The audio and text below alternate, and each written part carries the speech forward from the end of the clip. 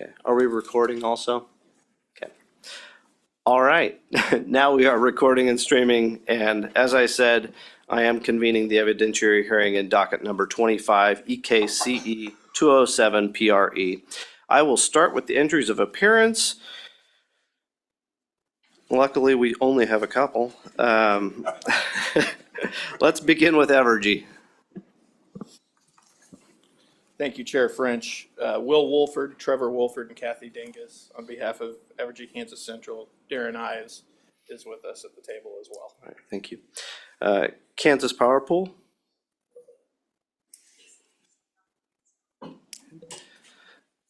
And if you are able, please walk up to one of the microphones at the table or the podium. I think, did our court reporter get that last one? Okay. But also for the benefit of folks online, the audio is going through the mics. NRDC. Looks like we don't have counsel for NRDC yet. Although are they on, oh, Mr. Titus is on Zoom. I am. Robert Titus on behalf of NRDC. Okay, thank you, Mr. Titus. Thank you. Midwest Energy, looks like they're excused. Johnson County Commission. Peg Trent on behalf of the Johnson County Commissioners. All right, good morning, thank you. Good morning. City of Lawrence.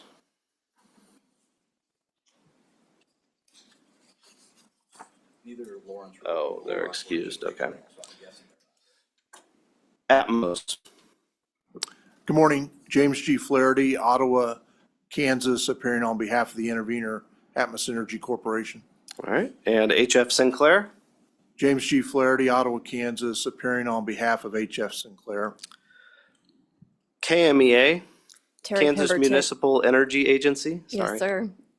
Terry Pemberton on behalf of Kansas Municipal Energy Agency, and I believe Darren Prince may be online, but I'm not entirely sure. Kansas Gas Service. James G. Flaherty, Ottawa, Kansas, and Robert Vincent on behalf of the intervener, Kansas Gas Service.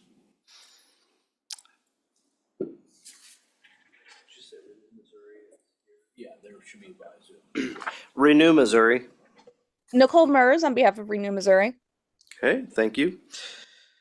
USD 259. Yes, Your Honor. Casey Mays and Tim McKee on behalf of USD 259. K.S.A. et al.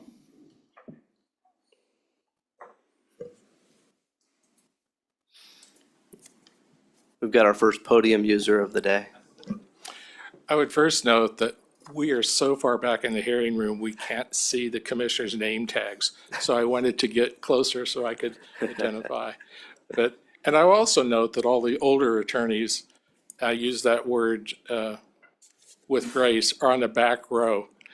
But we have foiled the commission on that because we've imported Robert Benson and Molly Morgan to reduce our average age. But Jim Zakora of the Fulston firm with Lee Smithyman and Molly Morgan, and we're representing the K.S.A. industrial interveners, the Kansas State Chamber of Commerce, and the school districts, and we are very pleased to be at the commission in the hearing room today. Thank you. Thank you. Good morning. Wichita Chamber of Commerce.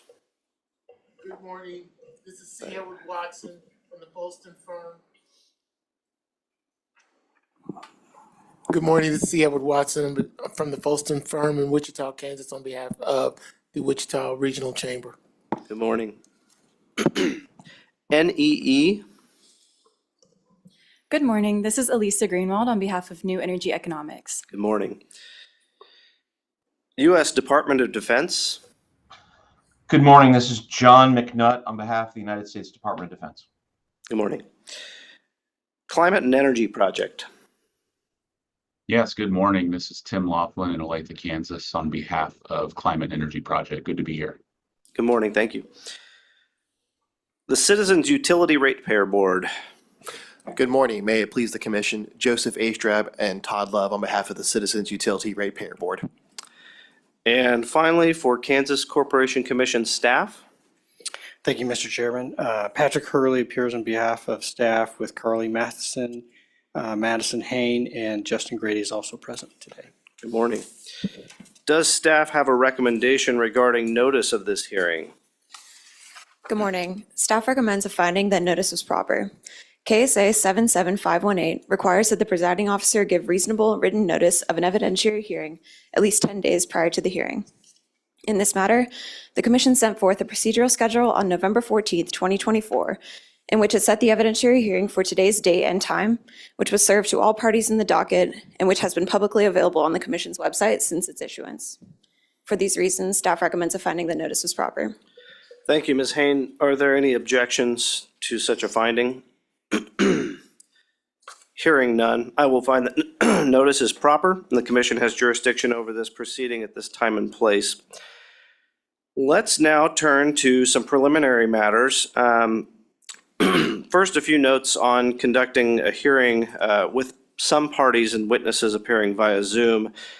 First, if any party encounters a technical issue today, I just encourage you to immediately speak up, ask to go off the record, and we can resolve the technical issue before going back onto the record.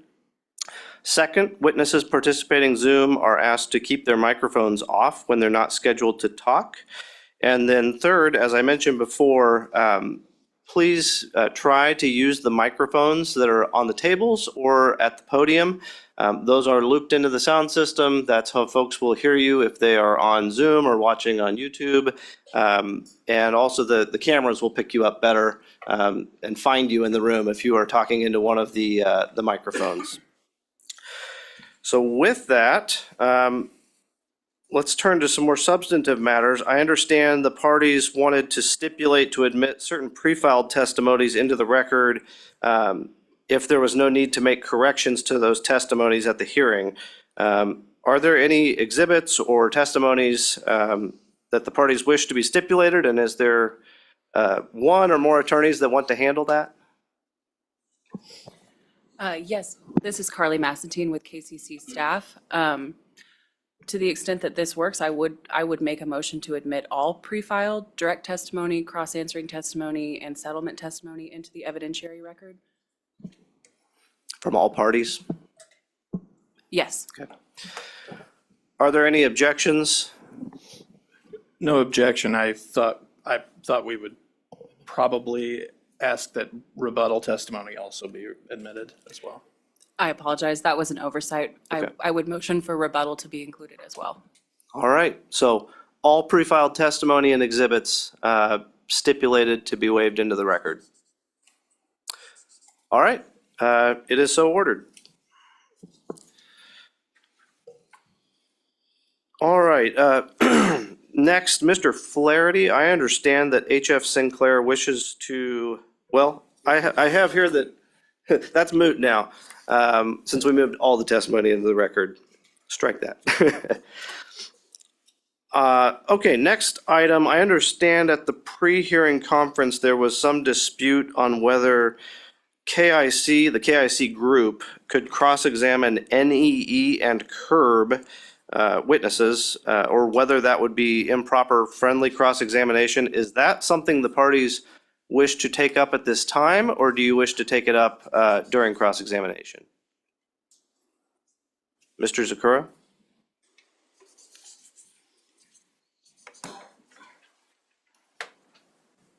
I don't know how it could be deemed friendly cross. I haven't asked any questions yet.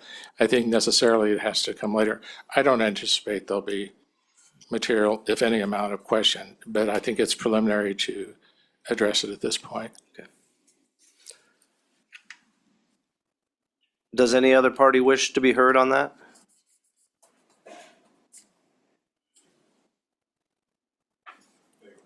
Okay. Well, then we will make no rulings at this time. All right, are there any other preliminary matters the parties wish to address? Mr. Zakura again?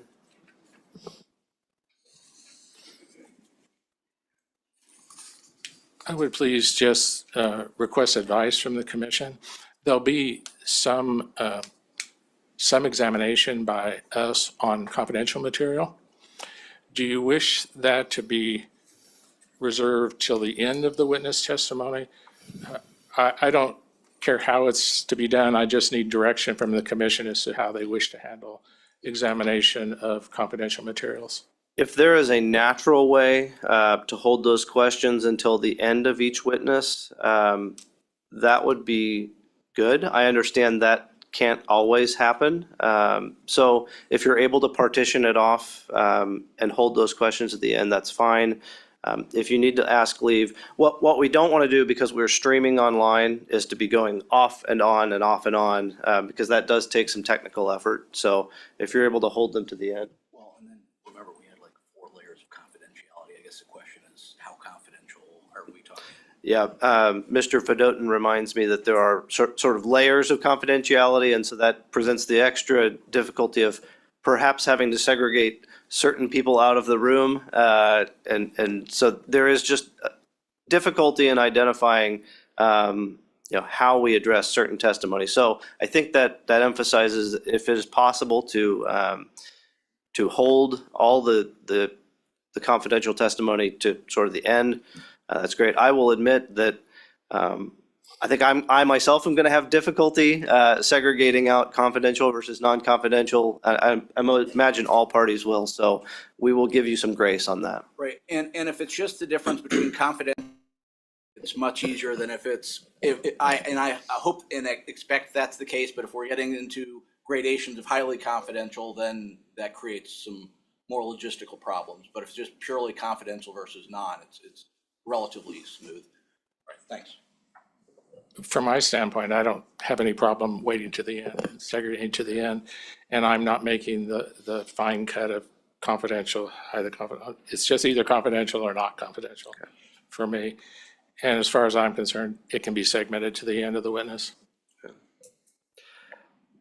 That does raise a question for me for Evergy. As I read the testimony, much of it just is marked confidential. Could you give some description of the types of materials you believe rise to that higher level of confidentiality where certain parties may need to be segregated out?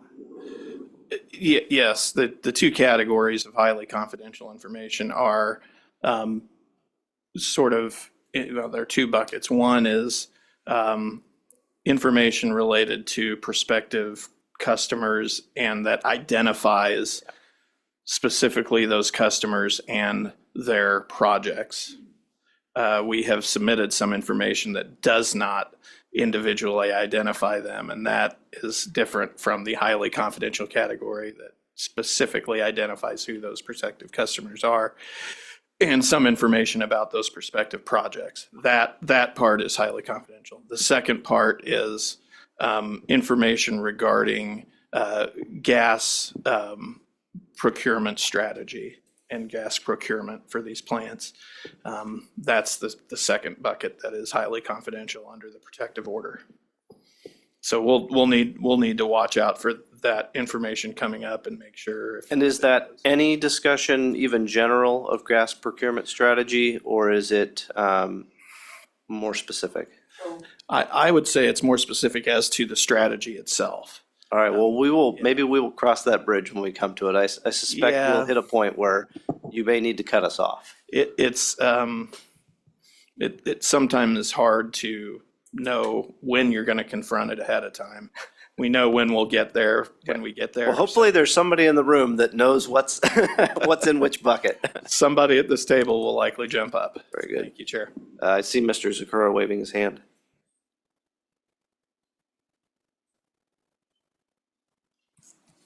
As I saw that distinction, the general discussion of how you go about getting gas and how gas infrastructure would be addressed is not confidential. What's confidential is any discussions that the company may have had with particular gas companies on either gas infrastructure or supply.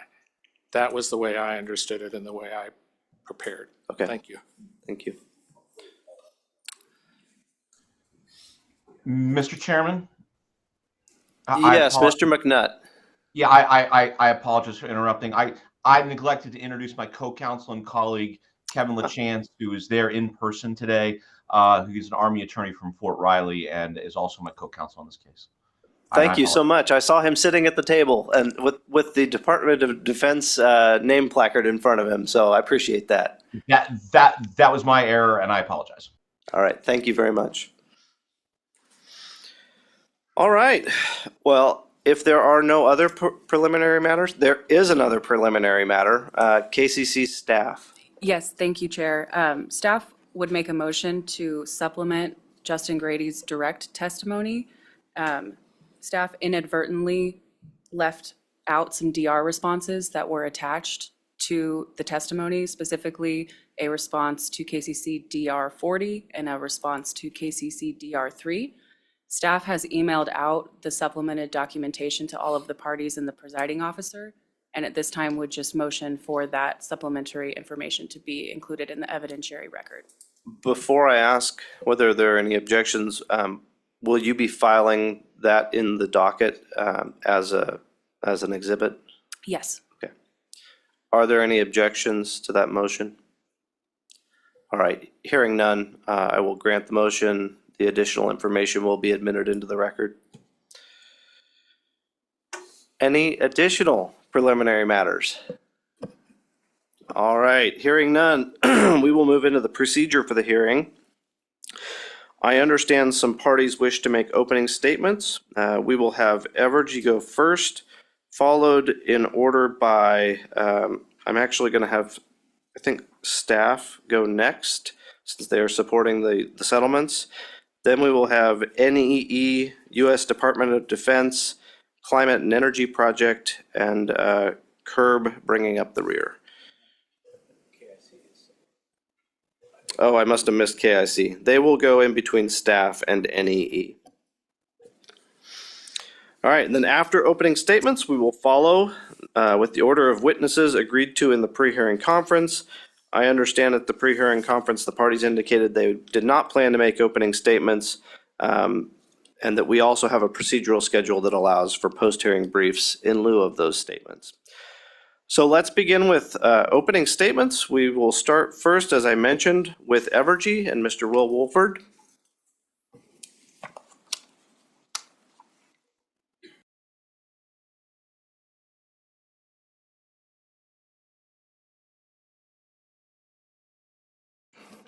Thank you, Chair French. I think my slides are up now. Yep, okay. May it please the Commission, it is my true honor to appear before you today on behalf of Evergy Kansas Central in this important case. It's a case that is important for Evergy and the parties in this room, but it's also important to Kansans as a whole. This case is a significant part of EKCE's broader long-term plan to modernize its generation fleet at a time of increased economic development in the state and increase in demand. The new generation assets under review in this docket are necessary to meet SPP resource adequacy requirements in the future and to upgrade reliability for EKC's system. This docket and Evergy's petition is also directly aligned with clearly stated Kansas public policy embodied in recent legislation amending the predetermination statute in Kansas.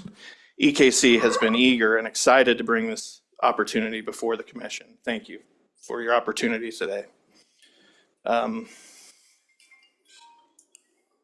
Very briefly, I want to discuss Evergy filed seeking predetermination of rate making principles and treatment related to the acquisition of really three assets in there. 50% interest in what's called the Viola Combined Cycle Natural Gas Plant, CCGT, which is located in Sumner County. 50% interest in the McNew facility, which is located in Reno County. And then 100% interest in the Kansas Sky Solar facility, which is located near Lawrence. So those are the assets we're seeking predetermination in addition in this docket. Why predetermination? It's an interesting question. This is a unique procedure. Again, strong legislative and public policy pronouncement in support of the passage of HB 2527, which amended the rules regarding predetermination, amended K.S.A. 66-1239 in some very important ways that I'm going to discuss later. What other benefits are there of predetermination, however? Visibility and transparency. I mean, you look in this room and look at the people who are participating and giving their opinions and their positions for everyone to consider. Very important visibility and transparency in the process. There are rate benefits related to the CWIP rider, construction work in progress, which I'll talk about later. And that is a specific rate recovery mechanism that was added last year into the statute. So again, we're trying to follow the directive from the legislature on how to handle predetermination and how to recover rates in the course of that. It's also the predetermination provides enhanced certainty that you know what rate making procedures are going to be applied before you start construction or before you go too far down that road. And so certainty is a benefit to unlock the investment and make sure that Evergy is comfortable moving forward. Importantly, I recognize certainty and clarity can be somewhat challenged in today's environment with tariffs. We recognize that. You'll see as we go through here, though, the settlements that are at issue, we've incorporated some provisions to really try to address that. And they're well thought out, they're thorough, they're a really good approach to give the commission additional oversight. But let us go forward with the enforcement of the statute and predetermination at this stage. So we'll talk more about that as I go along. I do want to advise you of the settlements. So before we go too far, we've filed one unanimous settlement as to the Kansas Sky Solar. And I'm not going to spend a ton of time on that because it is unanimous and pretty straightforward. But I will have some things to say about that. We've also filed a non-unanimous but comprehensive settlement as it relates to the gas additions. And I've on the slide have the lists of the parties who are either supporting or not objecting to versus those who are objecting. That's all set forth in the filings that we made at the end of last week. But I will analyze the settlements and provisions of the petition that are sort of mixed in that, both in terms of the law and K.S.A. 66-1239 and the 3- and 5-part tests regarding settlements. Although I'm not going to spend a lot of time on those settlement tests. Those are pretty well handled in the testimony. I'll just remind you of those standards. So again, as I stated before, this docket, and particularly the gas additions, were driven by pronounced public policy in the state of Kansas. This docket follows a near unanimous amendment to the predetermination statute, K.S.A. 66-1239, passed by the Kansas legislature just last year, providing new language related to predetermination of gas-fired generation additions. This is a resounding public policy pronouncement by the Kansas legislature in favor of additions of gas facilities for reliability and the use of predetermination procedures to establish rate treatment for those additions. It passed 119-0 in the House and 33-2 in the Senate. Very favorable, as I said, resounding public policy statement by the leaders in the legislature, the administration, really everyone behind this bill. The statute and the requirements now for predetermination of rate-making treatment really has what I consider kind of 3 prongs. You've got, first off, the question is the plan, are the additions consistent with EKC's most recent preferred plan and resource acquisition strategy submitted to the commission, which is EKC's 2024 IRP. That's directly from the language of the statute. The second prong is that the commission may consider whether EKC issued an RFP from a wide audience of participants. And frankly, we don't think that is really too contested here. Finally, the final question is, and one that kind of garnered the most analysis in the testimony is whether the plan selected by EKC is reasonable, reliable, and efficient. And there are a number of factors that we'll talk about related to that. So that's the framework in the statute to determine whether our petition for predetermination is going to be permitted. I want to step back a little bit since I'm talking about the statute, and I've talked about House Bill 2527. There is, and I mentioned this before, there is a new statutory rate adjustment mechanism called the CWIP rider. I'm sure you're all familiar with that. And it is a new statutorily provided rate adjustment mechanism. It was specifically included by the legislature in the predetermination statute revisions for gas-fired plants. It's another clear statement of support for natural gas generation additions and utilization of predetermination and the CWIP rider in that process. I've listed a number of provisions that appear in the petition, that appear that also appear in the settlements, but they mirror the statute as to how the CWIP rider is going to work, and then what costs can be recovered from the CWIP rider.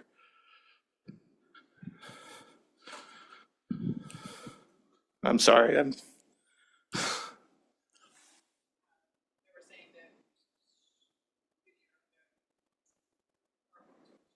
Okay.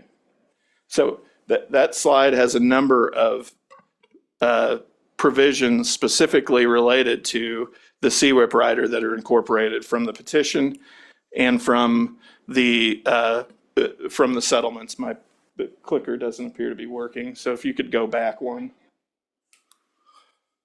Yeah, it's still not going. Could you go back one?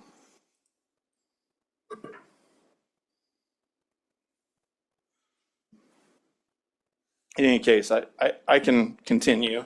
You guys have the slides in front of you. Those provisions, there we go. Those provisions, and really the point here is the settlement, it goes hand in glove with the statute. We have incorporated express new language from the statute into our settlement to say, hey, we are following the new rule and the new law to a T. And that's what we're doing here in the settlements with respect to the CWIP rider, and then with respect to how these plants and the costs are going to be included into rates after they're put into service.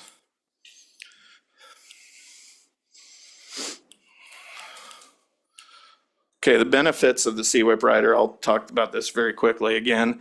The important legislative amendment that near unanimously incorporated the CWIP rider for gas plants is very important.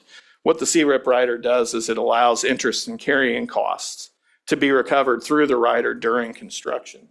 And that reduces the overall amount, ideally, that is put into rates by recovering those costs during construction. So the amount put into rates at the end is going to be lower. It doesn't include those costs and the costs on those costs. So it has that benefit. It also improves Evergy's credit metrics by providing cash throughout the construction process. And so there are really benefits for both the customers and Evergy. And that's, I think, recognized by the legislature and clearly imported into the settlements. I want to move on real quickly to, again, the gas facilities that are incorporated here. These are just renderings that show what they likely will look like, identifies their capacity, and Evergy or EKCE will be responsible for 50% of the costs of each and no more. EKCE will receive 50% of the capacity of those. So I want to now go back to the statutory framework and talk about those factors, those three kind of factors that we discussed for predetermination. The first being it's consistent with the most recent IRP. And you can see the boxes around the blue 325. Those are the gas additions in 2029 and 2030. This is basically a demonstration of what the IRP selected for Evergy in 2024. And so it fits right directly with the IRP. And you can see the 150 solar on the left for 2027. I'll talk about that a little bit later about the Kansas Sky Solar facility. It's important to you to know that, and this is really throughout the testimony, that EKC, when it prepared to file this proceeding and looked at the costs of these facilities, it discovered the costs for the CCGTs had notably increased from the costs utilized in formulating the cost assumptions in their 24 IRP. Okay, this is largely due to, the inflationary environment and when we were emerging from COVID and some lag in the information that was used for that purpose. So what Evergy did was it decided to rerun the IRP with the new estimated costs to say, okay, are we still consistent with the IRP? Is it still selecting these assets before we go ahead and file and ask for predetermination? And again, the IRP process that was redone with those new costs did select the two gas facilities. And so we move forward with filing and requesting predetermination because even with those new cost analyses, the addition of the two gas facilities is directly consistent with our most recent IRP. A little bit about the IRP process. The IRP is a complex, multifaceted, and fully integrated analysis. It's designed to test alternative resource plans against a number of variables and factors. It does analyze costs through the NPVRR factor of the alternative plans, but it also analyzes for performance in a number of categories, including reliability. In this instance, continued resource adequacy initiatives driving future improvements on reliability are really important, and that's I think part of the analysis that's really important to continue to remember and understand. Although the plan presented in this docket was not the lowest NPVRR plan, it performed well on cost measures and performed much better than other alternatives, notably those alternatives that incorporated delayed coal plant retirement in measures such as reliability. And so that's important, and that's a big reason why this plan was selected through the IRP process. Really, EKC is the only party in this docket to base its position on the IRP, 2024 IRP, and a fully integrated and holistic analysis like the IRP. By contrast, other parties sort of cherry pick one factor or one data point or one resource alternative that they may suggest. But really, that's not consistent with 66-1239, which requires that the plan be consistent with the most recent IRP. And that's, Evergy is really the only party to present that here. The other factor, the second factor that you may examine whether a request for proposal from a wide audience of participants was laid out. I'm not going to spend a lot of time on this because I don't think there's much challenge to it, but this was the product. The contracts and the procurement was the product of competitive bidding at every level, and they reflect current market prices for all of the assets that are at issue. The third prong, and I'm going to spend a little more time on this one, is whether it's reasonable, reliable, and efficient to move forward. Between EKC and staff, you have really hundreds, maybe thousands of pages of credible, substantive, and probative testimony, fully supporting the gas additions as reasonable, reliable, and efficient. The slide lists on the left column a number of factors that were examined in great depth, and I don't want to go over them. You'll have plenty of time to review the testimony by staff and by Evergy that support all of those factors. It was notable to me, one specific item that I drew from testimony was a really kind of pointed discussion in staff's testimony, really pointed out the need to modernize the generation fleet. And it discussed a fire at the Jeffrey 3 plant in October of 2022 and the challenges that outage caused because of really the outdated and outmoded, moving towards outdated and outmoded technology of the coal plants. It was out of service for 15 months and could not contribute to peak winter service. That caused staff witnesses to conclude that we need to move on and include these gas additions for reliability. By contrast, you have in this docket, the KIC party suggesting EKC should just delay coal retirements and continue to rely on that outdated technology, not bring on this new modernized combined cycle technology. That just doesn't really meet the moment or the challenge that we're facing here to modernize and meet emerging reliability requirements and emerging additions of load.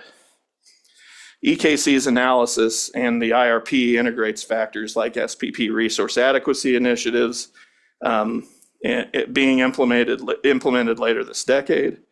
Those are really important, and they're designed to address reliability risks related to many factors, including aging generation fleets. Those initiatives really call out for the addition of these gas plants. They really, really do point towards those additions. The prudency aspect and prong I want to talk about a little bit. The definitive cost estimates I mentioned are a result of competitive market process and competitive bidding. They represent market prices.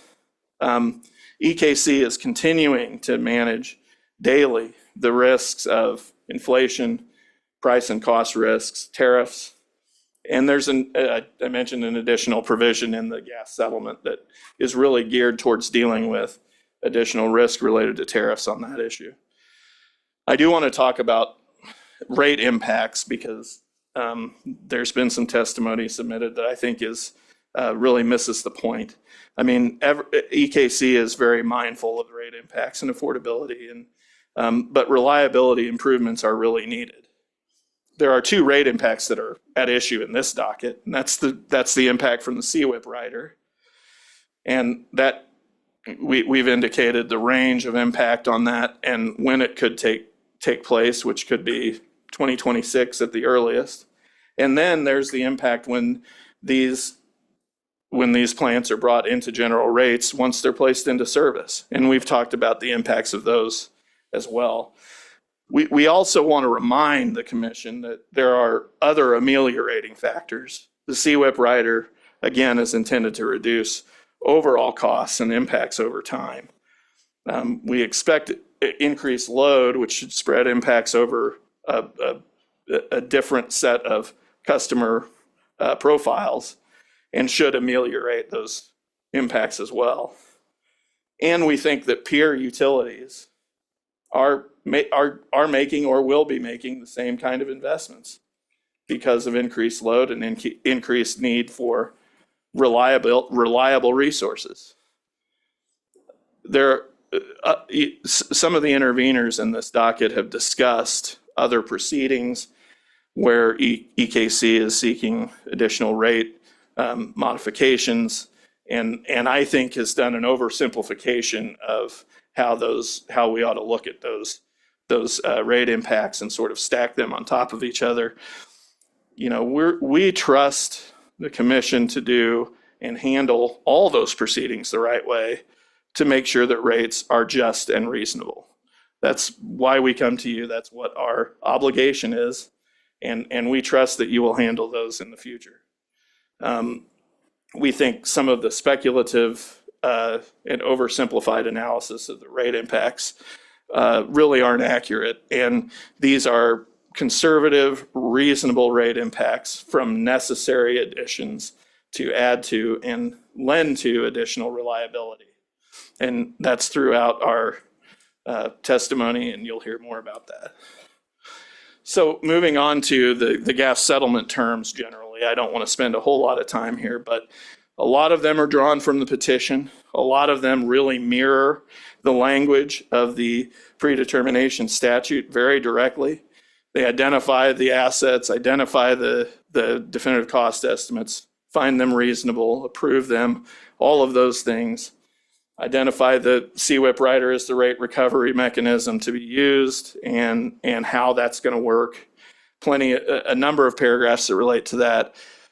The one paragraph I did want to identify and talk about briefly is 5K, and that's, I mentioned before, tariff risk, and that we included some additional safeguards in the settlement to deal with that. So that would require an additional compliance filing and prudence review if EKC becomes aware of information leading it to reasonably believe that the gas facilities will exceed 115% of the DCEs that are approved.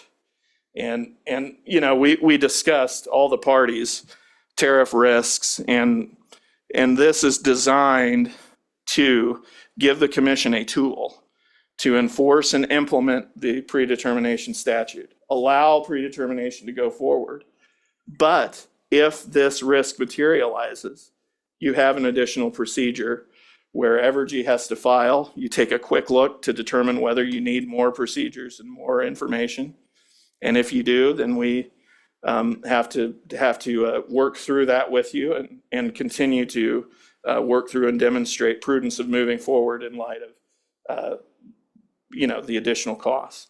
So that's an important provision that has a trigger mechanism if it's reached. I think it's a very thoughtful and thorough way to approach it. I did want to also mention that there is an additional consideration that would require Evergy to collaborate with natural gas entities and plan for supply issues, and particularly emergencies, things of that nature. That's, I think, important. Make sure you understand that. This is a well thought out settlement. I've listed the 5 factors for the gas settlement because it's non-unanimous. It's the 5-factor test.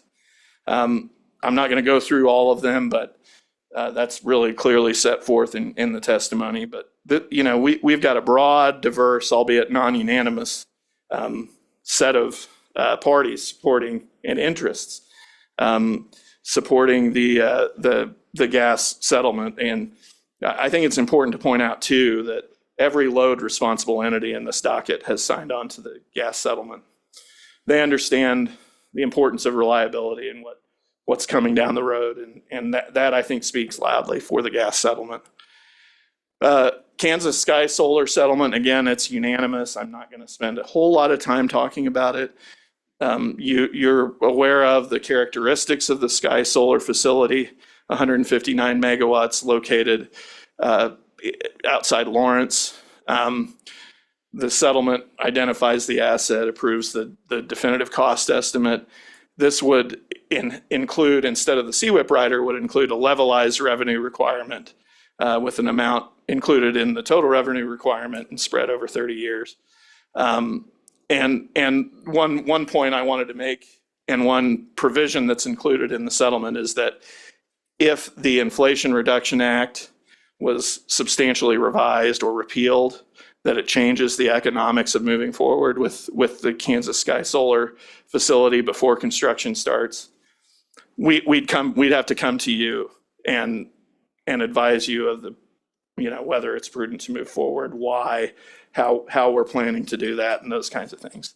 So again, another provision that helps you enforce the statute and implement it, but also keep some additional safeguards in place. Again, the provisions of the statute require that the addition be consistent with the 2024 IRP. I talked about the solar, 150 solar in 2027 in the IRP. Again, it's very close, very close relationship with what's being added here. This is a unanimous agreement that this addition is reasonable, reliable, and efficient, and that the rates are reasonable as well. So we're not going to spend a lot of time on that here in my opening.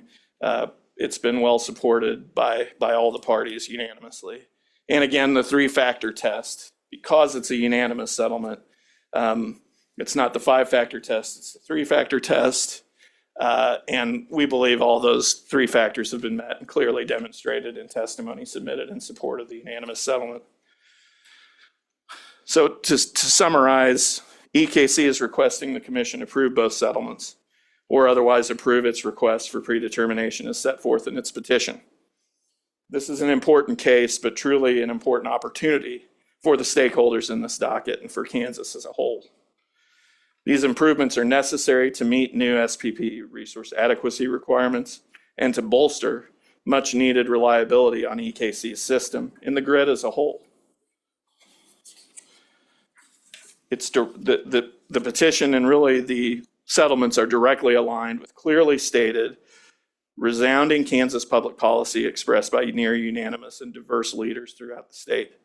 It's a significant part of EKC's broader long-term plan to modernize its generation fleet at a time of increased economic development, and it's intended to support and enhance much-needed economic development in the state. EKC is excited to have this opportunity to bring these additional improvements into its portfolio and improve service for its customers. And lastly, I really want to express my sincere gratitude to the commission and to the staff and also to all the parties in this docket who have really leaned in and worked hard. We don't always agree, but everybody's working hard to the goal of getting the right result. And I want to thank everyone for their time and thank the commission and staff very much for their time and dedicated work on this case. Thank you. All right, thank you, Mr. Wolford. As I mentioned, I'm going to move KCC staff up and have them speak next since they are also in support of the settlement. Ms. Mazantine? Yes, good morning, commissioners. Staff reiterates that Evergy Kansas Central's investment is aligned with the law in Kansas and with the declared public policy of elected officials and policymakers in the state. And the pre-filed testimony in this docket, particularly that which was filed by staff witness Justin Grady, is replete with evidence why the investment is reasonable, reliable, and efficient, and is aligned with Evergy's most recently filed integrated resource plan. So I want to take my few minutes here today to provide some insight into staff's perspective on the true value of Evergy Kansas Central's investment.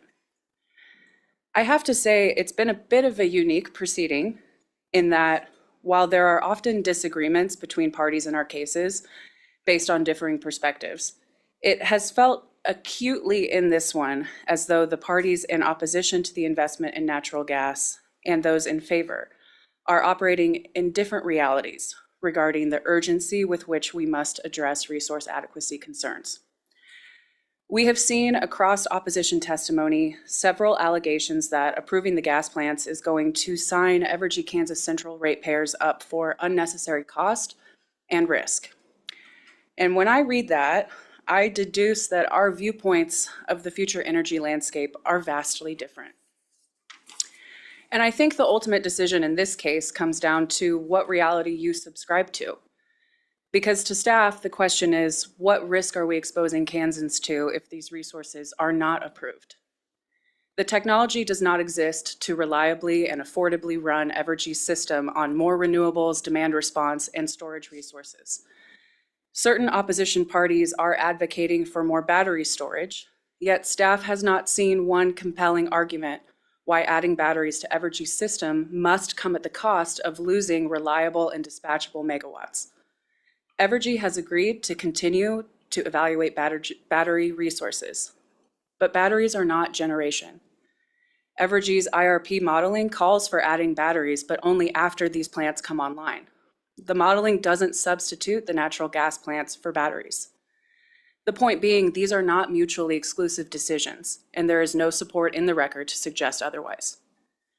Delaying approval for the McNew plant is not the risk and cost-free scenario that it might be presented as either. The underlying Power Island equipment and construction contracts are for both plants. Evergy would have to renegotiate those contracts at potentially higher prices, in part because it would lose the leverage of economies of scale by pursuing two plants at once. Renegotiating these contracts carries with it unnecessary risks and uncertainties that the Commission could avoid by moving forward with the agreement at this time on the gas plants.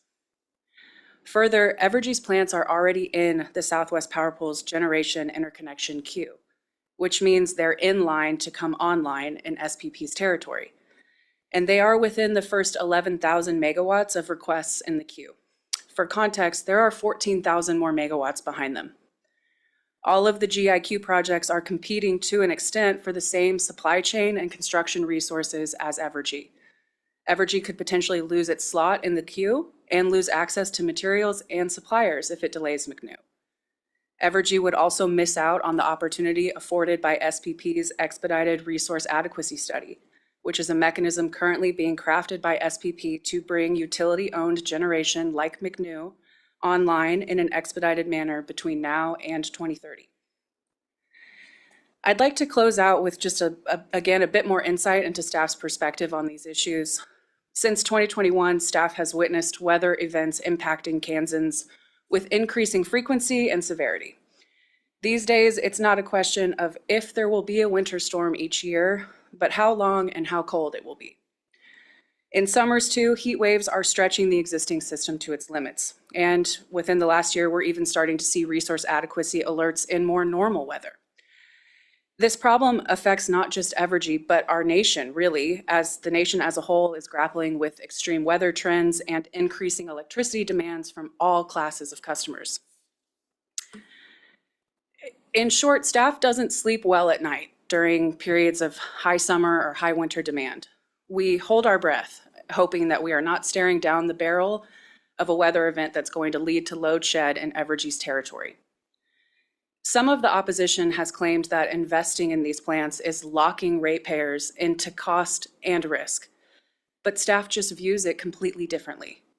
We've made it through our more severe weather periods so far, thanks to the efforts made by this commission, our Kansas utilities, the energy industry as a whole in this state, and by importing electricity from our neighboring regions.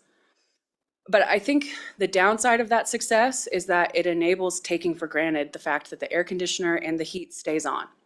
And perhaps it masks the reality that our success has come by the skin of our teeth for the last 4 to 5 years. Even though these plants won't be online this year or next, staff will sleep easier knowing that Kansans can look forward to additional dispatchable, reliable generation coming on in the near future. Staff urges the commission to find that these plants are needed, that the cost to build them is reasonable and will be well managed, a cost which again staff believes will only increase if they are delayed. So in closing, we ask this commission to approve both agreements before you as a reasonable resolution of the issues in this case, and we look forward to defending our position throughout the course of this hearing. Thank you. Thank you, Ms. Massentine. All right, we will now begin with parties opposing the settlements, beginning with the K.S.A group. Mr. Zakura.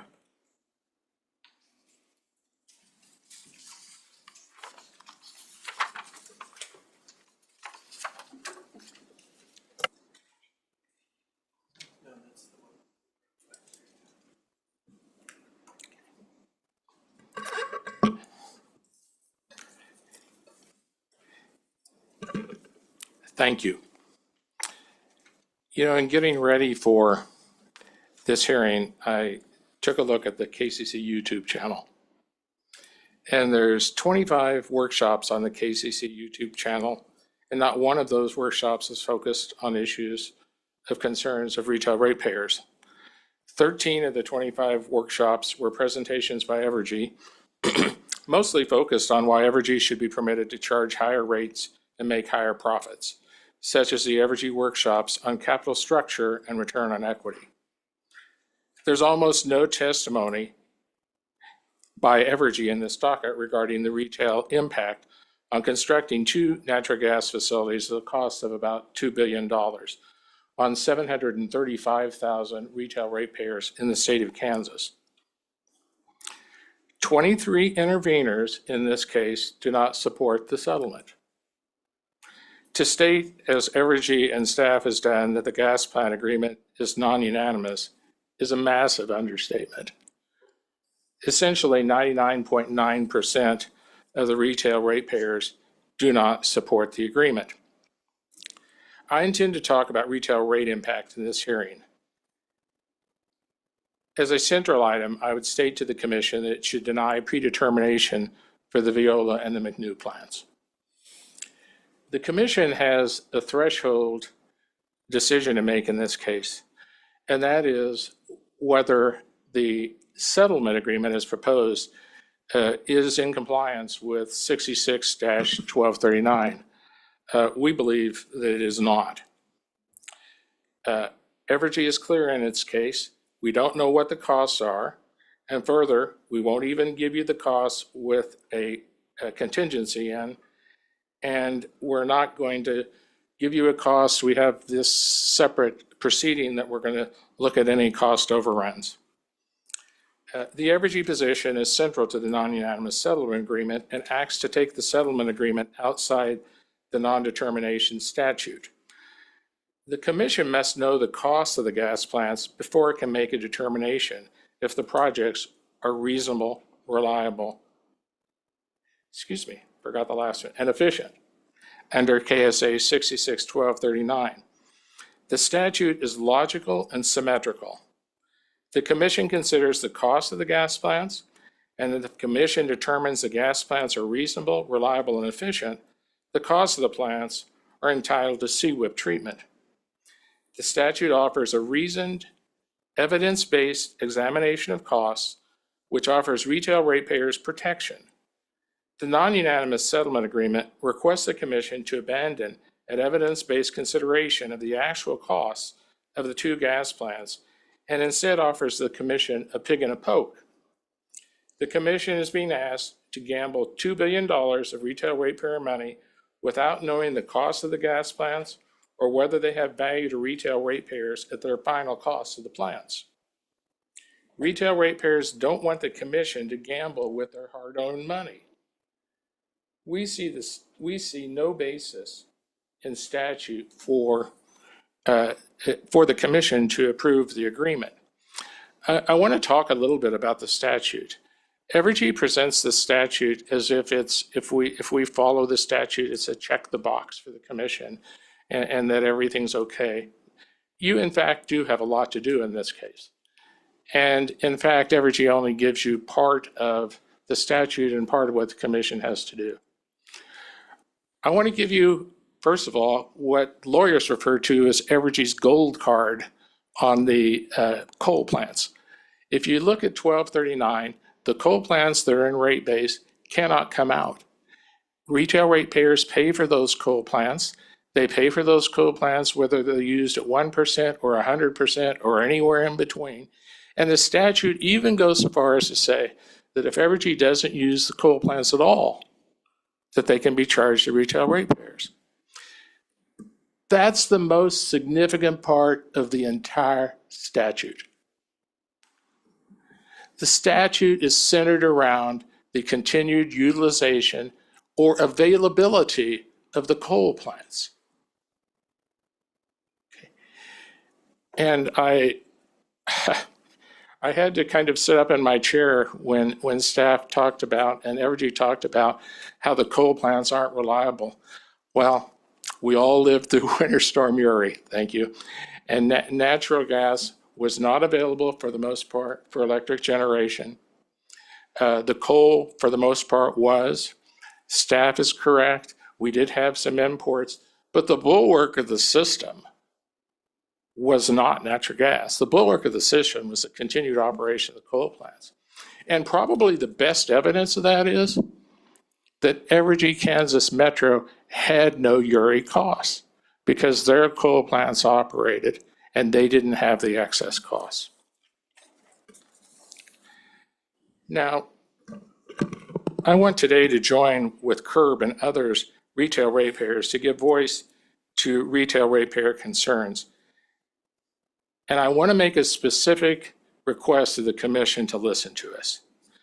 Evergy and K.S.A. staff should not be the only voices that are heard by the commission in this room. I've practiced for a while here before the commission, and Evergy's rebuttal testimony was the strangest rebuttal testimony that I ever saw. It cited Justin Grady's direct testimony 28 times. Mr. Grady believes this. We agree with Mr. Grady.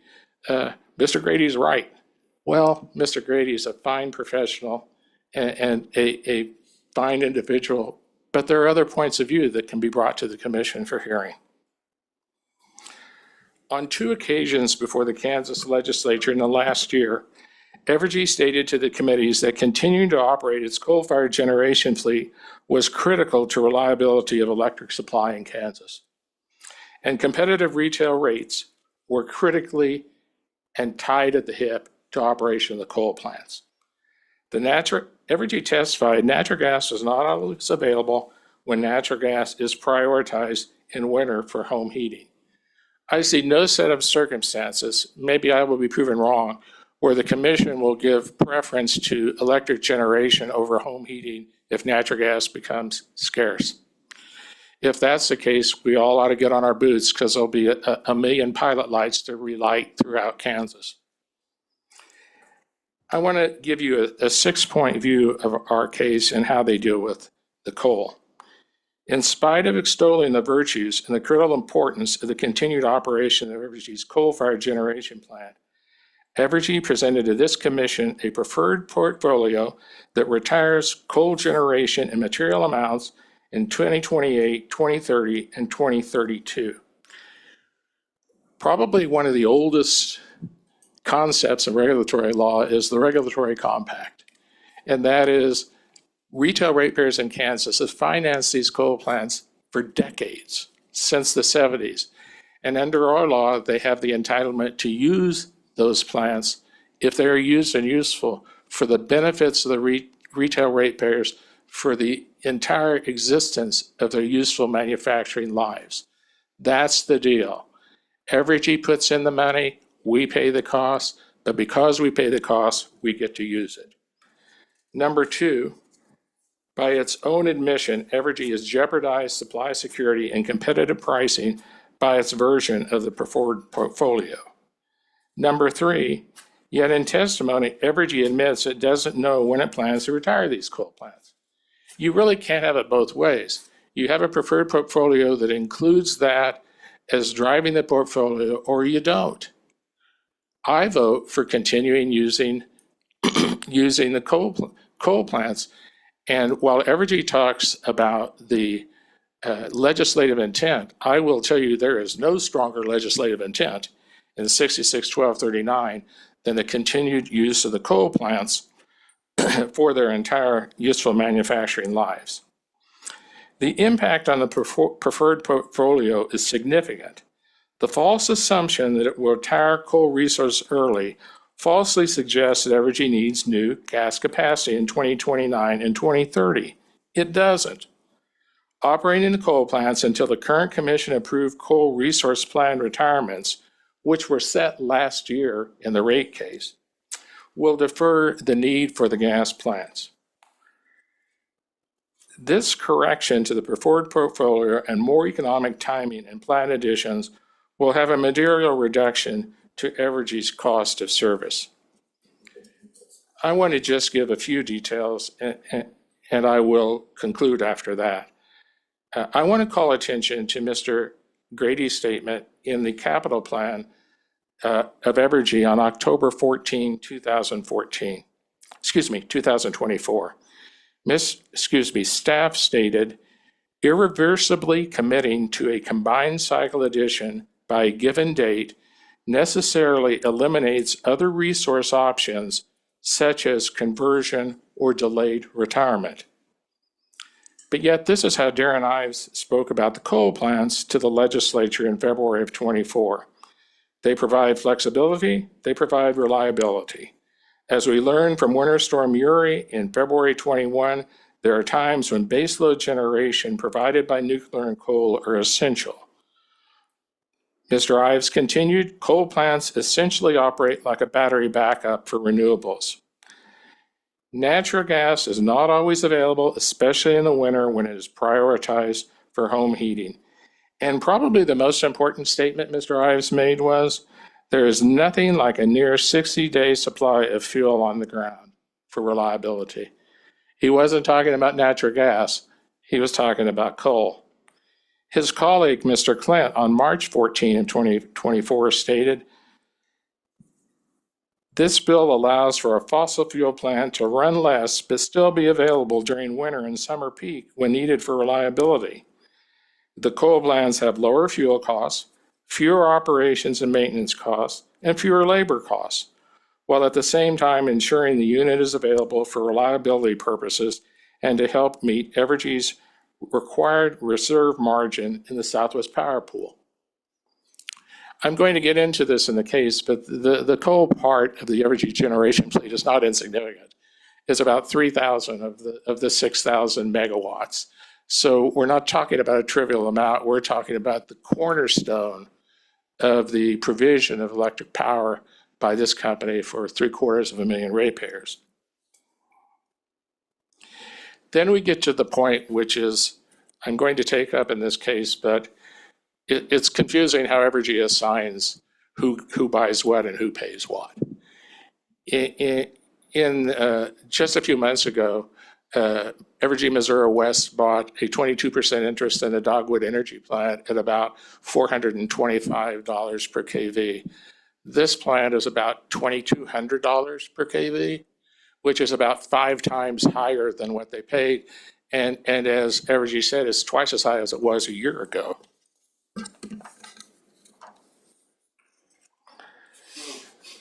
As I indicated, retail ratepayers are not here just complaining.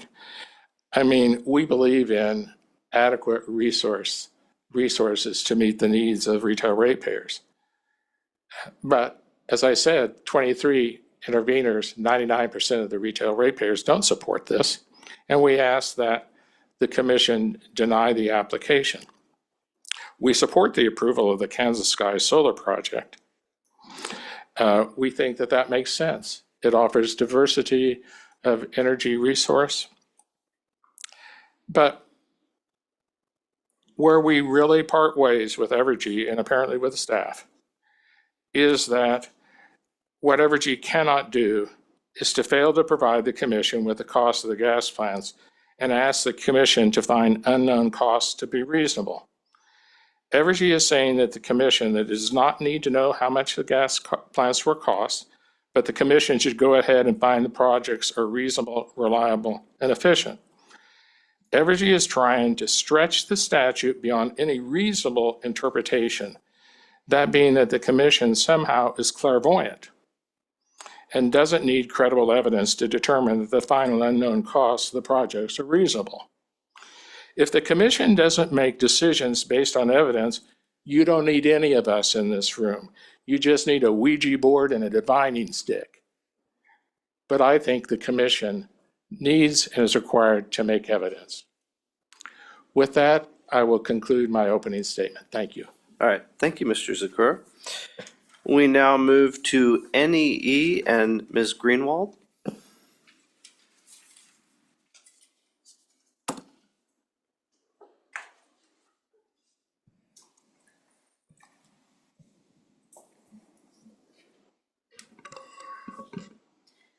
Good morning, and may it please the Commission. My name is Elisa Greenwald, and I represent New Energy Economics, or NEE. The crux of NEE's position in this case is not that Evergy should never build new natural gas to serve its capacity needs. In fact, NEE has not submitted any testimony in opposition of Evergy's plan with regard to the Viola plant. NEE's central concern is that when adequately compared to alternatives, the McNew plant would very likely not be the most reasonable, reliable, and efficient resource to serve Evergy's customers. NEE has put forth credible analysis in this proceeding to demonstrate that Evergy's natural gas fuel price forecasts understate risk to customers, and that Evergy did not fully account for available alternatives like downsizing its share in McNew and investing in battery storage that could meet its capacity needs at a lower cost to customers. Now, as you're aware, uncertainty has been a major theme running throughout the testimony submitted in this proceeding. And of course, the natural gas settlement attempts to address some of these concerns through the potential for reconsideration if major cost overruns are reasonably certain to occur in the future. But this approach is simply not the best path forward for ensuring that McNew continues to remain the economic choice when we have both the time and resources to revisit this issue after gathering more information and before Evergy has invested so much in the project that it's too late to turn back. Later in this proceeding, you'll hear from NEE's witness, Nick Jones, who is flying in to be present at this hearing. I encourage the commissioners to ask him questions both about his underlying critiques of Evergy's applications and also with his concerns with regard to the non-unanimous natural gas settlement. Thank you so much for your time and consideration, and I look forward to the next couple of days of hearing. Thank you, Ms. Greenwald. Now for Department of Defense, Mr. McNutt. Good morning, Mr. Chairman. I have a question. I'm wearing a coat and tie. Can you see me on a video screen somewhere, or am I just a voice? We do see you on screen. Okay, and fantastic. we can make you larger for the YouTube crowd. I don't want to be famous. I don't want anyone to know my name. You shouldn't ask the question. Good morning. First of all, I want to express my appreciation for the commission allowing me to appear remotely. We're under a travel restriction for DoD civilians, so unfortunately, I'm unable to travel to Kansas. I've not meant as disrespect to the commission. For the next proceeding, if the travel ban is listed, I will be there for the general rate case this summer. I want to give some perspective because I think what gets lost in some of the dialogue about rates and customers is the impact of different kinds of customers. The United States Department of Defense, through the Army, has been in Kansas for a very long time. Just to give some perspective, the Army established Fort Leavenworth in 1827. We established Fort Riley, previously called Camp Center, in 1853. These installations are not just typical ratepayers. We are a very special part of the Kansas economy. Fort Leavenworth has a direct payroll of almost $7 billion a year. 15,000 soldiers and civilians are at the base every day. Another 8,000 students come through the installation every year for training and education. 9,000 family members. We have a total economic impact of almost $19 billion a year for Fort Leavenworth alone. Fort Riley, very similar, 15,000 soldiers, 18,000 family members, 6,000 civilian employees for the Army. We support 26,000 veterans and retirees at Fort Riley. We have 3 major VA hospitals in the Evergy service territories. The Bob Dole Center, the Eisenhower Center, and the center in Kansas City. That's 6,300 employees and hundreds of millions of dollars in spending. I only provide these statistics because the point I'm going to make in my opening statement, which I'm going to keep brief, is that we spend tens of millions of dollars every year on utility services in Kansas. And when we get impacted by rates, that impacts our O&M accounts, our operations and maintenance accounts. So installations have a dedicated budget for training to keep the 1st Infantry Division at full states of readiness to deploy overseas. So for us, every dollar that we spend more in utilities is a dollar we take away from training. And I hate to sound dramatic about it, but that is simply the way the federal military budgets itself. We don't have separate pools. We have a separate line item that says, here's what we have for this installation. Out of this money, you've got to pay your utilities and your training. And so the difficulty here is that right now I have a report from Justin Grady. He submitted to the Kansas State Senate in January of last year on regional competitiveness. And I will tell you that there are 10 states listed on this, the regional states. The #1 highest electric rate that's average is 12 cents a kilowatt hour is Minnesota, followed by Colorado at 11.75 cents per kilowatt hour. And you know who the third name is on this list out of the 10 is Kansas at 11.47 cents per kilowatt hour for the average electric rate charged to ratepayers. Now, we are a commercial rate, large industrial users, so we're slightly less than that, but residential is higher.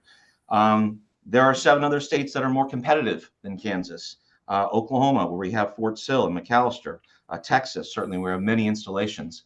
Every time our rates raise at one installation, the Army has to look at that installation and say, hey, are we getting the best bang for the buck? And unfortunately, you know, we do look at those numbers. Does anyone in this room seriously think that building a couple of billion-dollar gas plants is going to reduce that rate that's charged to Kansas compared to maintaining the coal assets? Does anyone seriously think that? Because from our perspective, maintaining the existing coal fleet is going to keep Kansas more competitive than spending a couple $1 billion on natural gas plants. And I would invite the commission to scrutinize the testimony of expert witness Mike Gorman, who has been called by Kansas Industrial Group. The Department of Defense has been using Mike Gorman for decades as our expert witness around the country. We intervene in rate cases and IRPs and cost cases in dozens of states throughout the Southeast, the South, the West, the Northeast. Kansas is one of our most important states, but not the only one.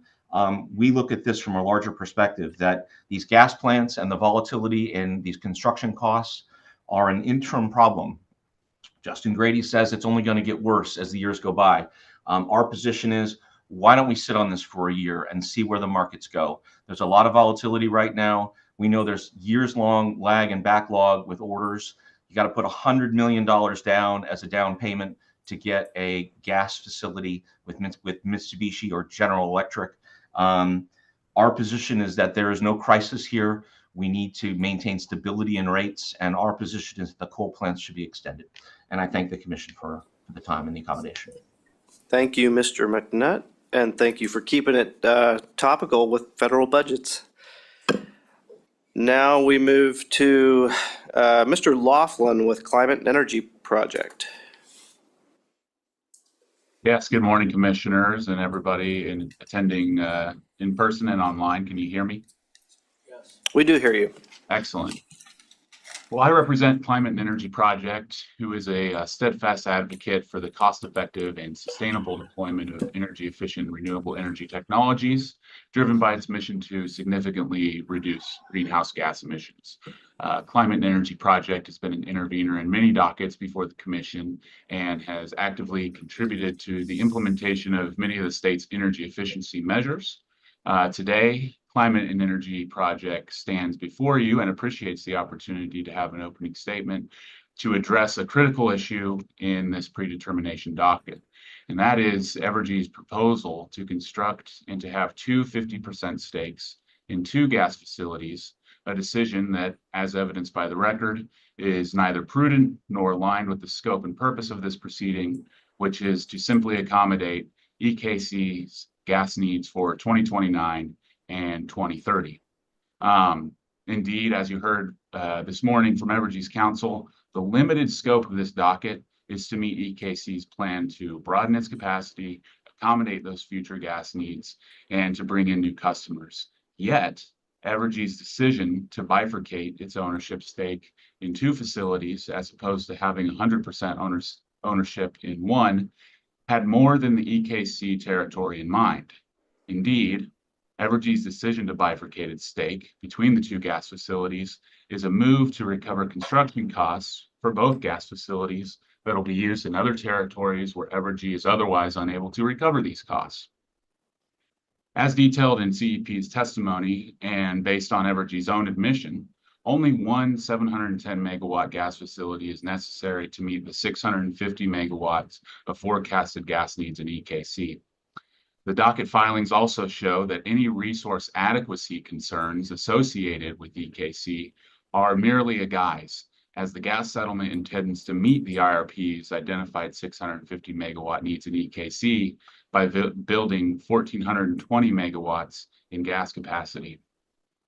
The addition of a second wholly unnecessary facility does not adequately meet the future needs in EKCE. As mentioned, this decision to bifurcate its stake will impose unjustifiable financial and environmental costs, and the addition of this facility would lock EKCE customers into a long-term greenhouse gas emitting generation source, undermining Evergy's efforts to transition to cleaner energy alternatives.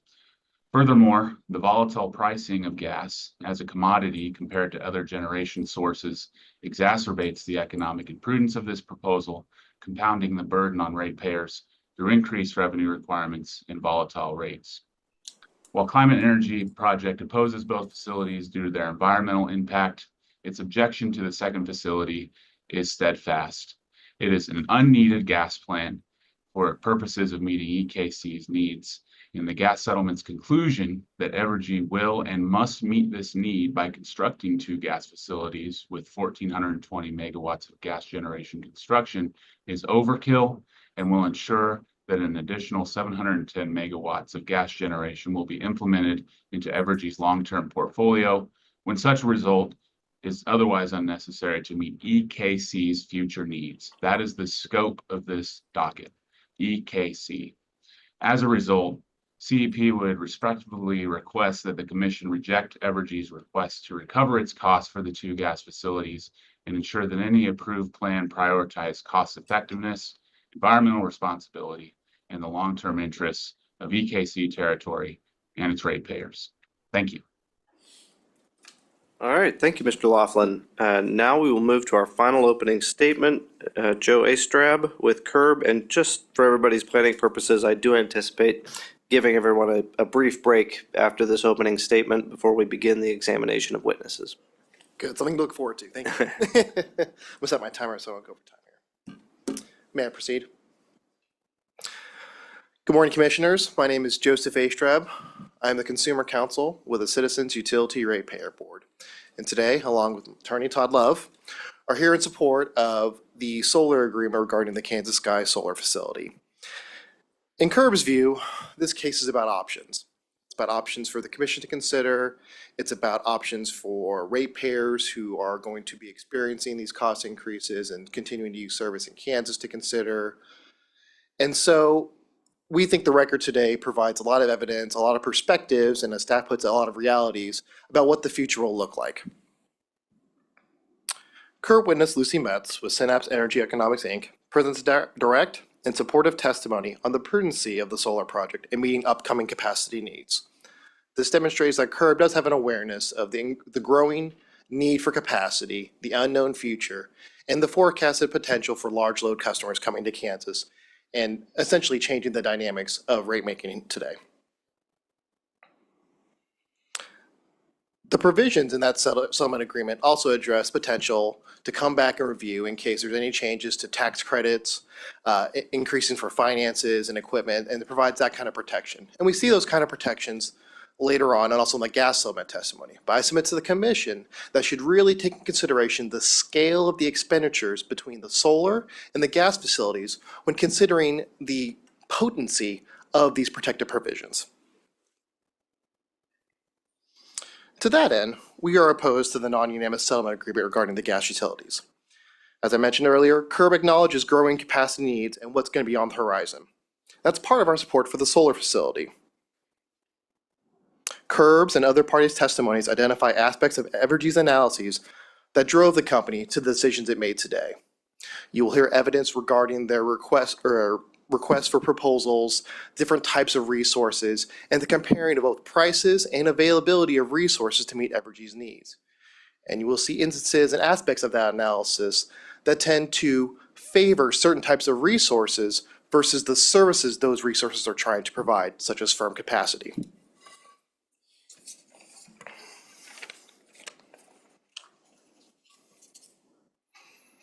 At the outset, Curb acknowledges the policy goals established by Kansas leaders supporting natural gas generation.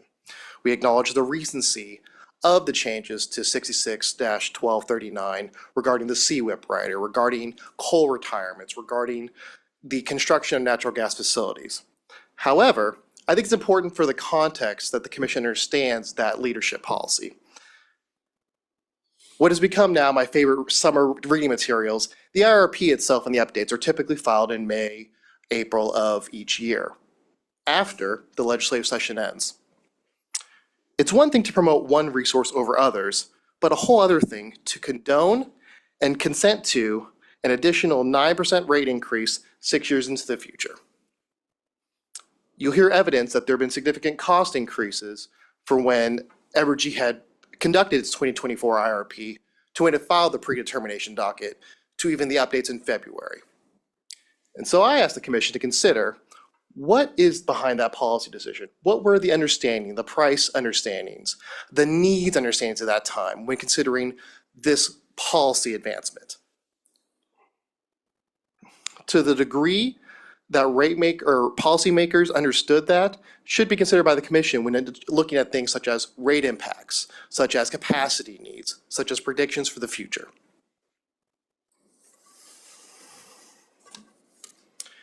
CURP represents residential and small commercial ratepayers. In my opinion, this is one of the most unique and important groups of ratepayers in Kansas. Because without the residents, there's nobody to work our businesses and our factories, nobody to take those services or those products that come from them. There's nobody to go to our schools. There's nobody to pay taxes to support the Department of Defense and other federal agencies. And so we think they provide the foundation for what's at stake here today. But what comes with that uniqueness and that importance is also an inflexibility. Individual households aren't able to all the time be involved with these regulatory proceedings to hire individual counsels to represent their home interests. That's why CURB exists, to represent their interests generally. Furthermore, if they're faced with situations that are advantageous to their economic situation, they don't have the ability to just uproot and leave necessarily. They don't have the ability to raise capital or increase their income on a whim or after consideration before a regulatory body. And so to that end, it's important for the commission to consider the impacts that these types of decisions will make for them going forward.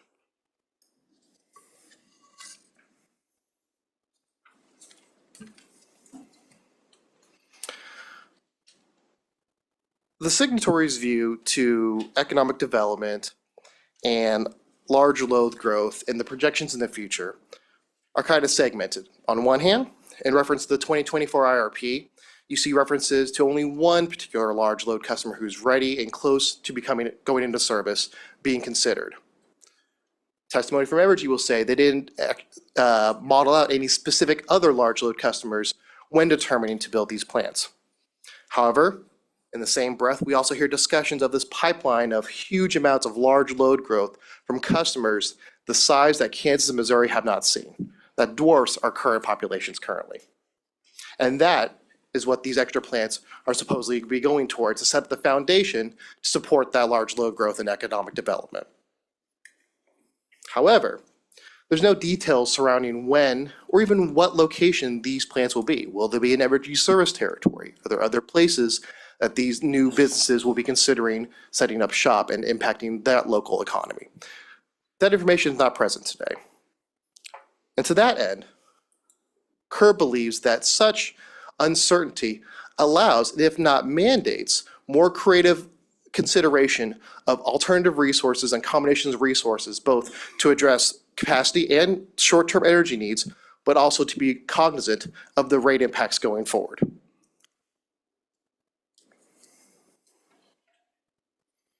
I want to turn now and talk about the potential for cost overruns. The settlement agreement includes a triggering provision for additional review after 115% of the definitive cost estimates are exceeded.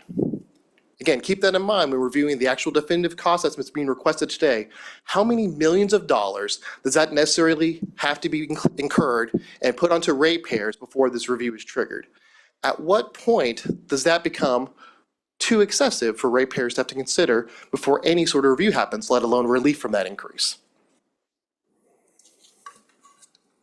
To us, that price tag is significant. And in the meantime, other rate cases and dockets and economic drivers will be putting pressure on customer bills. We learned at the public hearing previously in this docket that Evergy is likely intending on additional predetermination dockets and the cost increases that are being incurred with those. We think that that holistic view of the strategy acquisition part should be considered as well by the commission.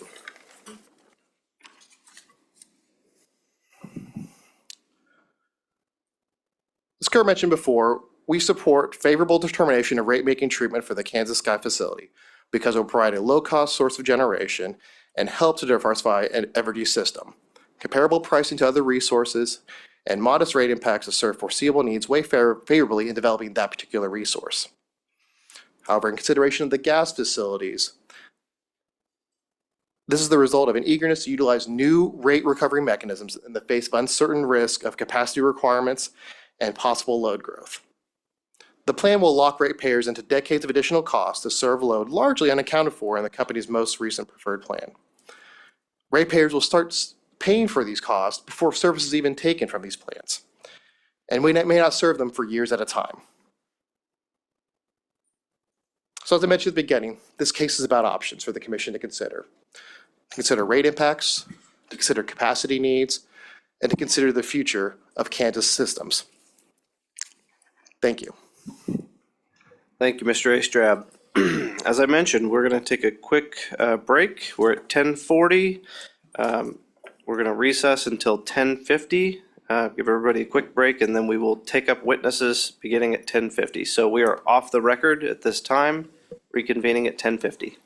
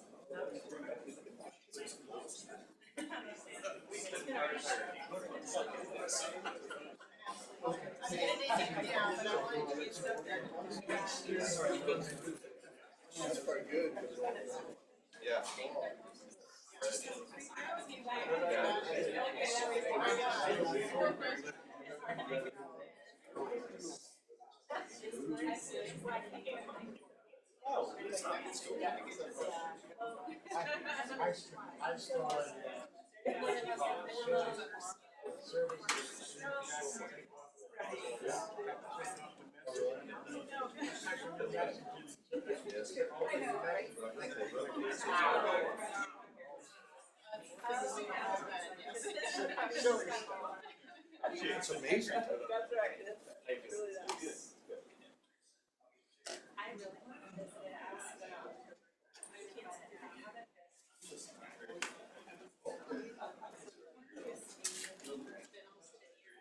Yeah. It's scary. This is moving faster than I thought. Push it forward. So now you gotta do it.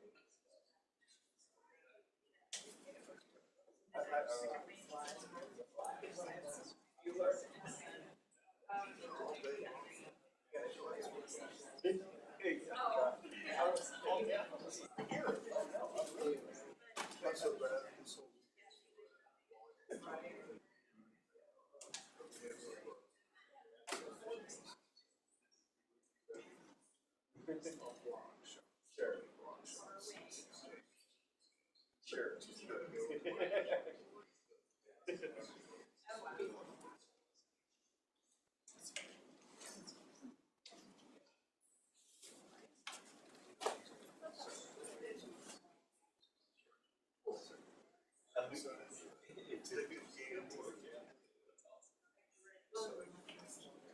I'm glad that you get so much.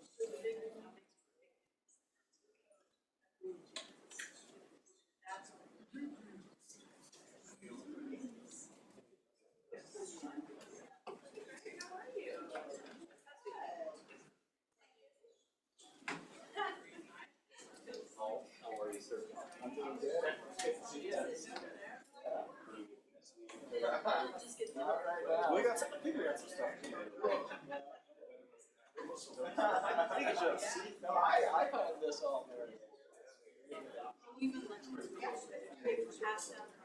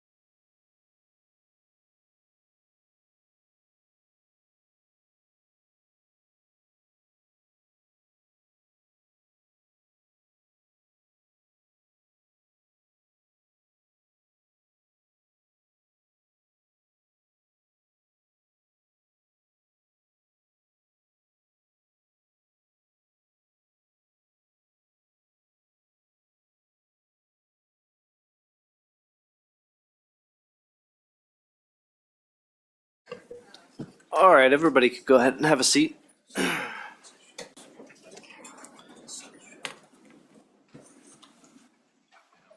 Excuse me, Chairman French. Before we go back on the record, I just wanted to let the commissioners and the parties know that Mr. Jones' flight was delayed. He was anticipating being here this afternoon and is looking at tomorrow morning now. Within the schedule, I don't think we would get to him today, but I just wanted to give everyone a heads up. I hope you're taking good notes for him then. For sure. We're ready for him today. Yeah. We'll be very successful if we get to him today. But we'll keep that in mind. All right. We are now back on the record in the evidentiary hearing of this proceeding. And as I mentioned, we are now moving to examination of witnesses. And we will begin with Evergy. You may call your first witness. EKC calls Darren Ives.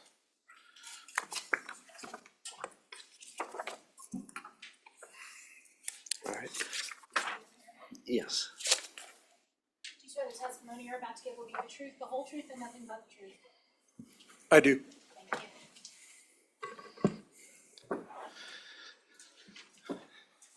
Can you please state your name for the record? My name is Darren Ives. What is your occupation, sir? I'm the Vice President of Regulatory Affairs for Evergy. And what is your business address? It's 1200 Main, Kansas City, Missouri. Are you the same Darren Ives that provided direct testimony, supplemental testimony, rebuttal testimony, and testimony in support of the settlements in this case? Yes, I am. And those have been received into the record?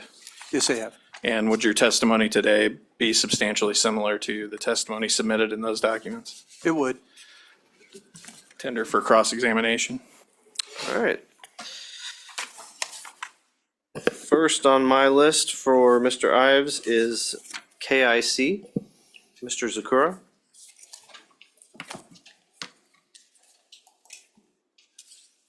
Before I start, I want to just make sure the commission is okay with this procedure. I'm going to be introducing a number of exhibits, and what I thought would be, they were distributed to the parties on Friday, and to Mr. Fedotin. But what I thought I would do would be to present one to the court reporter, one to each of the commissioners, one to the witness, and just Mr. Fedotin need an extra one? No. And then the remainder, I think I have 16 copies, but everybody got a copy on Friday. Okay. So is that okay way to proceed? That works for me if there's no objections from the parties. We may have objections or challenges on some of the exhibits, but we'll. On take them up one admission of the exhibits, not Correct. on the proposal Correct. to provide Yeah. the copies. Okay. I'm not completely surprised. Thank you.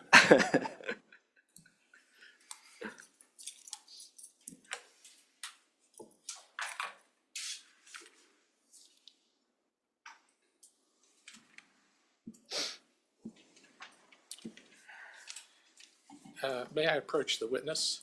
You may. Thank you.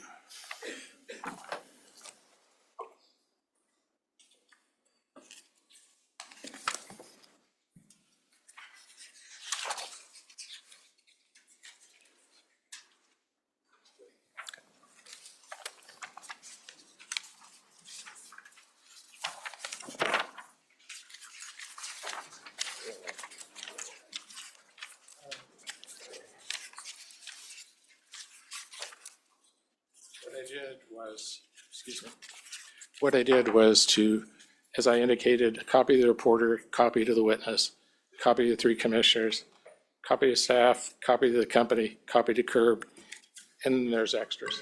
And I noticed it's not pre-marked. Would you like it marked in any particular convention? Whatever is most convenient for the commission. Okay, we will identify this as KIC 1. Okay, so the KIC, the sequence will be all the KICs, and if somebody else has, they'll have their own. Okay.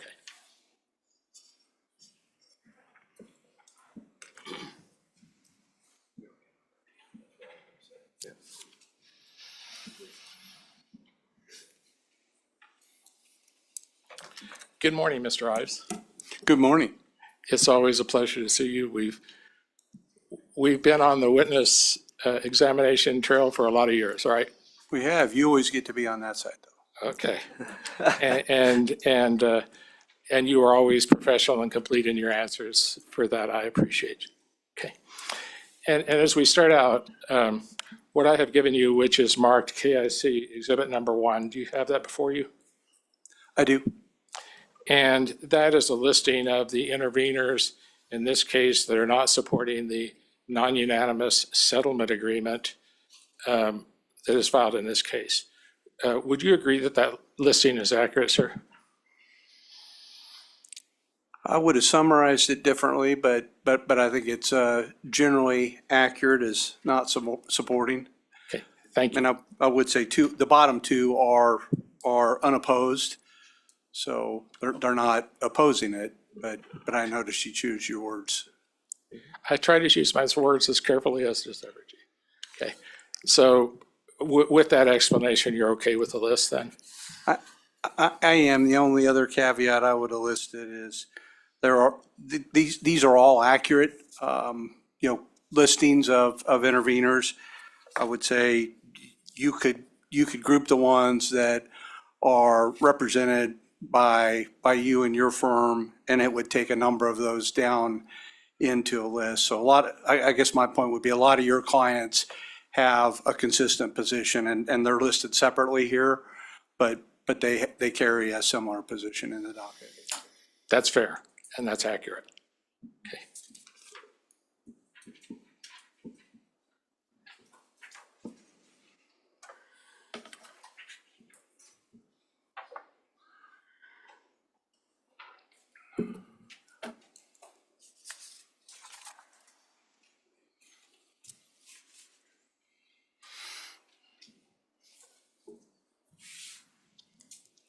May I approach the witness? You may. Thank you.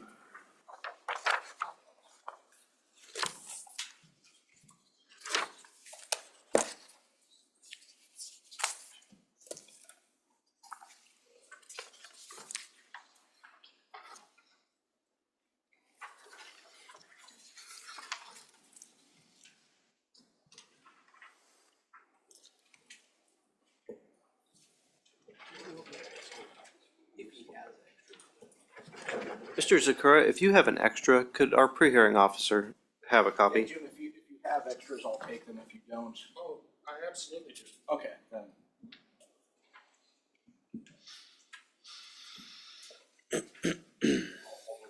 Okay, excuse me, Brian. No, it's me. I think I made 16. Okay. So I have plenty.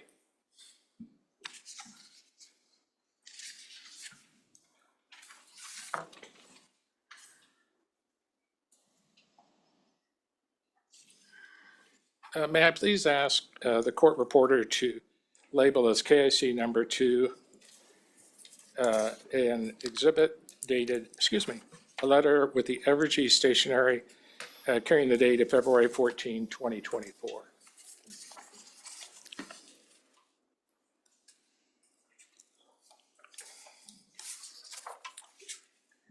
Mr. Ives, I presented to you, sir, what's been designated as Evergy exhibit, K.S.A. exhibit number 2. Do you have that before you, sir?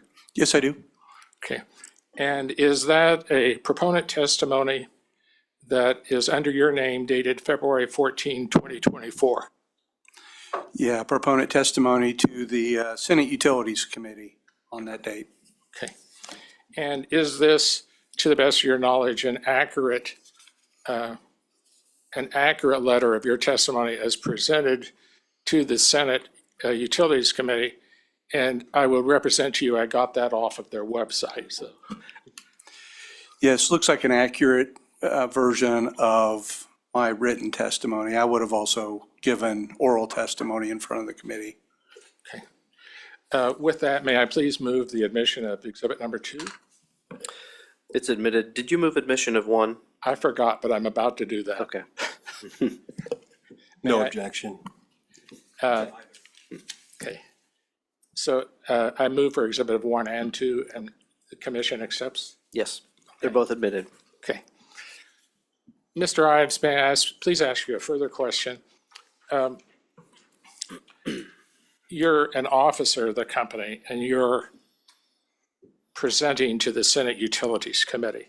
So would it be accurate to say that you are presenting the company's viewpoint on this particular issue as expressed in exhibit number 2? Yes, as expressed in the exhibit, specific to the topic that was being addressed in Senate Bill 455, because we were addressing really only a small component of kind of the existing predetermination statute, the 66-1239. Okay, I'm going to get to that. It just takes me a step. Now, this Senate Bill 455 eventually morphed into House Bill 2527. Would that be your understanding? No, this Senate bill was done in 2024, specifically addressing a flexibility provision to the operation of coal plants. House Bill 2025, wait a second. 2527. 2527. Yes, sorry. Yeah, it did, was a piece that got absorbed in 2527. Okay. Correct. And I was a little less than clear. Let me go back. This was in support of what eventually became the last section of K.S.A. 66-1239, which provided by statute the flexibility for operation of coal plants.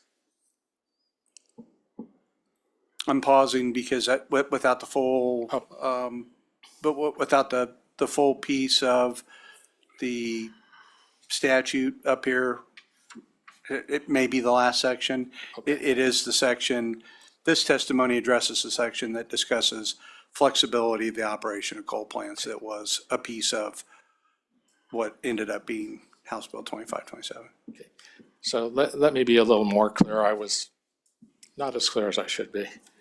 The flexibility of the coal plant usage, which you are a proponent here, became a part of 66-1239. It did. Okay. And let me go over this a little bit if I could with you. Let's please turn, if I could turn your attention to the second paragraph, Mr. Ives. Okay. And it indicates, I'm speaking in support of a tool that would provide flexibility in how Evergy manages its generation fleet. This bill is about reliability. As we learned from Winter Storm Uri in February 2021, there are times when baseload generation provided by nuclear and coal are essential. Do you see that part? I do see that. And is that your attempt or your statement to present the essential nature of the continued use of Evergy's coal generation facilities on behalf of reliability for the state of Kansas? I would say sort of. The intent of our proponent testimony in this flexibility clause for coal, there's some history there. I mean, part of the history was Winter Storm Uri, which is referenced in there. There was also some prior legislation around securitization treatment for the potential retirement of coal facilities. And there were considerations during that securitization work, but not included in that legislation, around whether or not we should have some coal flexibility language. Because there was a concern that once securitization language was in effect, that might suggest to some people that there could be an earlier retirement of coal facilities if they weren't operating at sufficient load and capacity factors. And our concern was, even if that were true, in the SPP market, there's still value to customers to having those resources available as a backup on the system for capacity purposes. So it was not necessarily solely around, I would say, for kind of the reliability from running the coal, but it was the reliability of having the availability of the coal as we move forward. And in fact, KSA 66-1239 reflects just what you said. Would that be correct?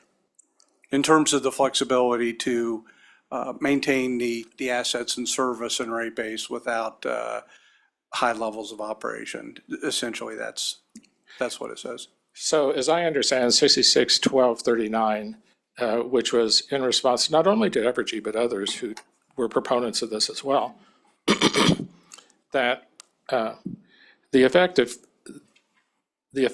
this provision in 66-1239 allows Evergy to run the coal facilities at, for instance, 20% rather than 100% if the company found it appropriate. It allows us to maintain those facilities in service if they're running at those levels.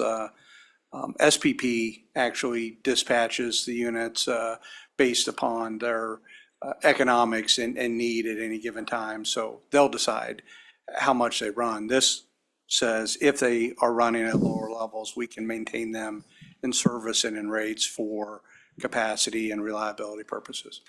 And the legislature went a step further for the company, did it not? And that said that if the company was not operating them at all, but they could maintain and include in rates the coal facilities because they provide dispatchable reserve capacity that would be includable in the planned reserve margin of SPP. Well, again, I don't have the full legislation in front of me, but if that's what it says, that was the intent, that's for sure. Okay. I'm going to ask some questions. I don't know if I trip over into confidentiality, you can stop me or say that I delay it. Okay. Okay. Mr. Ives, how much accredited capacity in total does EKC have at the present time?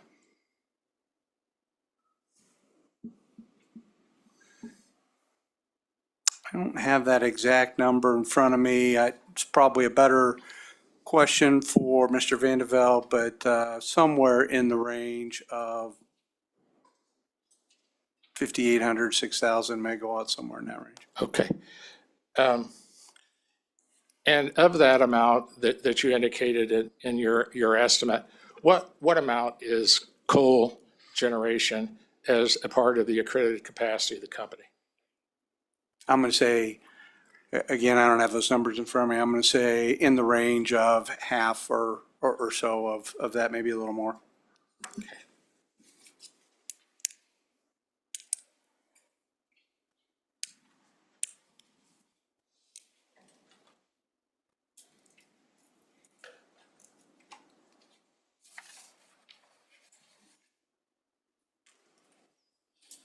May I approach the witness, please?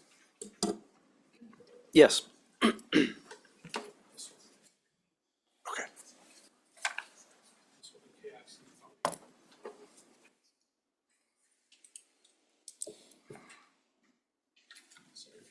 Thank you.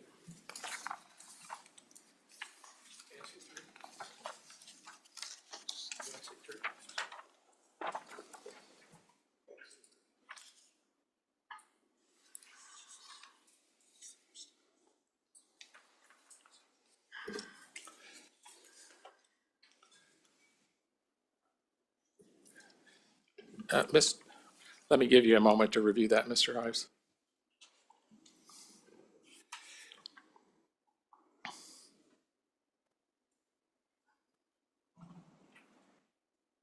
Okay. Okay. First of all, do you recognize this, which has been listed as KIC3 as being on Evergy stationary? I do. And it is proponent testimony on the same bill as KIC2, but it's presented by Mr. Jason Clint, if I'm pronouncing his name correctly. Do you see that? Yeah, he presented to the House Committee on Energy Utilities. And are you acquainted with Mr. Clint? Is he a work colleague of yours? He is. He is.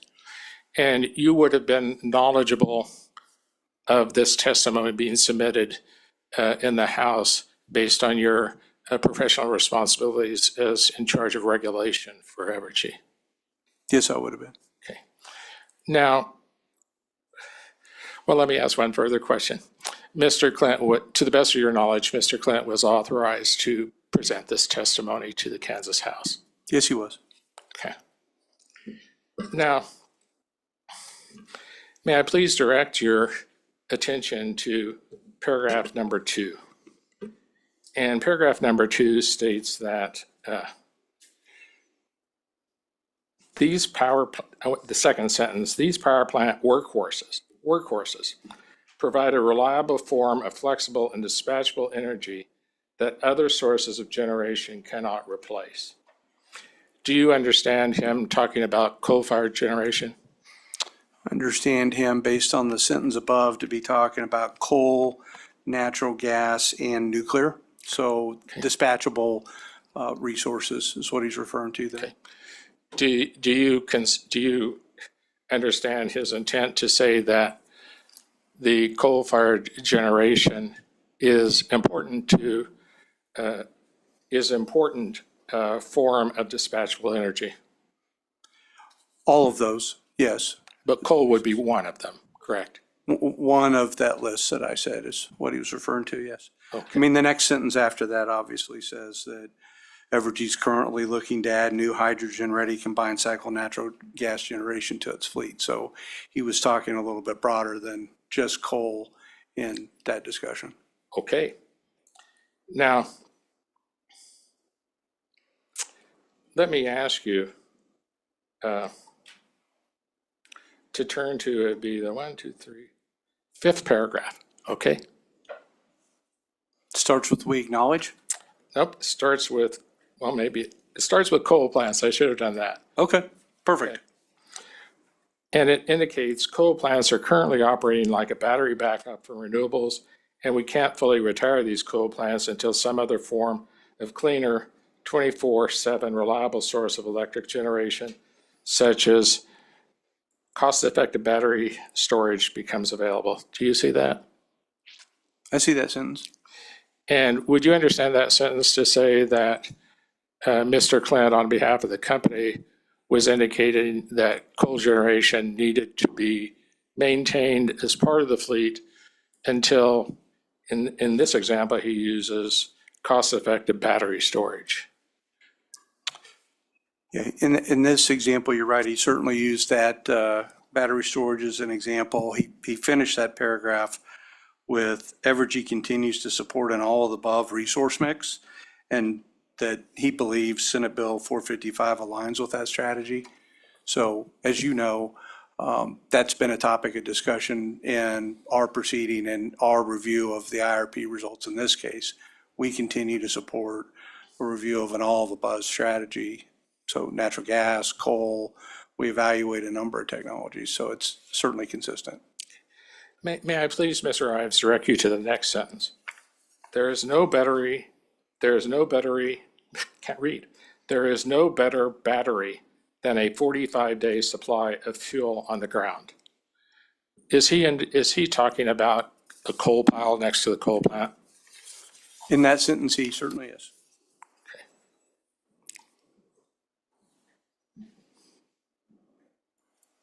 And would you agree with that sentence? I would agree that that's a very, very accurate statement. I would say there are other sufficient battery backups. I would say if you had a firm source of contracted natural gas that was available with a supplier for a high efficiency CCTG like we're talking about here, I think it could also meet that need. He did not talk about that in that set of testimony, though. But let me ask you, in each of the coal facilities that Evergy operates as part of their fleet, is there coal on the ground ready to use? We do maintain coal inventories at all of our coal facilities. And would you agree with me that that's a very high quality assurance that electric generation could be forthcoming from those facilities? Not without risk or problems from time to time with, rail transportation and a number of things, but it's certainly a very reliable source for generation. Okay. And no natural gas plant has 45 days of fuel on site, do they? Not on site, but you can have some pretty wired firm transportation and gas contracts with some interstate pipelines. So I'm sure we'll talk about those over the course of the. Oh, we'll probably be talking about that, but is probably Mr. Humphrey or one of your colleagues is more appropriate for that discussion? Yeah, I'd probably talk to Mr. Humphrey or Mr. Vandeveld could certainly have that discussion. Okay.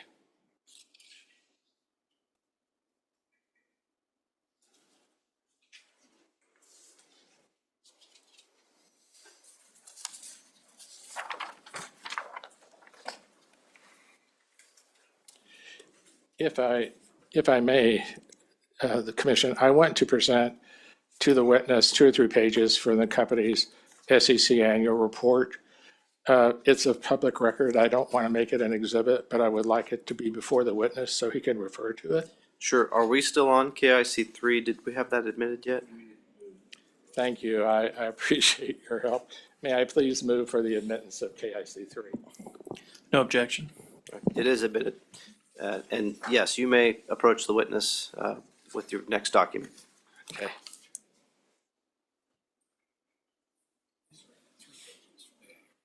Okay.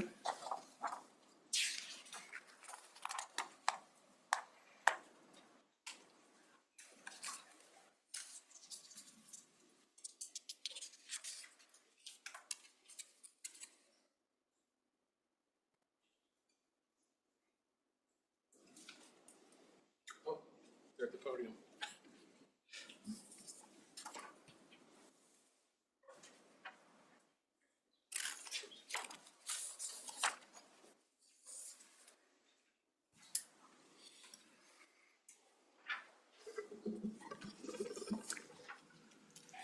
And just for clarity, this will not be marked. This is just an illustrative. It's just illustrative. Okay. The actual exhibit in total is several hundred pages. I didn't want to burden the record with it.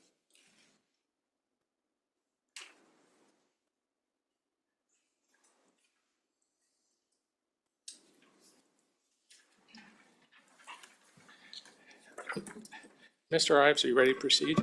I am. Okay. What I would give to you, I would represent to be the selected pages. I think there's 3 pages from the Evergy SEC Annual Report 10K. And I got that off of the company's website is the source of it. Okay. And this will be not admitted as an exhibit, but it's illustrative so that you can refer to it as I speak with you about it. Okay. Now, the first page on this, do you see at the top, sir, it says Form 10K? Yes, I do. And that it's filed pursuant to Section 13 or 15D of the Securities Exchange Act? Yes. Okay. And it's actually it's for 3 parties. Evergy Inc., Evergy Kansas Central, and Evergy Metro. Do you see that? Yes, that's correct. Okay. Now, if I could, let me ask you to turn to the next page. I'm ready. Okay.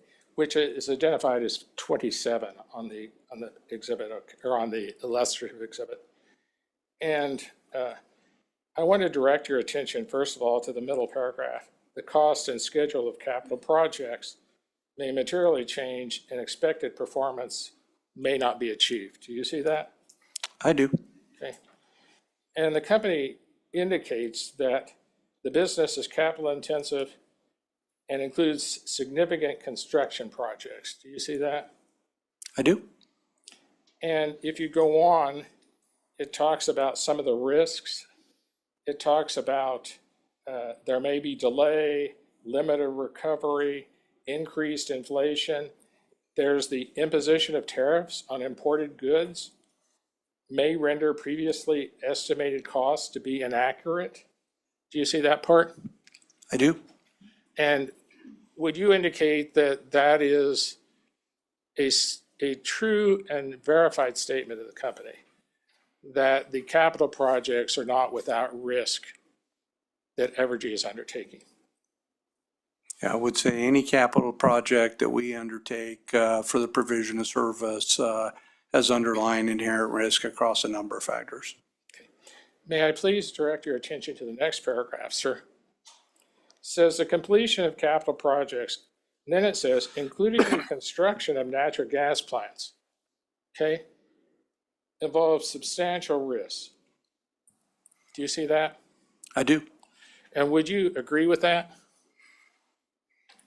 I would say it has the potential to involve substantial risk, yes. And would those risks include both risks of increased costs and risks of delay of projects? Could be across a number of factors, could be delay, could be increased cost. Oftentimes, in a construction program, time is money, so a delay kind of goes hand in hand with cost. Now,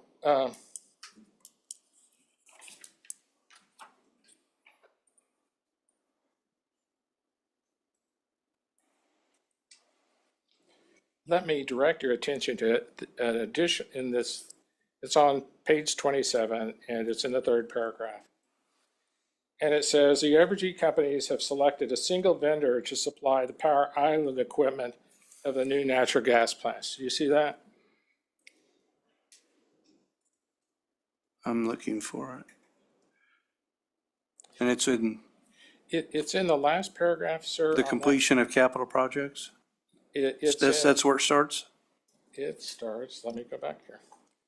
I see it. The fourth I see line it. on that, okay? I've selected a single vendor to supply a power island. Yes, I see that. And that remains correct today, doesn't it? Absolutely. And this report was filed February 27, 2025. Is that correct? I think that's right. Now, it goes on to say, the Evergy companies face the potential of project delays if the vendor is unable to meet contractual deadlines. You're talking about the vendor of the power island there, right?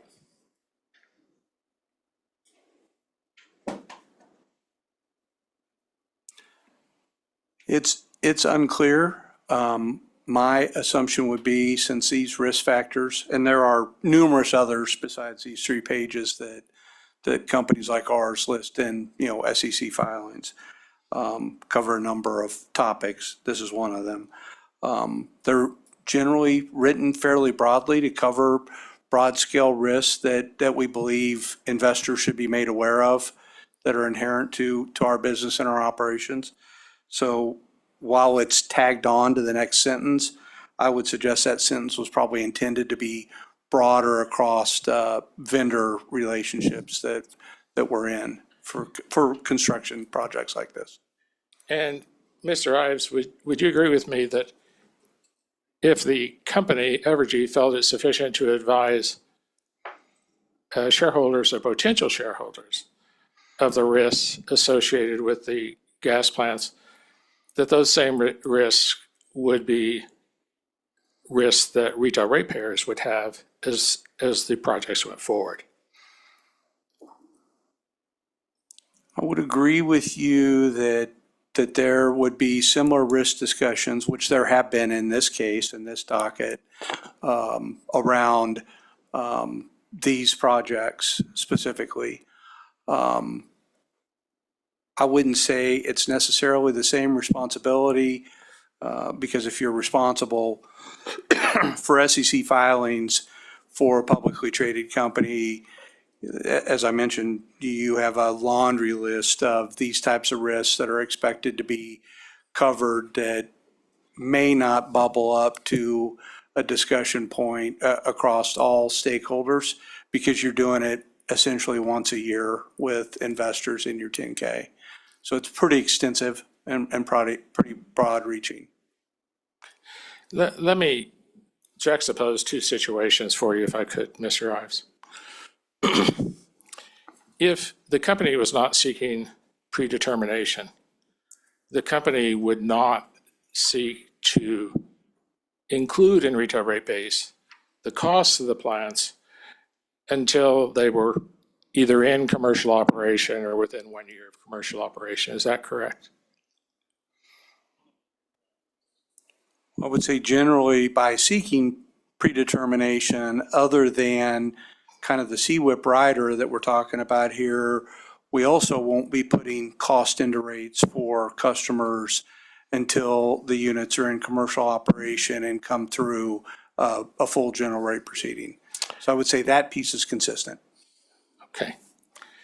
So would you agree that retail ratepayers have risk that the gas plants would increase materially in price from what you believe them to be today? Perhaps, Mr. Ives, not even because of your own actions. Maybe it's because of tariffs. Maybe it's because of a war. Maybe it's because of any number of reasons. But retail ratepayers have the same risks of all of those factors as the shareholders. Would that be correct? I think I would agree that retail ratepayers have risk for large-scale construction projects like this because of the time from initiating a project until you ultimately complete it and put it in service. So I wouldn't say these projects are unique. They face a lot of the same risk characteristics that projects that have come forward under the predetermination statute previously. Retail ratepayers have faced similar risk. Well, let's talk about that for just a second. I can only recall one other predetermination case, and that was in 2011. And that was with the environmental controls. Lacey, are there others that you're speaking of? I think we had some predeterminations in Kansas around some wind facilities at some point back in that time frame.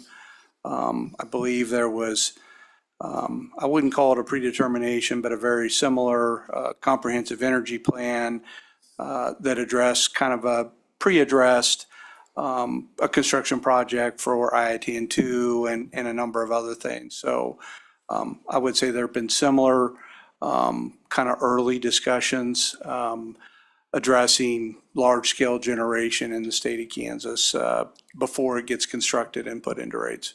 So, but the comprehensive energy plan, which you and I were both in, involved K.S.A. Power and Light, correct? That's correct. Okay, a predecessor to these companies. And there were some other companies that participated in those facilities for sure.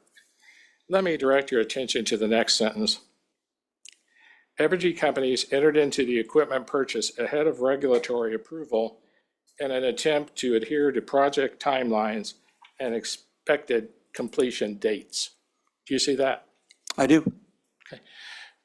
That was your own choice to enter into those project contracts, correct?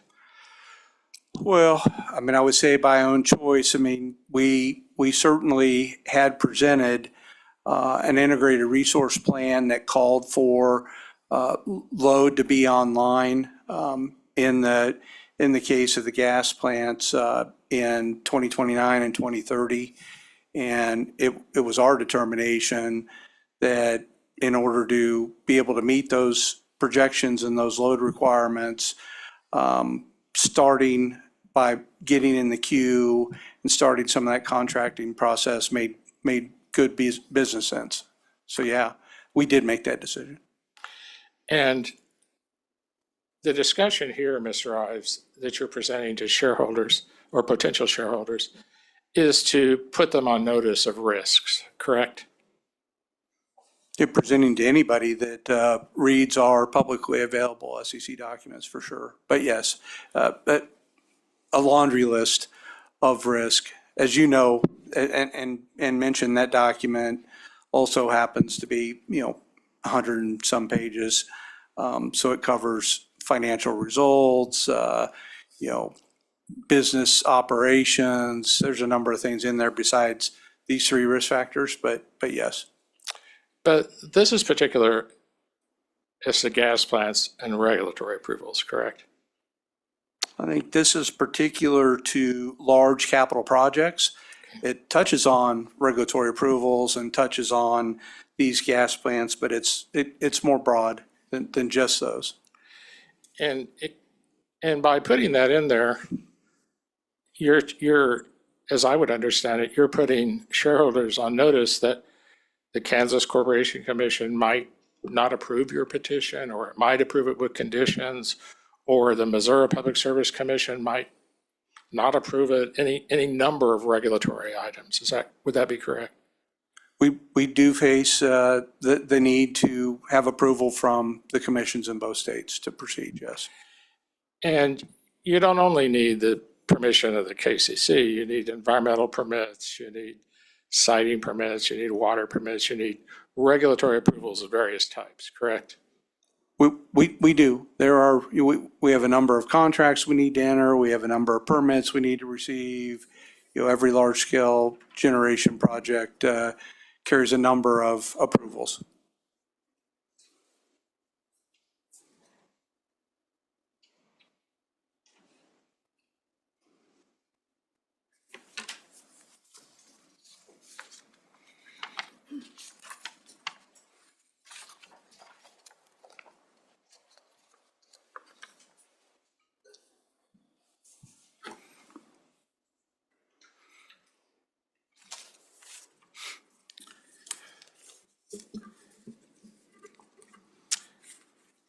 Mr. Ives, we're going to leave the exhibits now and talk generally about the case if we could.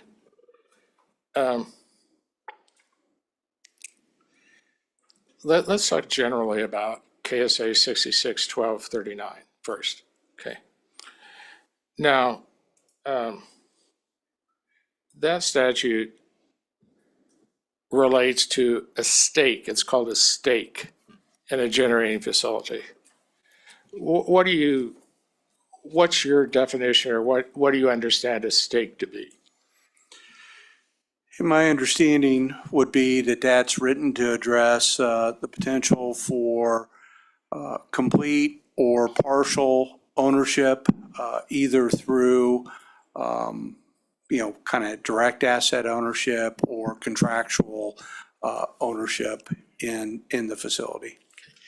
And in this particular case, Mr. Ives, the stake could be the 50% stake that Evergy includes in its petition and the Biola new plans. Specific to EKC, it would absolutely be the 50% stake for each of those facilities.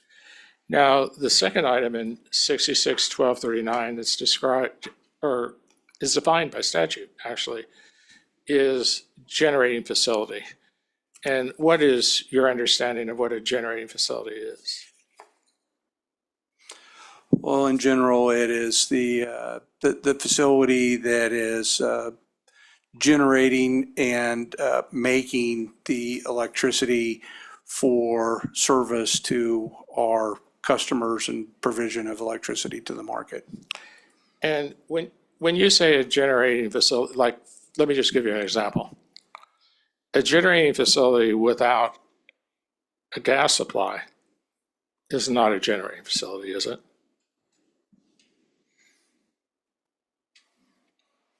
What would be if it's not a gas facility? Well, let me rephrase my question. A generating facility that is a natural gas-fired electric generation facility would not be a generating facility without a gas supply. Is that correct? It would not be an operating generating facility. Okay. Now, as the statute moves on, there is, as your counsel has indicated, special treatment for a natural gas construction facility, natural gas electric generation facility under the statute, correct? Speaking of the CWIP rider? Yes, I am. Yes. Okay. And there's cylindrical, correct? That if the commission finds a project to be reasonable, reliable, and efficient, then the commission under the statute grants CWIP for the project. Yes, it would be part of the rate-making treatment that would be authorized by the commission in a predetermination proceeding such as this one. Okay. And where I believe you were in the room when I made my opening statement, that I believe that maybe where we are not together on how we look at the statute is,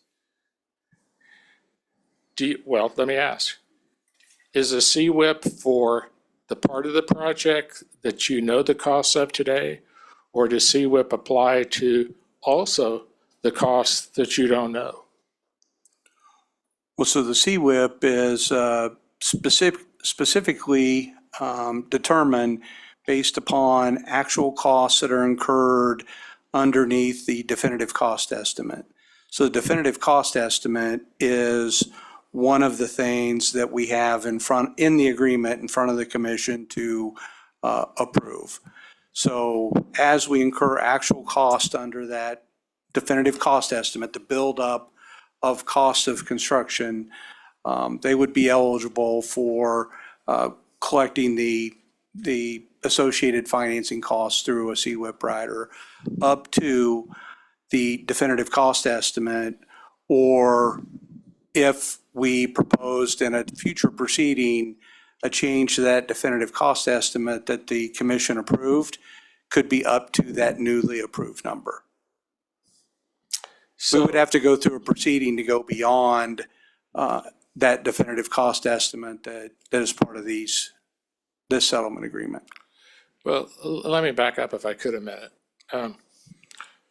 What you're proposing is, what the company is proposing is definitive cost estimate is not the total cost of the project, is it? It is our best view of what the total cost of the project is today, yes. Just like every other predetermination proceeding that we've had in front of this commission. They've centered off of a definitive cost estimate at the time of commission approval of the project in a predetermination. Well, let me ask another question and tell me if I'm getting over.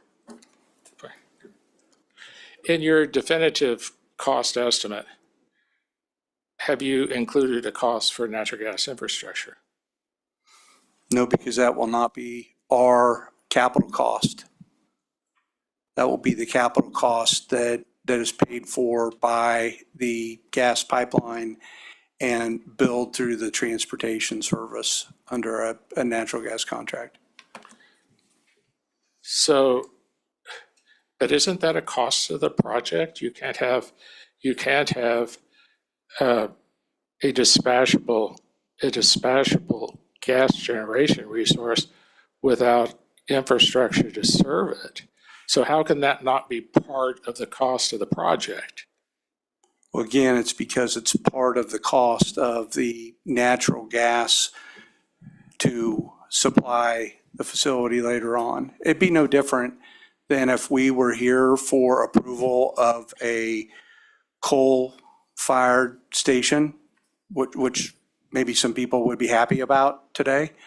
We wouldn't put the cost of all the coal to run that in the predetermination proceeding. That would be a cost of the fuel that would be later in the fuel clause. It's no different.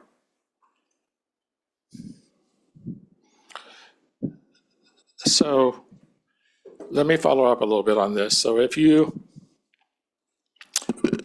you're saying is the capital cost is the definitive cost estimate, but an ongoing variable cost will be infrastructure and fuel. And there'll be variable costs for operation of the plant and maintenance of the plant, and those are things that are not part of a predetermination proceeding, but they will be a cost of operations once the plants are online and in service moving forward. Okay.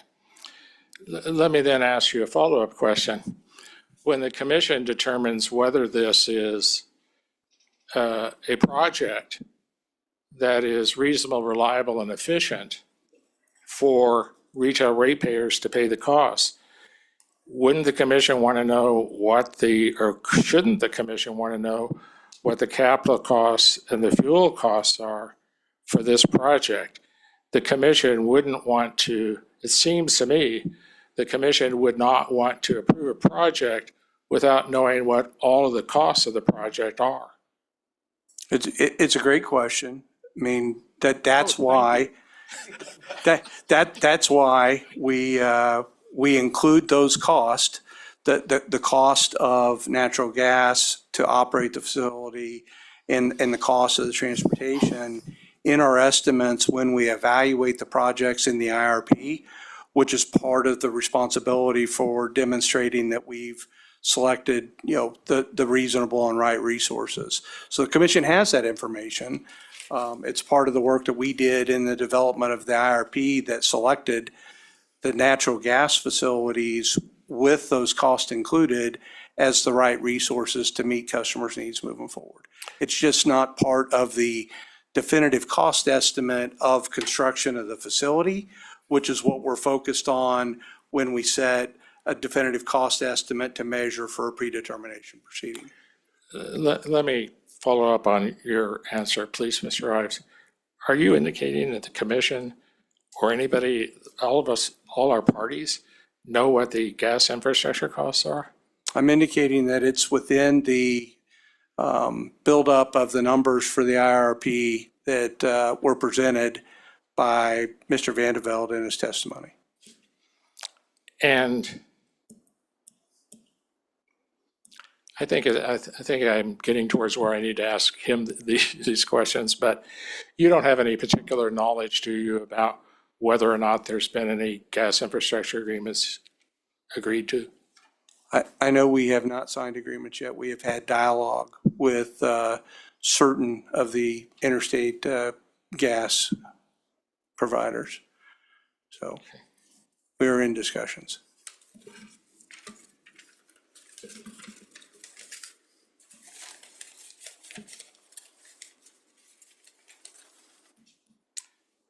I'd like to, Mr. Ives, ask you some questions about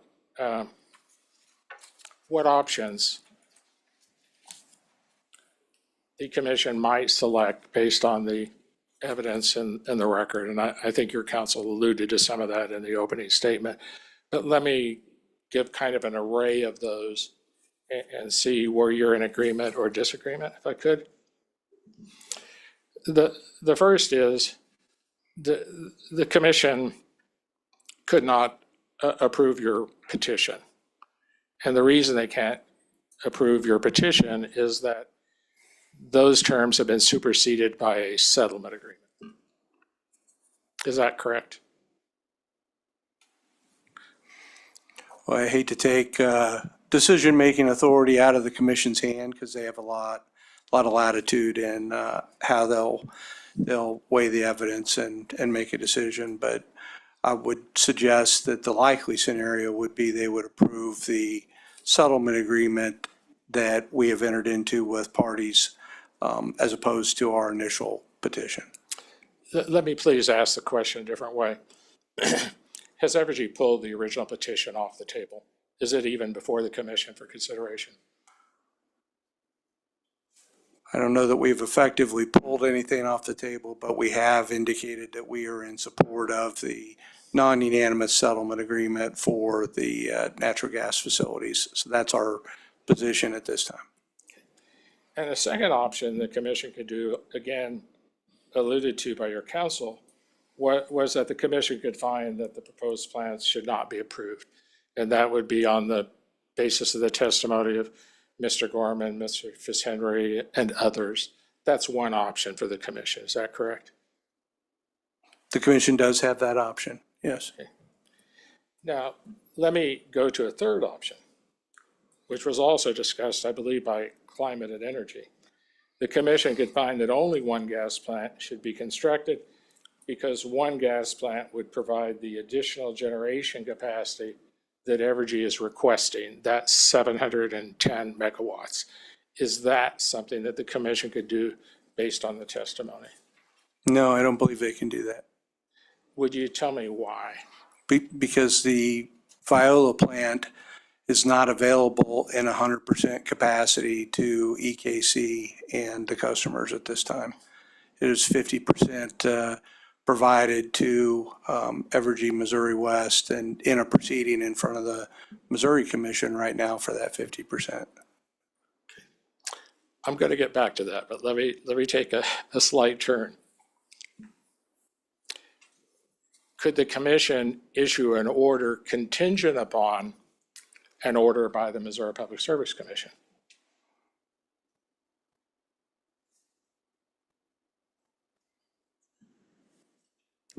I'm going to object. It's really a legal question at this point, and I don't mean it to be a legal question. well, it is. I'm just trying to elicit what are the available actions that the commission could take based on the evidence that's before the commission in the case. I'll sustain the objection. Calls for a legal conclusion. Thank you. Let me ask the question a different way. See how this goes.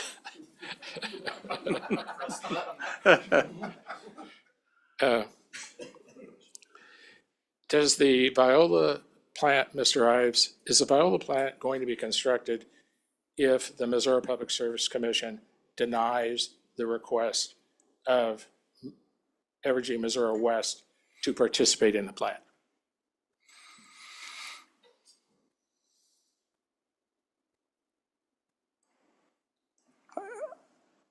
I think what's the decision here in Kansas? I mean, if we're playing a hypothetical, let's play it all out. Well, oh, would you like me to ask it again? Well, what's the Kansas decision? Oh, okay. You gave me Missouri. Oh, okay, fair enough. Let's assume that the Kansas Commission approves the participation of EKC in the Viola plant, but the Missouri Public Service Commission denies participation for Evergy Missouri West. Will the Viola plant be constructed?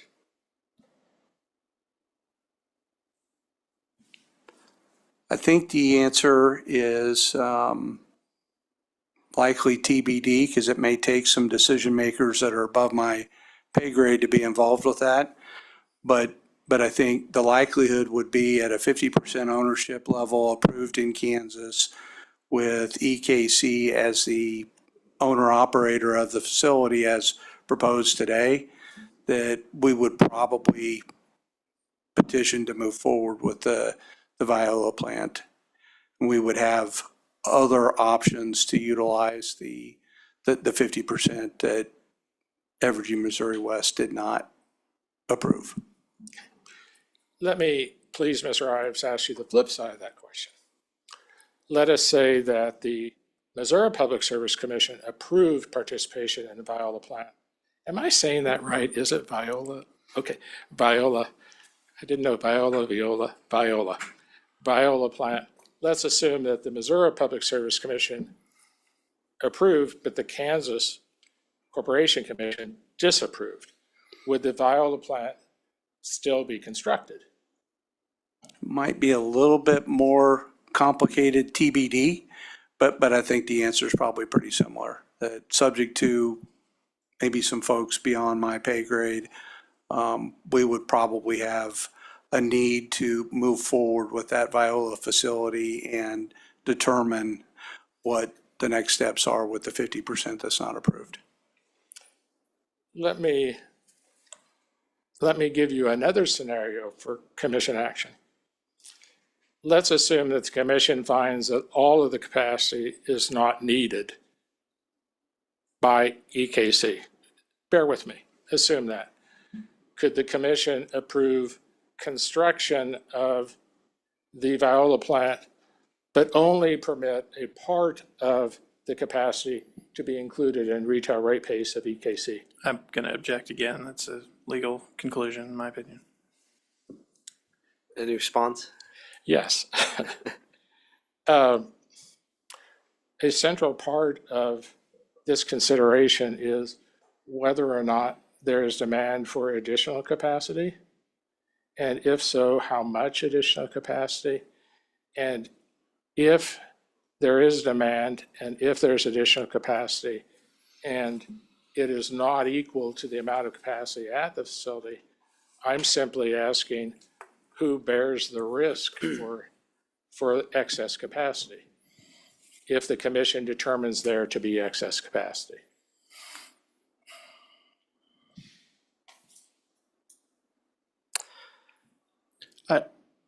May I? His question asked what the KCC has authority to do, and I think that's clearly a legal conclusion. Yeah, I'll sustain the objection. If you want to rephrase it, Okay. that I would be will, fine. please. If Evergy Kansas Central builds the plant and it's determined that there's more capacity than you need to meet, for instance, planned reserve margins of the Southwest Power Pool, who is responsible for the excess capacity? Is it retail ratepayers, or is it shareholders of Evergy, or is it someone else? So it's a pretty broad question. I think the way I would answer that is the question presumes that you can target capacity and supply for a jurisdictional utility to a specific finite number 4 or 5 years from now. I mean, I would say there was a time back in the 80s when there was discussion around whether or not there was excess capacity from facilities that were being built. Those were substantial, determined to be substantial overages of capacity to customer needs. I don't believe there's any way the commission will find a substantial overcapacity for any of the analysis that's been done by anybody in review of the IRPs. And they also won't find, maybe fairly, that any party has pinpointed the exact megawatt of capacity that specifically meets a need at 2030.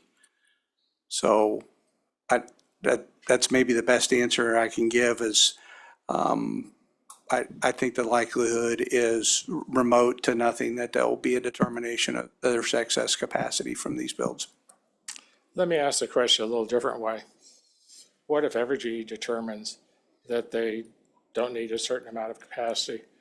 In your opinion, does Evergy have the responsibility to market that capacity or energy, which would in effect be a credit to retail rates by selling excess or selling capacity you don't need? Let's not call it excess capacity.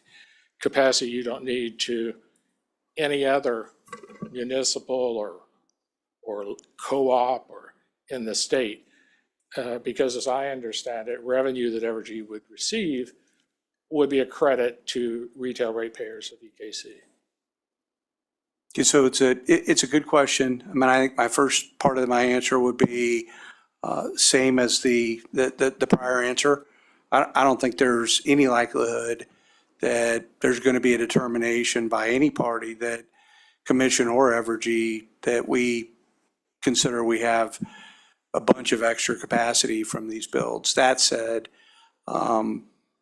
our generation dispatches into the market by SPP, and the revenue that's generated off of it credits back into the fuel costs today, whether it's going to a retail customer or whether it's going to the market generally.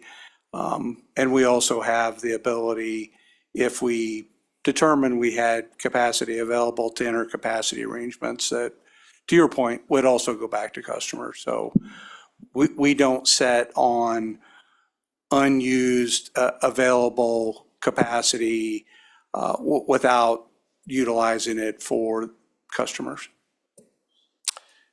May I have a question for the commission? I'm not done with the examination of Mr. Ives. Does the commission wish to address a lunch break, or does the commission wish me to just continue on? I think we'll keep on for a little bit. If we get to 1 o'clock, I'm probably gonna do a forced break, but why don't we keep moving? Okay.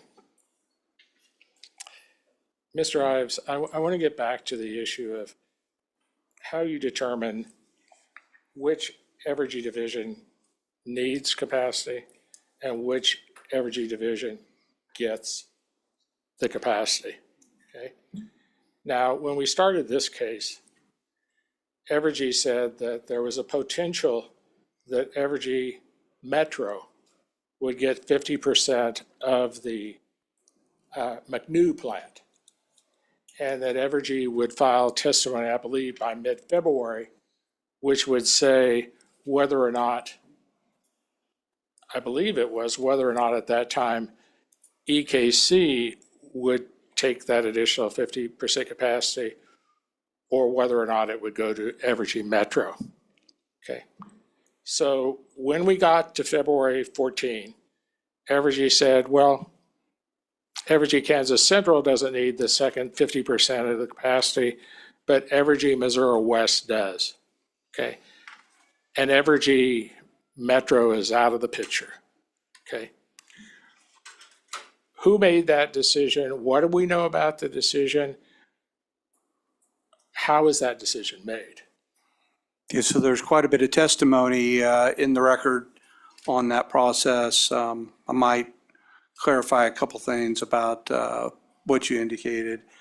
When we filed the original predetermination proceeding, you're right, we suggested that the second half of McNew, the second 50%, be approved for EKC ownership unless there were certain criteria that were met and identified in our supplemental direct testimony in February. Those criteria were specifically laid out in my testimony at the time of our direct filing as to what would have to be met to determine who would participate. We said it could be EKC, we said it could be Metro, and we said it could be Missouri West.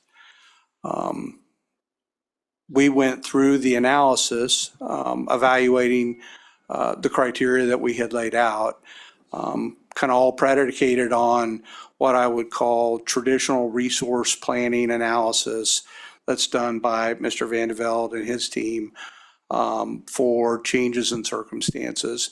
One of them would be new potential load coming into the jurisdictions. I believe, without reading Mr. Van de Velde's testimony verbatim here, I believe what we said in that supplemental testimony was we determined all three entities could utilize the additional 50% of McNew. EKC, Metro, and West all could demonstrate a need, but West need was more directly tied to the time frame, the 2030 time frame.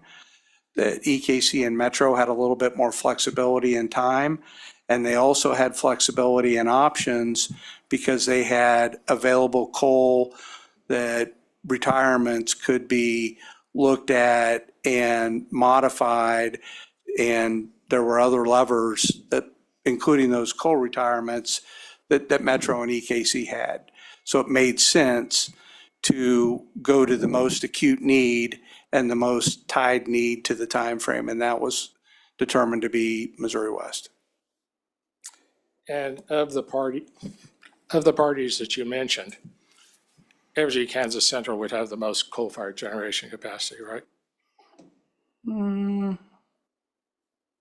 Probably runs pretty closely with Metro. Okay.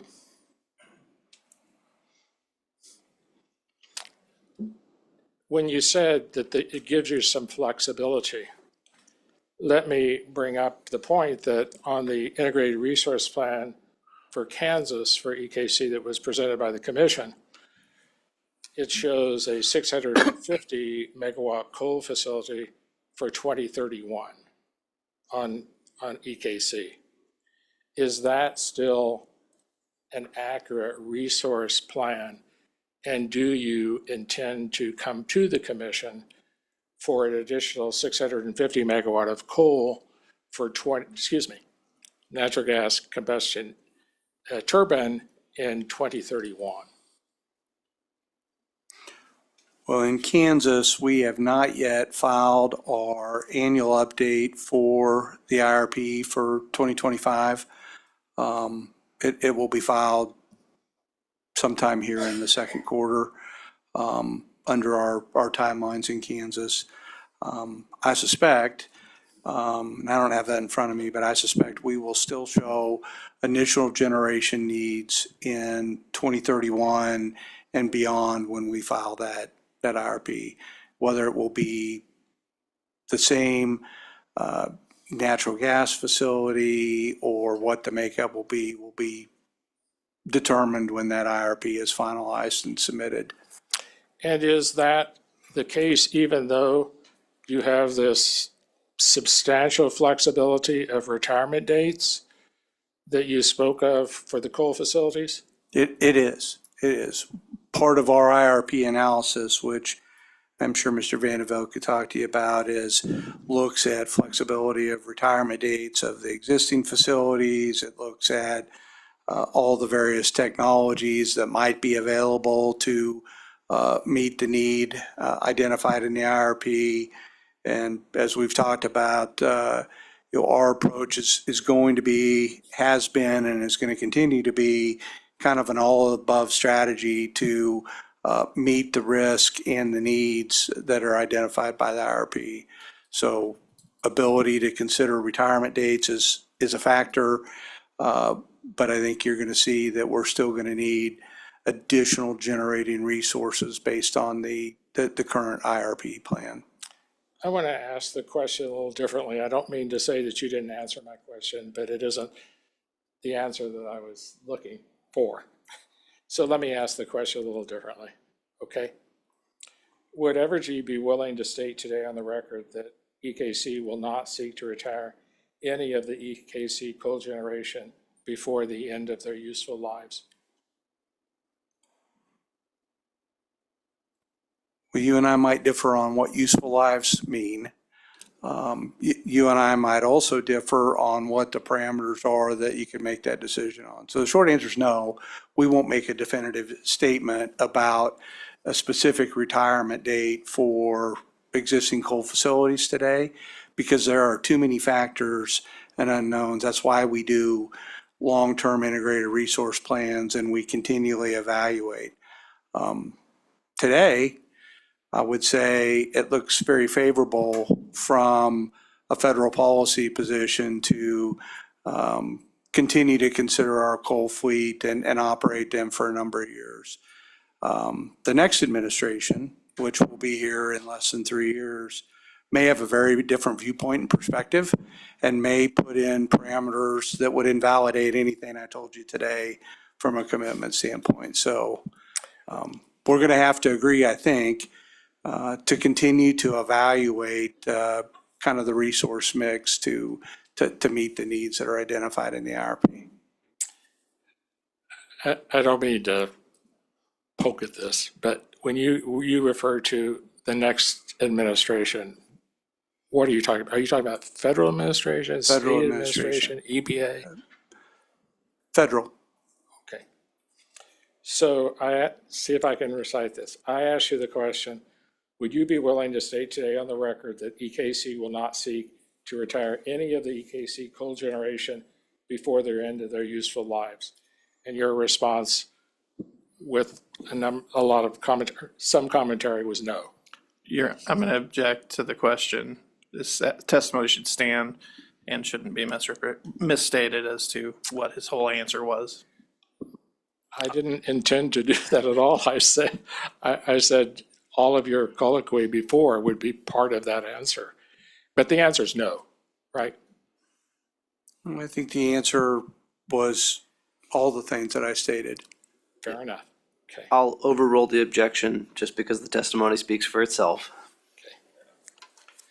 Would you be willing to state today on the record that EKC will not prepare or rely on a preferred portfolio that includes retirement of EKC coal generation before the end of its useful life? I would give much the same answer.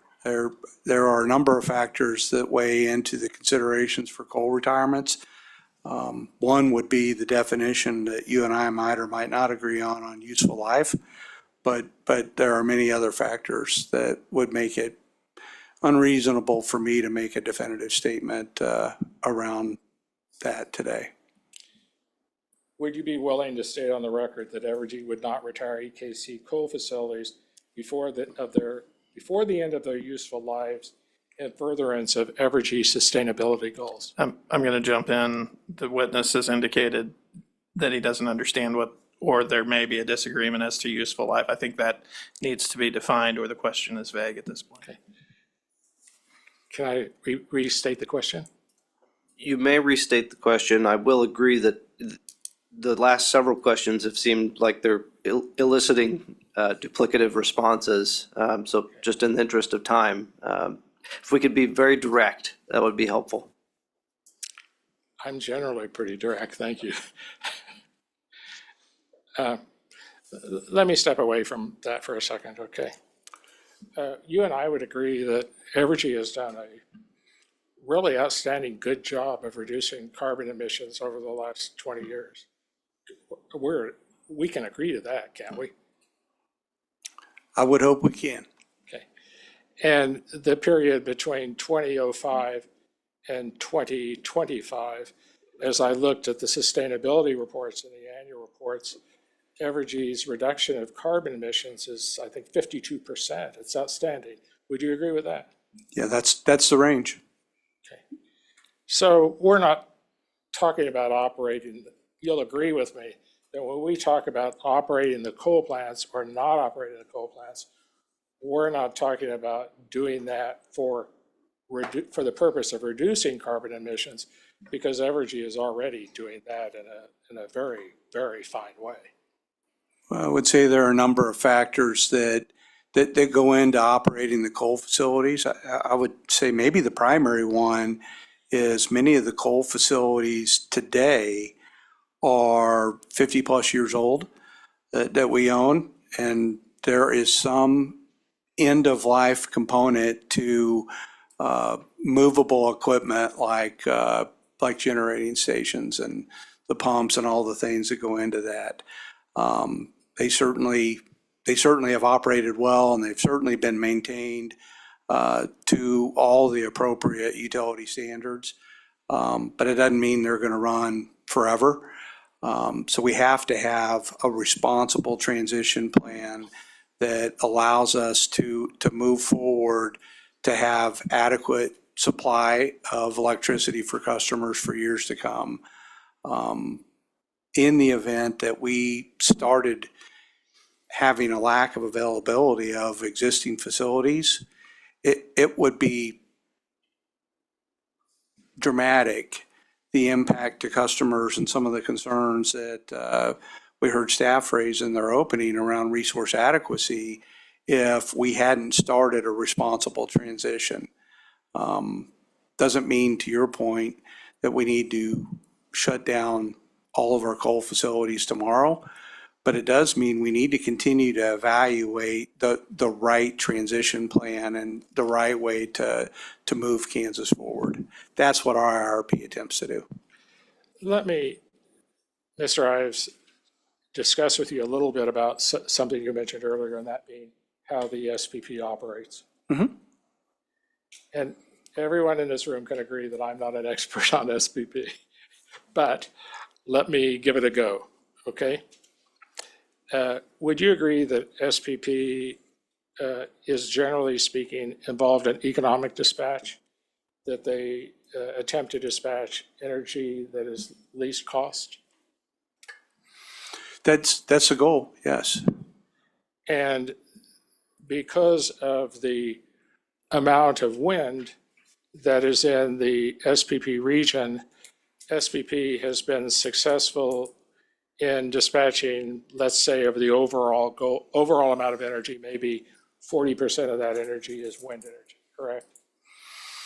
Varies by hour, varies by day, as to what level of energy wind can support. Sometimes it can support a much higher percentage of SPP, sometimes it supports a much lower but on an annualized basis, sir, do you know, or maybe you could defer to one of your colleagues, about what percent of the total energy of SPP is wind generation?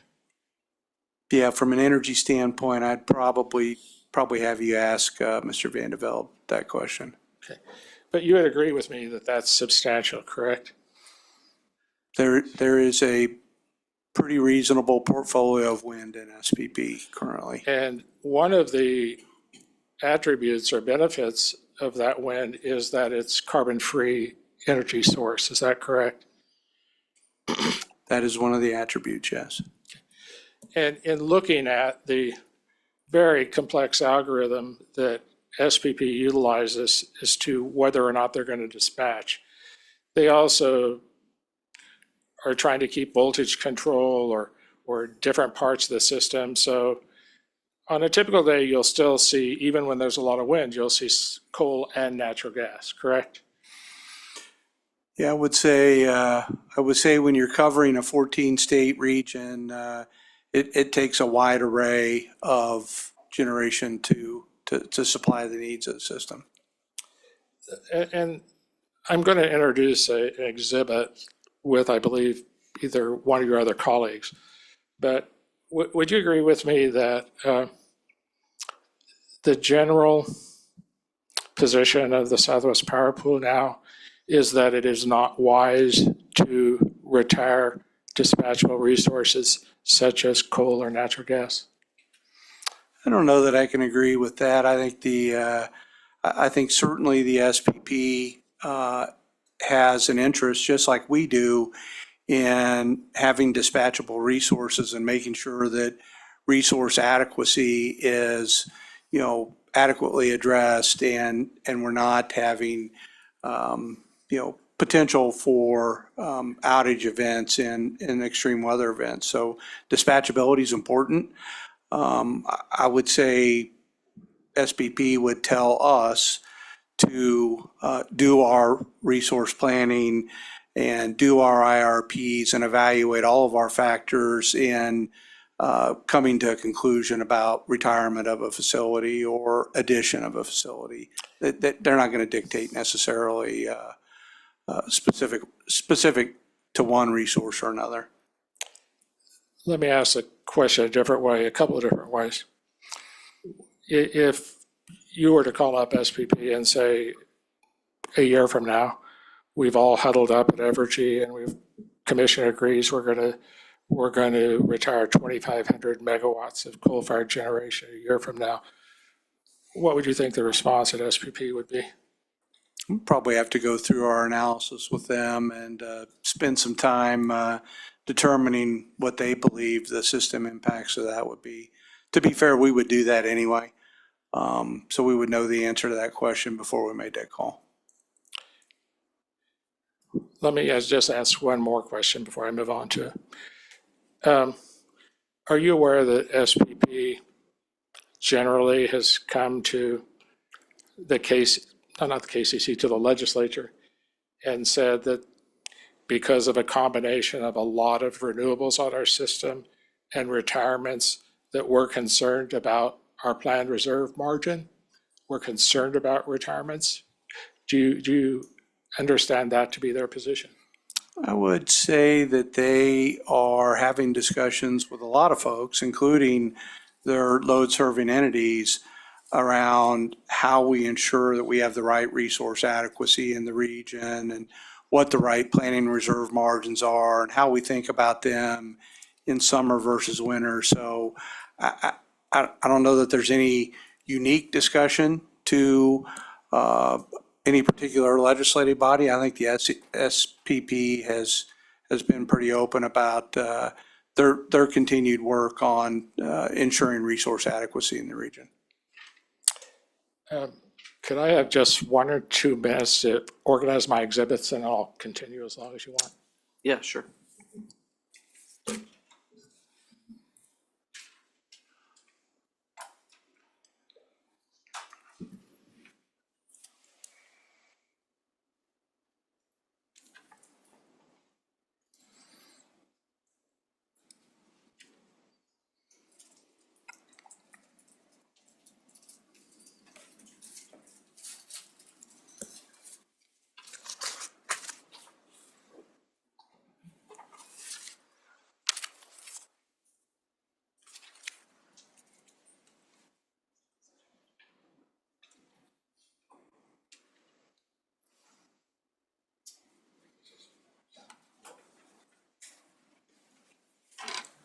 4?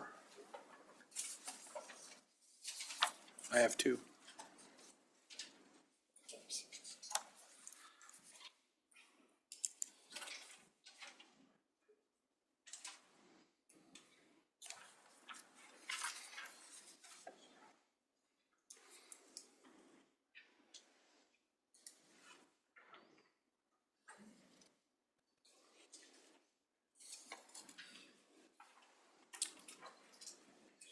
May I proceed?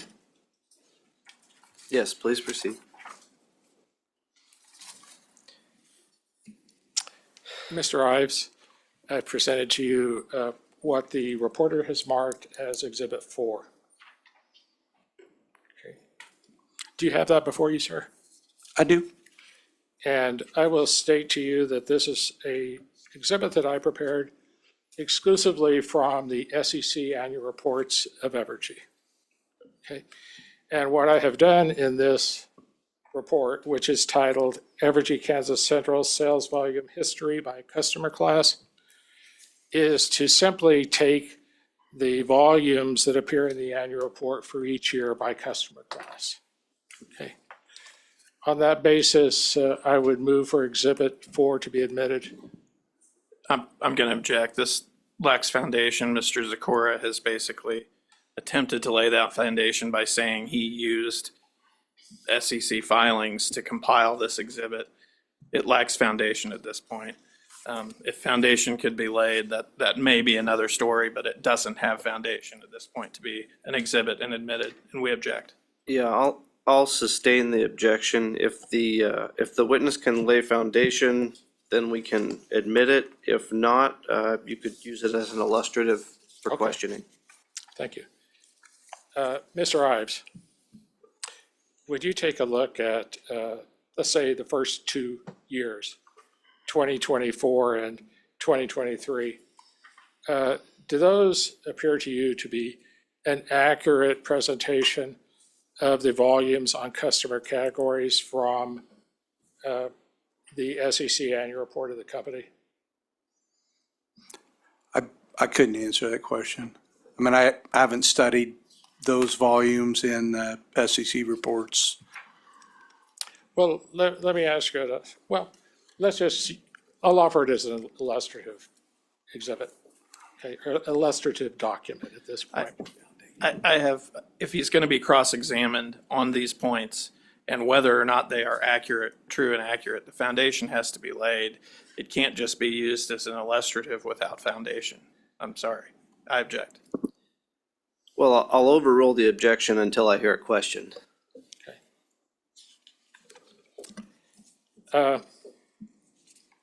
Mr. Ives, I keep wanting to walk over there. Mr. Ives. It is lonely over here. It's a long way.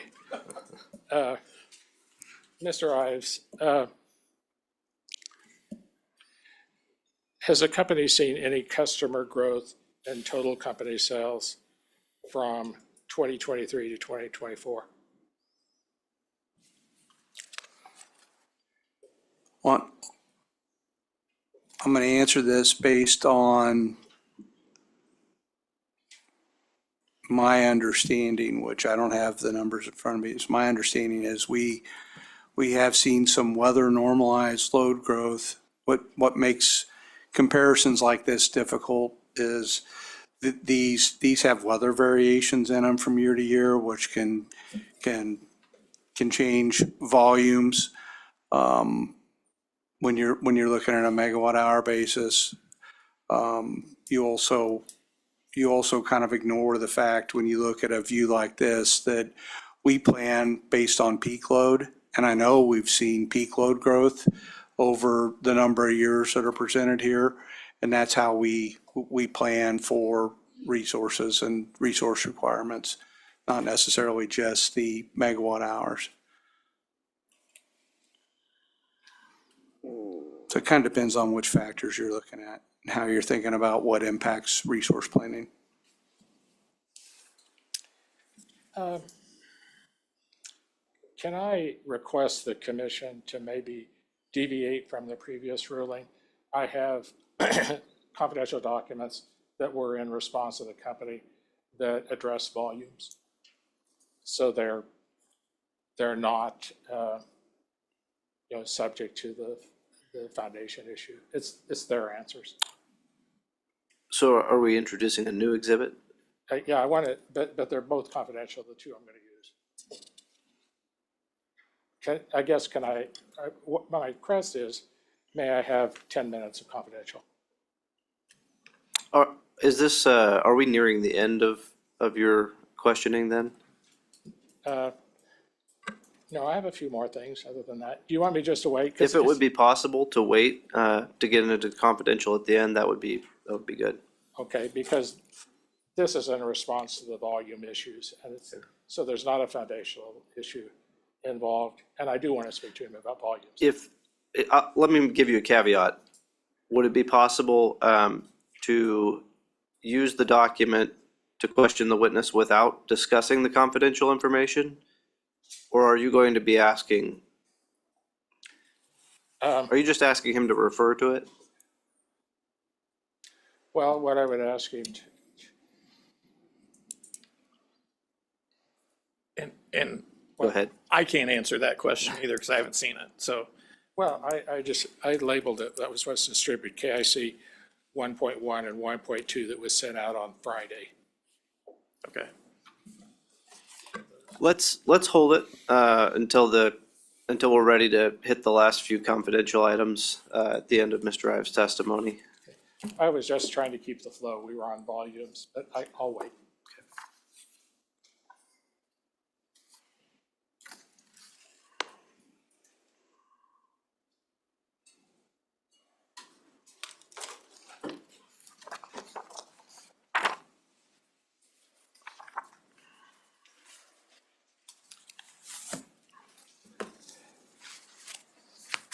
Mr. Ives, I'd like to turn, retail rate impact is a part of this case, and I would like to turn to that subject if I could, please.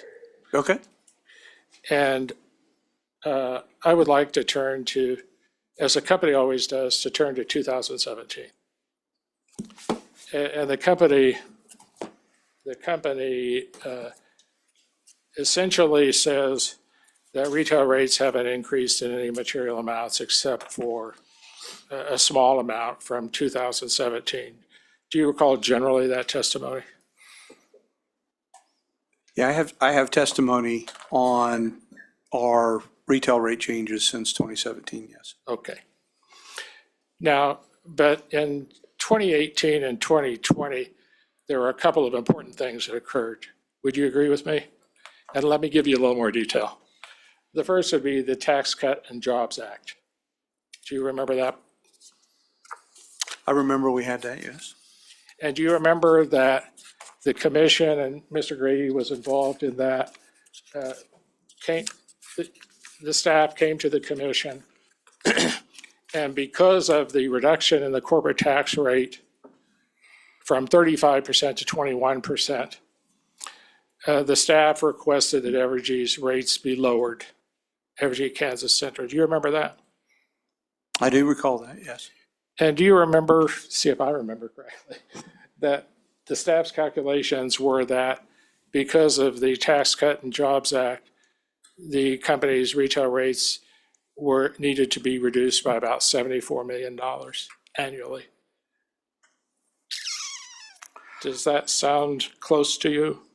I don't recall the amount. I know an amount that related to some Tax Cut and Jobs Act credits that were provided to Central in 2018. I don't know if that was the total amount of Mr. Grady's adjustment, but that number was closer to $50 million in my schedule. I remember that was a partial year, which was increased, but we don't need to talk. We don't need to get into that detail. Do you also remember that in 2020, the Kansas legislature eliminated the corporate income tax on utilities? One of our commissioners actually voted for that. And that the effect of that was to reduce the retail rates about $20 million for EKCE. Do you remember that? I don't remember the amount. I have a couple of amounts in 21 and 22 that total about 15 million for EKC between those two. So I may be missing a piece. There's another piece. There's 20. Sorry, over 3 years. Well, the calculation I got was a presentation of Mr. Grady to the Kansas legislature. I didn't do the calculations myself, so I can't claim to have done that calculation. But the point is, if you say that rates did not increase, you also have to include the fact that there was a federal and a state or decrease as well. I think that's part of the point. I think the other part of the point is when you're doing a regional rate competitive analysis, which is usually when we're talking about those types of impacts, then certainly the Tax Cuts and Jobs Act was applicable to the peer companies as well.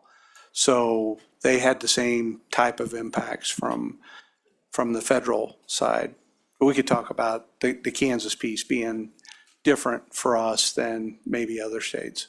And various public service commissions handled that in different ways, did they not? As I recall, Florida allowed those refunds to be used for hurricane relief.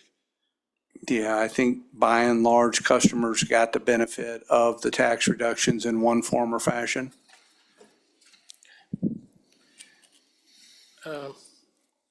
May I approach the witness? Mm-hmm.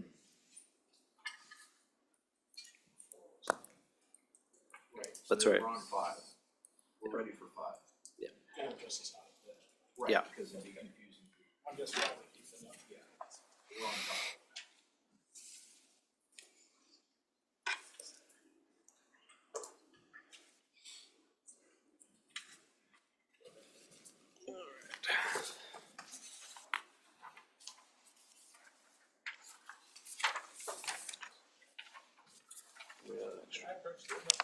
Here's an extra. Yes. Thank you. This is.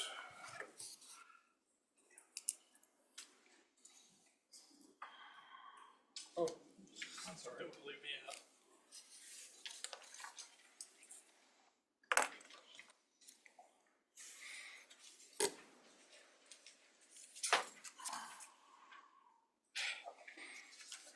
Mr. Ives, Yes, sir. are you ready to proceed? I am. Now, I don't think, but I could be wrong, there'll be a foundation issue here because I listed on this is the TDC charges of EKC. And I listed each docket with the commission's order from which this was taken. Okay? Do you, I do have a foundation issue. We're asked to trust Mr. Zakura's work to go through each of these dockets and make sure that they are accurate. There is no testimony giving foundation to these numbers and these dockets, and therefore I object to the use of this document and certainly to its admission. it's taken from each commission order that approved each year's TDC. I'm going to sustain the objection because it does appear to be a document created by council. But if you want to go ahead and ask questions of the witness about the document, that's fine. If he is able to lay foundation for you, then we can revisit admission. Mr. Ives? In the current TDC docket of the commission, what's the amount of the transmission delivery charge that the company seeks to recover on an annual basis from customers? Let me see if I have anything that would.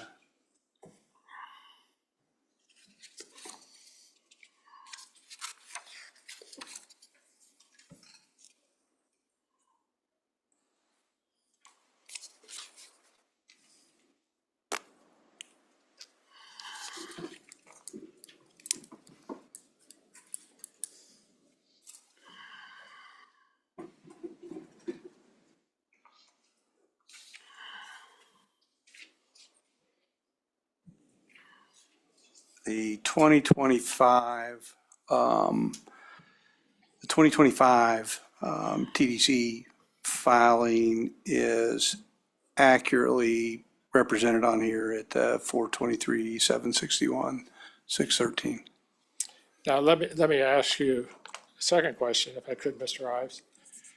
Do you recall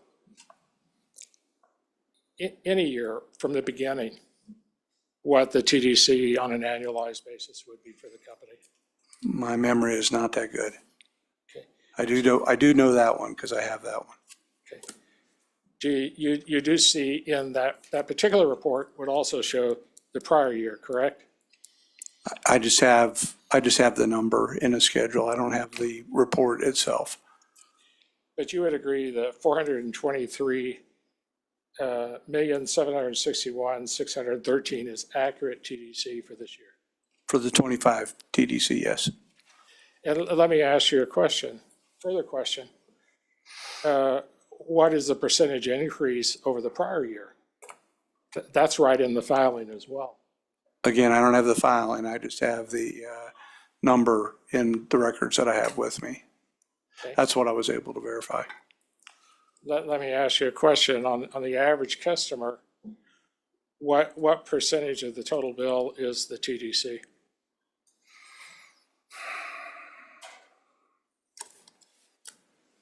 It varies by class.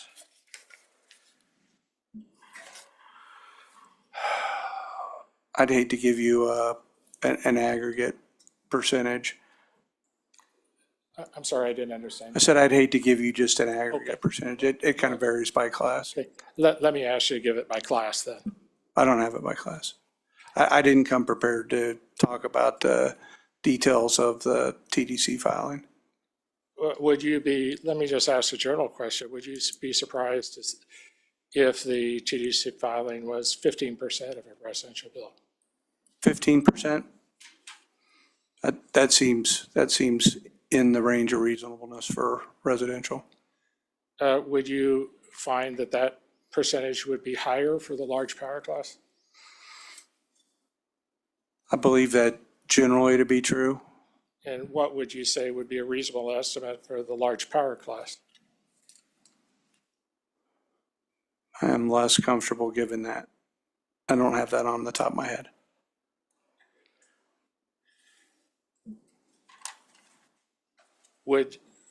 Do you have knowledge that some of the large power class, any of the large power customers, that the TDC is 20% or more of their total bill?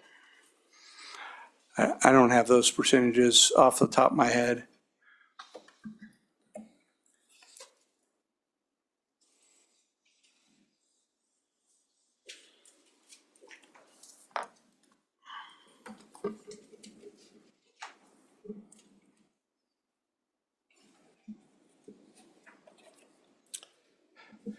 Let me ask you a few questions about capital spending, okay?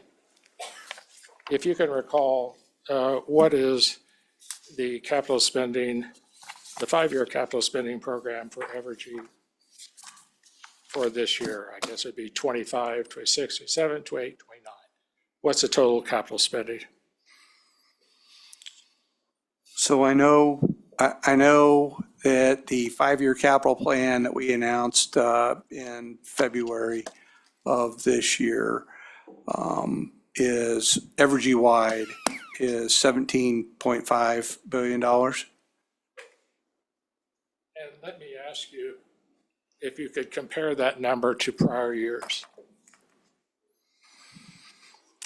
I think in October, we had given an update that indicated that number was 17.2 or something like that.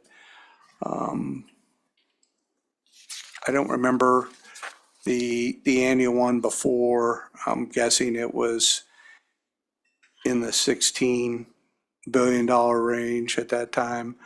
As we have had more requirements out of the IRP for generation, it has escalated the 5-year plan as we've moved through the last year or two.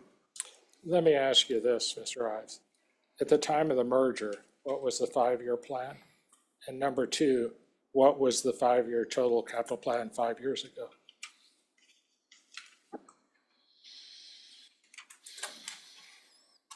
At the time of the merger, we had, we put together evidence in the merger proceeding based upon kind of a redeveloped 5-year capital plan that had it at $6 billion over the 5 years post-merger, if I remember right. Okay. I don't remember, I think your question was, what was the 5-year plan 5 years ago? I don't remember what that one was. Let me just put a little clarity to it. When I said at the time of the merger, we're talking about 2018, correct? Yeah, the merger was approved in June of 18, I think. So we would have been in proceedings in front of that when we were talking about that number. And I believe you said that, if I heard you right, you said it was right at $6 billion. That's correct. And the most current 5-year cap spending plan is what? 17.5 billion.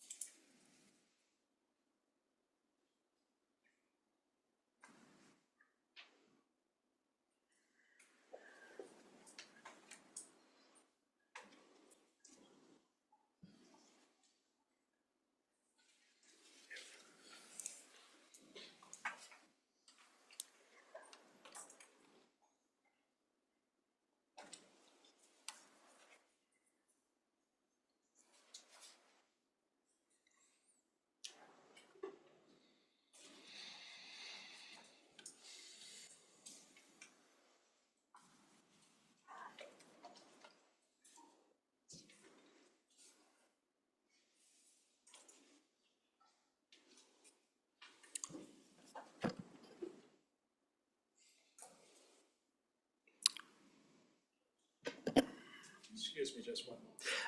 I don't mean to interrupt, but about how long, how much additional questioning do you think you have for Mr. Ives? Just trying to calculate when we should take a lunch break.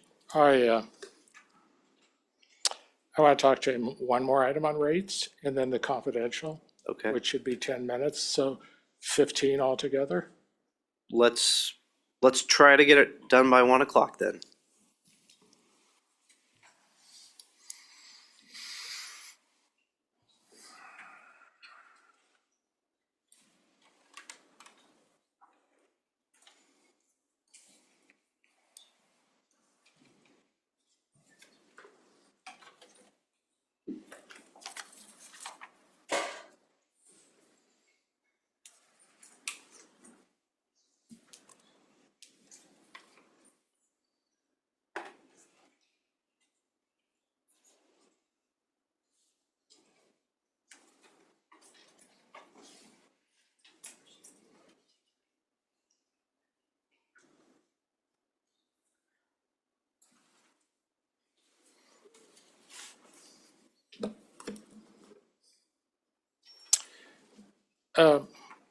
Mr. Ives, I asked you a question about retail rate impact.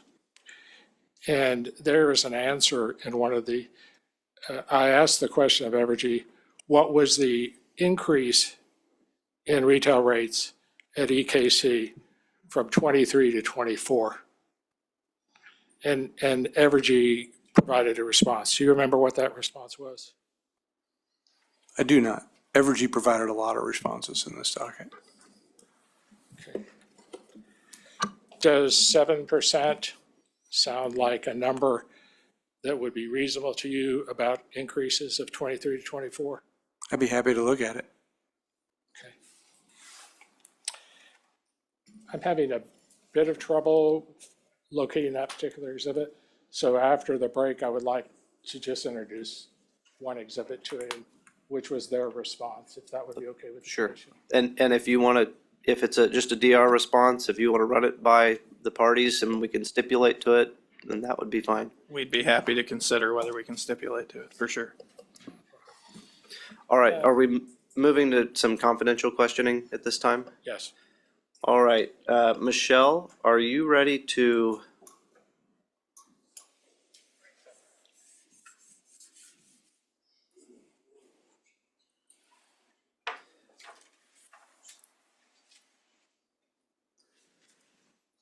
All right, we are going into a confidential session at this time.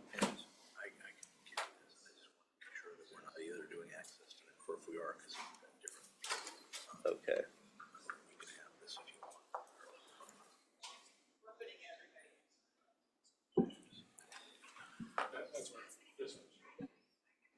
Okay, we're off the record for just a second while I figure this out.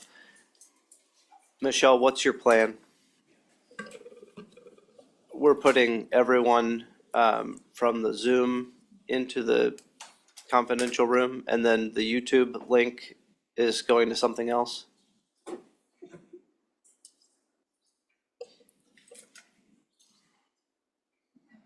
what we were trying to figure out earlier. I don't know how we put this.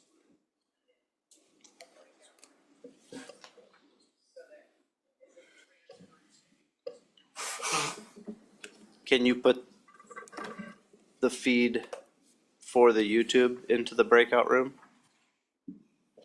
It's not considered a person. Okay.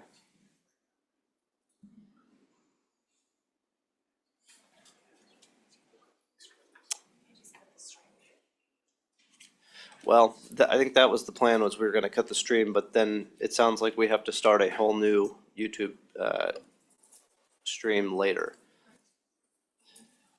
Well, it sounds like we don't have a great plan, so here's what I'm gonna propose. I'm gonna propose that we take lunch right now. Do parties think they could do lunch in 45 minutes? Okay. All right. Let me go back on the record just to make that announcement for the record that we're going to lunch. And then we'll come back. All right, we are back on the record in the evidentiary hearing of this proceeding. At this time, we are going to break for lunch for 45 minutes. When we come back, Mr. Zakor will resume his questioning. We will reconvene at 1:30 p.m. We are now off the record.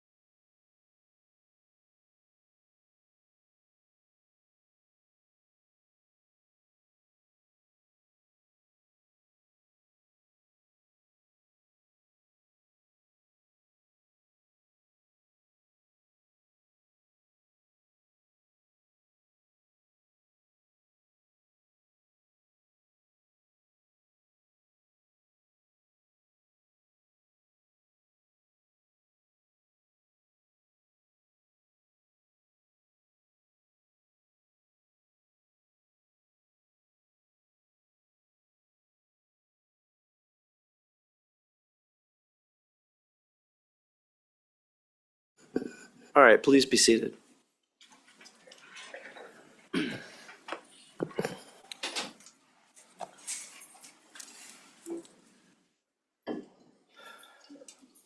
All right, Michelle, can you confirm that we are back recording and live streaming on YouTube? Okay. We are back on the record in the predetermination proceeding, evidentiary hearing. At this time, we left off with K.S.A. and Mr. Zakura examining Mr. Ives. I understand the parties were potentially going to confer on one exhibit being stipulated and admitted. Did that occur over the lunch break?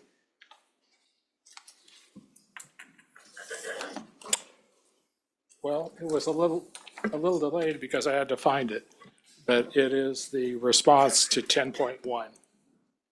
Company's response to 10.1. And it is, I guess I would say it's generally what it says is the level of rate increase from 23 to 24. And it's the response of Evergy to KIC 10-1. That's I think where we left off when I asked Mr. We're looking at that right now. Okay. We'll wait for Evergy to find it.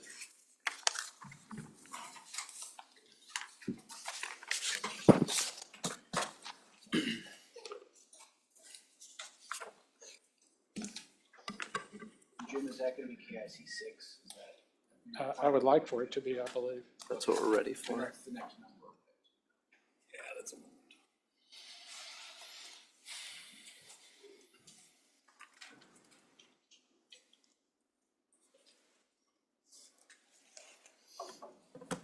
So we did your objection to it. You have copies.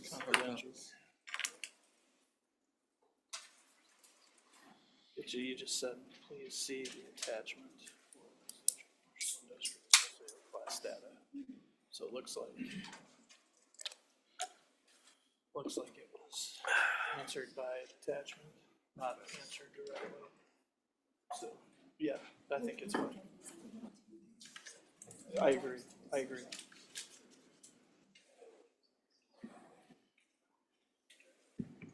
Jim's.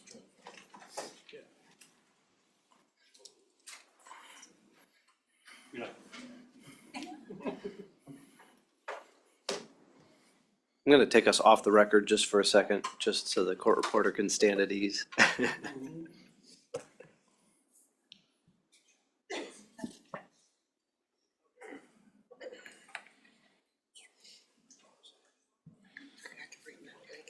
Oh, get your shit. You want me to text Lynn? Tell her to bring it down? No, they're keeping me away. Got her shawl. You go have somebody get it, right? Keeping me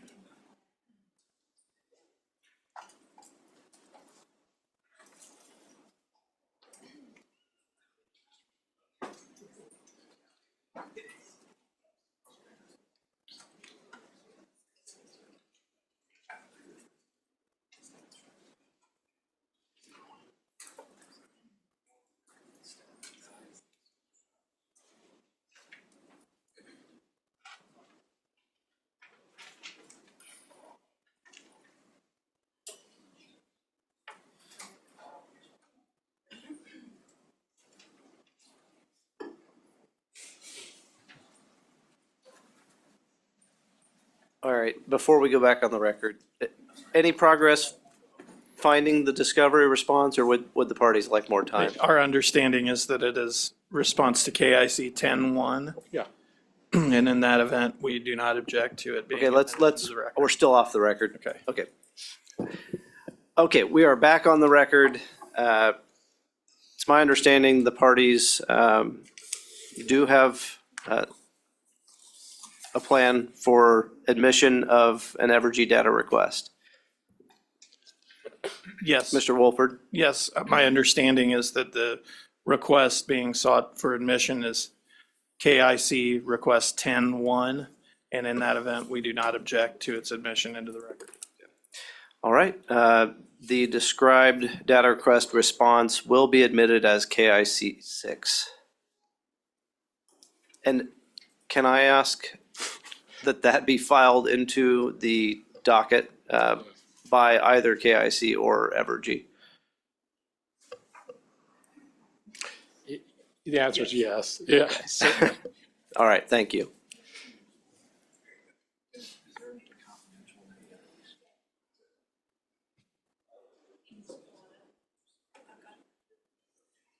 All right, with that, my understanding, Mr. Zakura, is that you are now ready to move into some questioning for Mr. Ives of confidential materials. Is that correct? That is correct, but may I take up one housekeeping matter first? Certainly.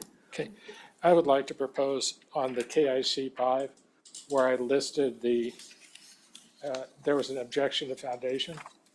I listed the TDC dockets, that the commission take administrative notice of their orders in those dockets. Of the final orders in each of the dockets. I have no, let me suggest a slightly different matter. So we'll not admit the exhibit, but this commission has been flexible and does freely allow the parties to cite to previous dockets and files and records of the commissions in their briefing. So I would just suggest if KIC wishes to cite to these proceedings and orders in its brief, that will be allowed freely. Is that satisfactory? Oh, it's absolutely. I was just trying to give the commission some source for the material, but I'm happy to do otherwise. Yes. Get over that.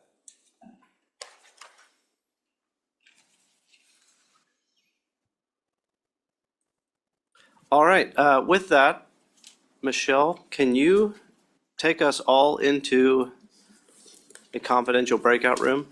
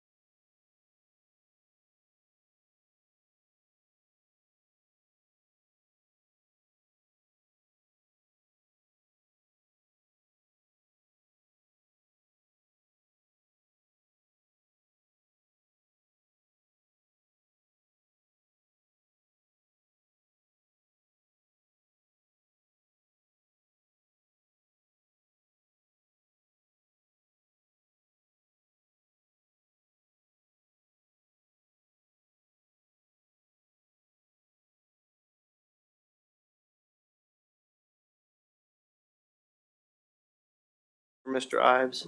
That's correct. Okay. Thank you. Curb.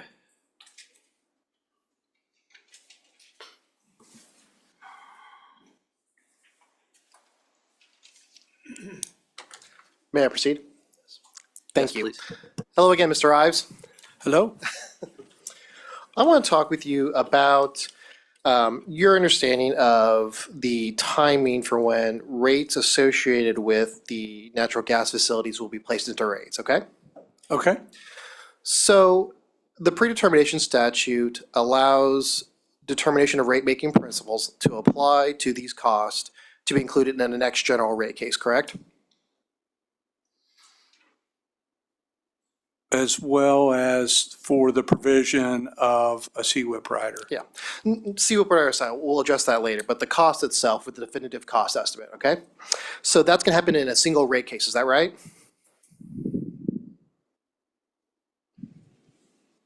Likely, it'll happen in a single rate case, maybe a rate case to address Viola, and maybe another rate case to address McNew, depending on final construction timing. Okay, and just to clarify too, these definitive cost estimate amounts, they can only be included once the plant is placed into service, is that right? I wouldn't say, we're not including the definitive cost estimate. At Sure, that but point, any- we'll be including the actual cost incurred, subject to, commission's determination and prudence reviews, but those will be included in the context of a general rate proceeding. Thank you for clarifying. So whatever actual costs are incurred, they can only be placed in once the plant is into service, correct? That's correct. And the predetermination statute, at least as far as the provisions that, or what Evergy is requesting, they go into rates as soon as they're in service, regardless of any large customer growth that's currently taking service in the system, correct? You want to restate that question? I was having trouble following where. Sure. So whether or not there are large customers that are being projected or forecasted by the company, whether or not those customers are actually taking service from the state of Kansas by the time that next general rate case comes about, those actual costs get put in the rates as prudent, correct? Well, just to be super clear about this proceeding, there's only one large customer that's built into the projections to suggest that these plants should be built. And it's Panasonic, which we've talked about today and part of the proceeding. Panasonic will be online and taking power in advance of when these plants come online in 29 and 2030.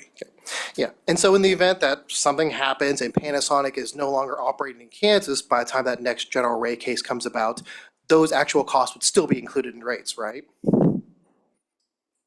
The actual cost will be considered for inclusion in rates in a general rate proceeding, which we'll all discuss, but yes. Okay.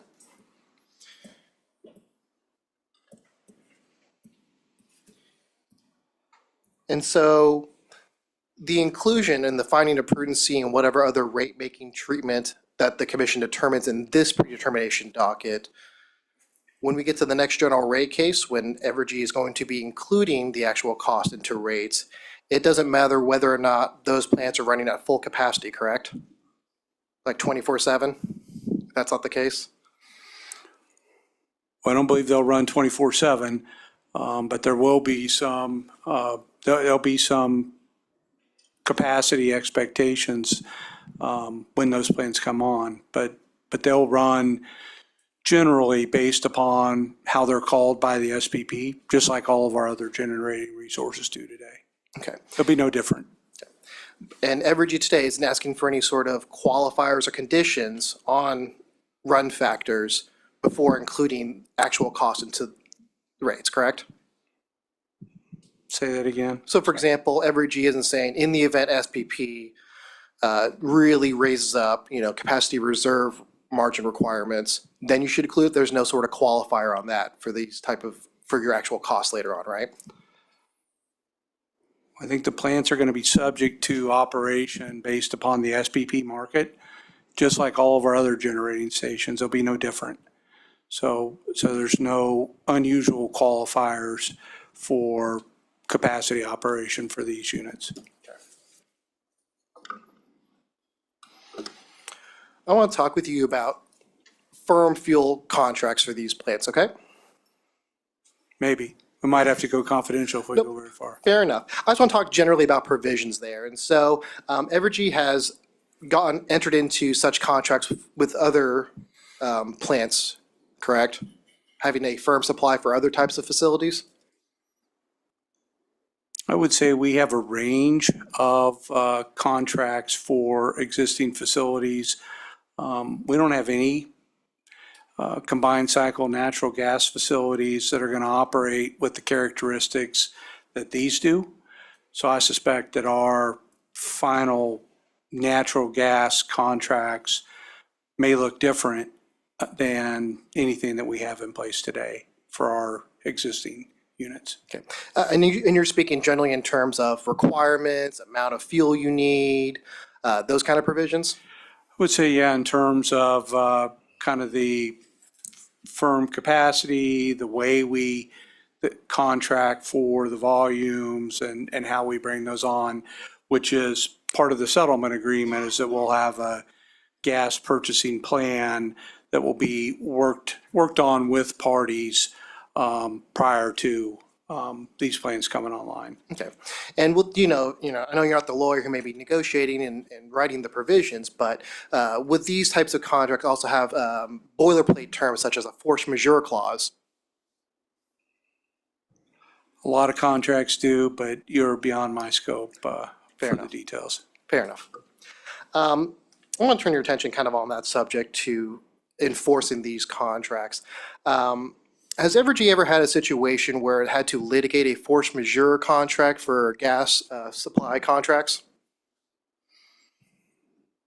I'm not an attorney, but I suspect we have had issues of force majeure litigation at some point in our 100-plus year history, but I don't have any specifics to share with you.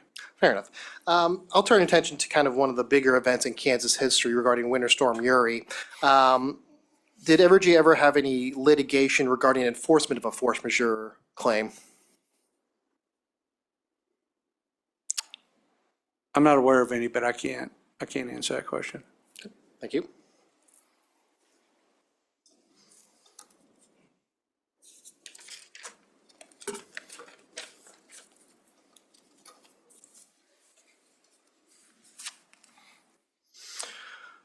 I want to continue on a bit about a conversation with load growth regarding your current demographics of customers now, not including any forecasted potential new load that might come down, okay? Okay. In regards to residential customer load growth, what factors does Evergy identify as being a contributor to growth from that sector in that class? Well, again, I mentioned to Mr. Zakura, I don't study a lot of load growth at a class level. I spend a lot of time in the meetings that I'm a part of talking about load growth potential at kind of an Evergy system-wide level.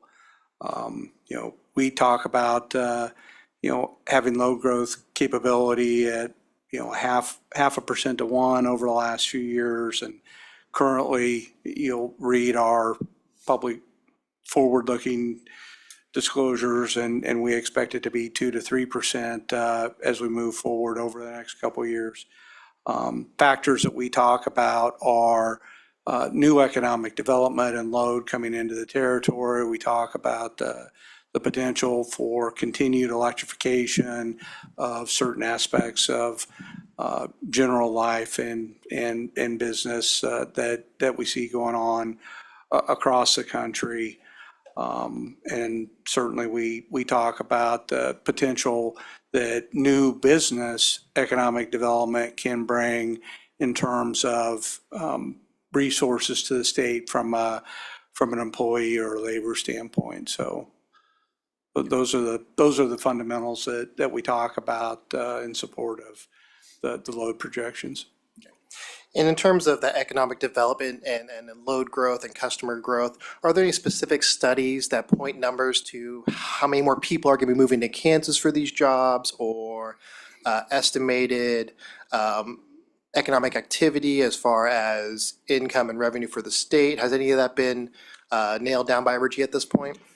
Well, we certainly spend a lot of time looking at what is known to us from an economic development pipeline.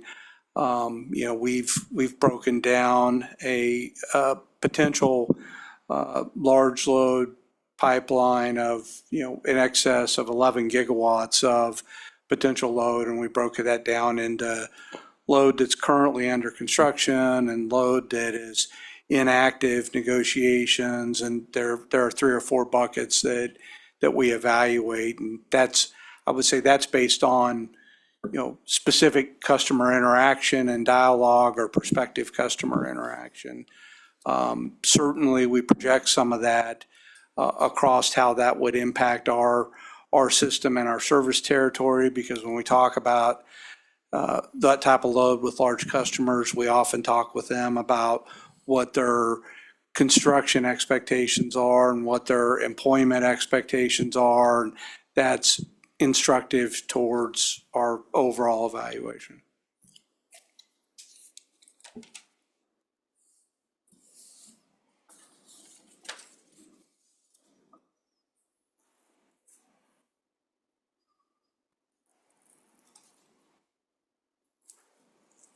All right, thank you. I have no further questions.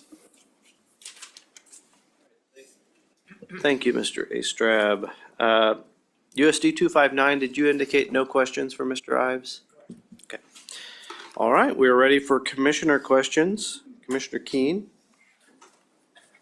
Good afternoon, Mr. Ives. Good afternoon. Just a few questions from me. I want to talk about solar for starters. I do appreciate the fact that, given the unanimous settlement agreement, there's an agreement amongst the parties not to do cross-examination on solar, but since I wasn't a party to that, I'm going to take some license and ask you some solar questions anyway. Fair enough. Why not? And I also appreciate one of the overview provisions, certainly, of the unanimous settlement agreement, which in essence is if the Inflation Reduction Act were substantially revised or repealed, that the company would be required to make a compliance filing to justify under a change of circumstances, if you would, whether there are still economics and prudency in continuing to construct. So with those in mind, a couple of questions. To what extent is the success or are the benefits of the proposed solar facility contingent upon the availability of federal energy tax credits and the availability of either solar panels or other major component parts from foreign sources?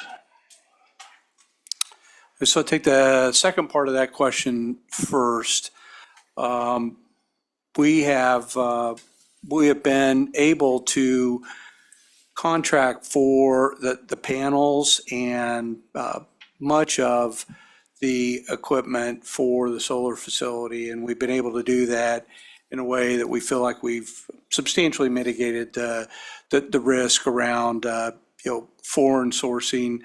There are a couple different stages of that contract that ultimately gets us to U.S. sourced panels if we were to adjust the payment on our contract a little bit. But we feel pretty good about the first 2 sources before we get there, which is how we've built the definitive cost estimates. So always managing procurement risk and execution risk between now and when we get the project done, but we have made a lot of good inroads with that is in Mr. Humphrey's testimony. The second part, or the first part of your question around the economics of the facility and the tax credits, they are certainly a big part of the value proposition of solar still today. The tax incentives are certainly enter a fair amount of benefit to customers should they persist, and are factored into, how not only the how we think about the construction, but they're factored into the levelized revenue requirement that's a part of that solar settlement. So that number would absolutely look different were we to no longer have tax credits available to offset some of the costs of construction. That said, we're also looking at all kind of the steps you could take to minimize the impact of that. Certainly, they're still available and on the books today.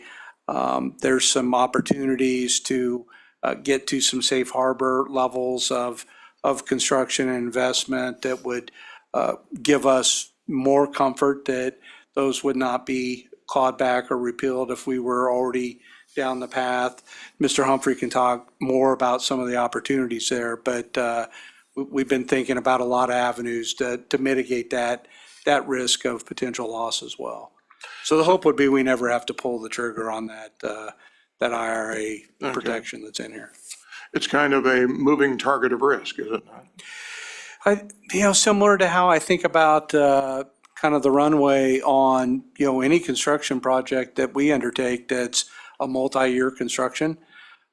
You have all your best estimates and you have all your best risk mitigation strategies to manage your procurement. But we still, think about it from the natural gas, we still have 4 years before those are going to be completed. So there's a level of risk, which is why we come in for predeterminations and spend this time talking about it. Appreciate your answer. But let me ask you another question having to do with solar that was inspired, if that's the word for it, by a statement I believe I think I heard it right in the opening statements. Can solar, Mr. Ives, standing alone as a new addition to Evergy's generation, satisfy future capacity needs? Well, it certainly can satisfy a component of future capacity needs. When we look at the IRP and the plan to meet those, we've talked about this a lot. I mean, we really kind of look at all the above strategy. So all of our existing resources certainly still contribute to that. Adding solar helps meet some of the forward-looking capacity needs that we have. Adding the natural gas does. Continued participation in demand response through K.S.A and otherwise also kind of meets some of that need. So we're looking at everything across the board to try and find kind of the most reasonable, cost-effective, and reliable way to meet those needs. And I'm guessing that's why the predetermination application is the way it is. I'm sorry? I'm guessing that's why the predetermination application is presented the way it has been presented. Yes, absolutely. Okay. I'm going to put a little finer point on the question I just asked you. In the absence of the commission approving the gas plants in this predetermination proceeding, can solar standing alone as a new addition to Evergy's generation satisfy future capacity needs? Not in and of itself, in my opinion. It'd take a lot more than what we have in front of you right now, for sure. If we were not moving forward with natural gas, we'd have to identify the amount of projects that could cover that, have the county authorization and all the things that go into that to get those done. And what you'd find, and I think, what you'd see if you looked at it that way in our IRP, is it'd be much more costly to customers to isolate and try and meet these needs with just solar or a combination of solar and storage. Okay.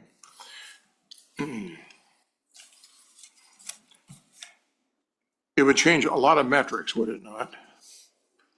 To make that switch to an independent source of intermittent power versus the dispatchable sources. It I didn't think that was a terribly good. No, you're right. It absolutely would. I mean, solar by itself, is going to be, to your point, much more intermittent. It's going to have a much lower delivered accredited capacity value as compared to nameplate capacity. So you'd have to add a lot more. You'd still have kind of the intermittency issue on the energy that the gas provides more readily as a dispatchable resource. I mean, the other benefit from the gas, and we've talked about in testimony, they're highly efficient. It will be some of the most efficient generation that we have on the fleet, which means they will run a lot and they will bring a lot of energy to the marketplace. Okay. Let's talk about where you are now and where you're headed. Kind of look back and use as a frame of reference coal. As Mr. Wolford indicated in his opening statement, as I understood it, there's a need to modernize outdated and aging technology, which is represented to some extent by the coal plants. And that these, and if I'm not paraphrasing you correctly, my apologies, but as I understood it, the coal plants aren't adequately providing winter reliability, and they need to be replaced with combined cycle facilities that have higher reliability. I don't know that I would agree with the comment about the winter reliability. Coal provides really good winter reliability for us, but I certainly agree that most of our coal facilities are 40 plus years old. We are constantly evaluating the right level of maintenance, CapEx that needs to be done to make sure that they can be as reliable as they're going to be. People will disagree with this, but I can assure you they will not last forever. At some point, those facilities will need to be shut down, regardless of whatever the federal or state policy is around the import of coal to our customers. Now, it's incumbent upon us and us as a group of stakeholders to do our best to leverage those units to the best of our capabilities while we make the responsible transition by adding some natural gas and some other resources that will bolster our reliability and resource adequacy, but do it in a kind of a measured approach. That's what we're really starting to step through here. All right, thank you for that. I don't mean to beat this subject to a pulp, so I'm going to ask you a question that's more general and less specific than the ones you've been asked previously. What do you see as the future of your existing coal plants when these gas plants are up and running, assuming the commission approves this proceeding? I continue to see, and I think you'll see this as you already see it when we filed our 24 IRP. We have, coal plants out there running for a number of years after these gas plants come online. You see language in that IRP that says, look, we've got some retirement dates out there right now, but we're going to continue to evaluate those retirements all the way up to and through 2030. Because as we continue to see resource adequacy requirements, constraints on the system, some of the stuff that staff talked about in the opening statement, plus the prevalence of opportunity for new load coming into the state, we're going to have to use kind of an all the above. We're going to have to, be flexible as we can be with the coal.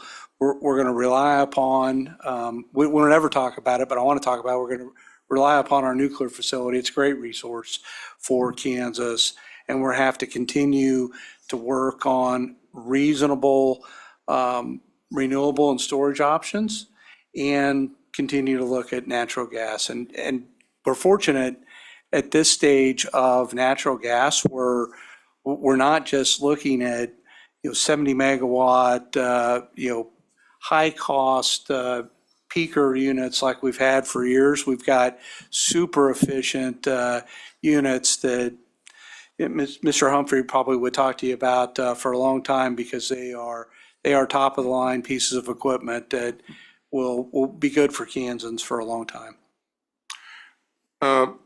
Let's drill down on these gas plants a little bit more. I understand the argument that you've made about economies of scale in terms of having 2 gas plants. Beyond that, why 2 gas plants? Yeah, so we have responsibility as Evergy to serve 4 electric jurisdictions over 2 states.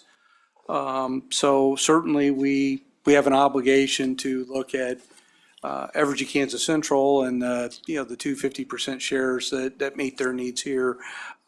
We have to look at Evergy Missouri West, and we have to look at Metro, and we have a need for 2 combined cycle natural gas plants as an Evergy organization. Also have a need for a simple cycle that we're pursuing in Missouri, and we have not just this solar facility, but 2 additional solar facilities that we're asking for approval in Missouri for right now. So there's a number of things that are in our today to 2030 kind of resource plans. You do 2, and actually the simple cycle works the same way, because you can have a commonality of parts and inventory between these combined cycles and the simple cycle, which will lower overall inventory and maintenance costs going forward. We can do combined vendor contracts and EPC contracts during construction, so that we have, we utilize that knowledge base to construct sister sites, because they're designed the same, going to be constructed the same. And it ultimately, the team would also tell you, you defray some, I'll call it operations risk, of just having 1 unit supplying Kansas Central, because now you have 2 that are participating. So if one has a maintenance issue and is down, the other one is still available to run. So you have some operations separation. You also have some construction risk mitigation, because you've got 2 that are being constructed versus just 1. So if you had site issues or a construction problem at one site, it's unlikely that you're going to have that same proliferation on the other site. So there's a number of things that help defray risk by doing these as a package. Thanks for the granularity of that, Darren. I appreciate that. Why these 2 locations? Well, we did, the development team did a site study. Things that they look for are proximity to connection from a transmission standpoint. They look for proximity to large natural gas supplies. Are there large pipelines that are relatively close to sites? Certainly have to have land and the ability to control the necessary land. And, while these are highly efficient for water, you have to be able to feel comfortable you're going to be able to have the water you need there. You have the other ability to get, environmental permits and things like that. So it's a pretty all-intensive review that these sites bubbled up to the top of the list when you rate it across a number of factors. All right. Going back to one of the comments, at least that I thought I understood, I heard made during the opening statements, was a contention by the opposition to this application, though these would be unneeded gas plants and they're unnecessary for the company to serve the needs of ratepayers. And related to that was a question raised about the 50% versus 100% ownership. Can you explain that for us? Boy, I'm glad you In asked. just a few words? I would like to explain that. I'll say it this way. There's been a contention by a party or 2 in this proceeding that somehow Evergy Kansas Central is going to be on the hook for paying for 1.4 gigawatts of natural gas plants, because we're building 2 plants instead of 1. This is patently not true. Evergy, Kansas, and we are building 2 plants, and we are going to have 1.4 gigawatts out of the 2 of them. Evergy, Kansas Central is going to be responsible to pay for 50% of each one of those, and is going to get 50% of the value out of each one of those. Evergy, Missouri West is the other entity that we've requested the ability to get a certificate of convenience and necessity in Missouri for them to pay for the 50% of each and get the 50% value.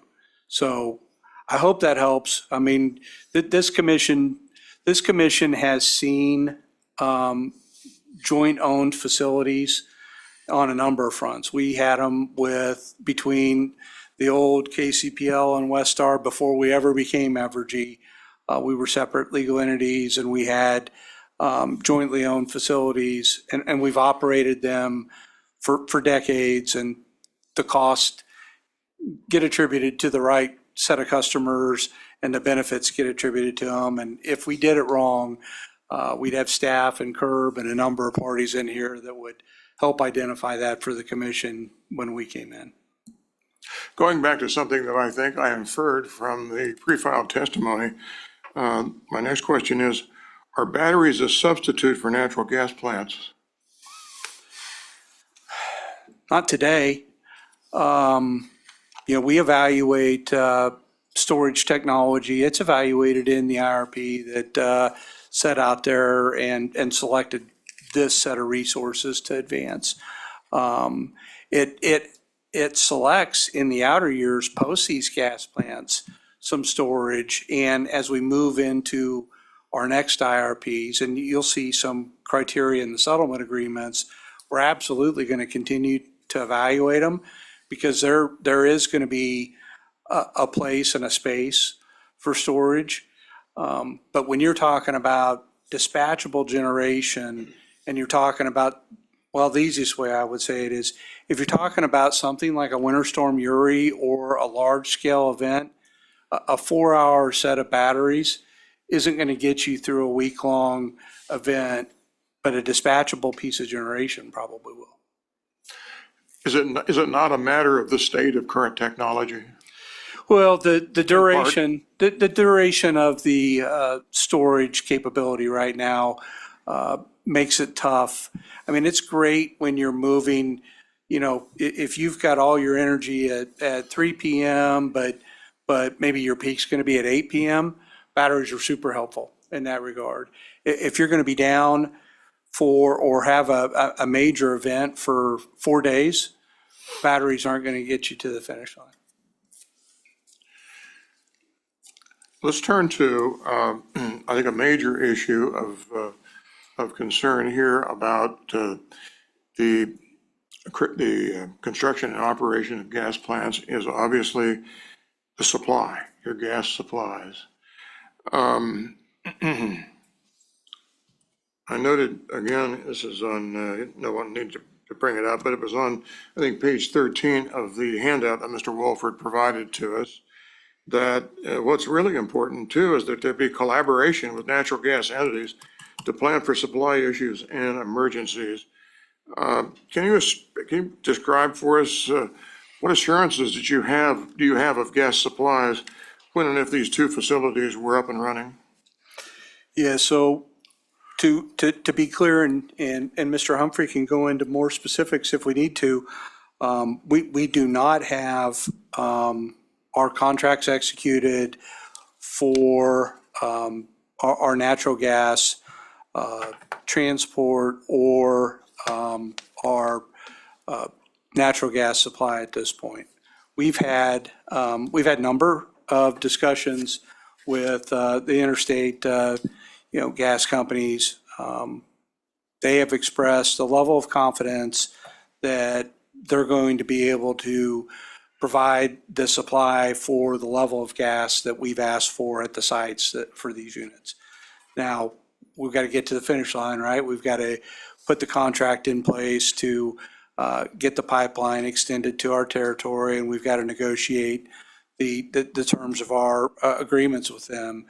But But at this stage, I think Mr. Humphrey will tell you when he comes up that we haven't gotten indications at this point that anybody's expressed concern with being able to supply these plants at these locations.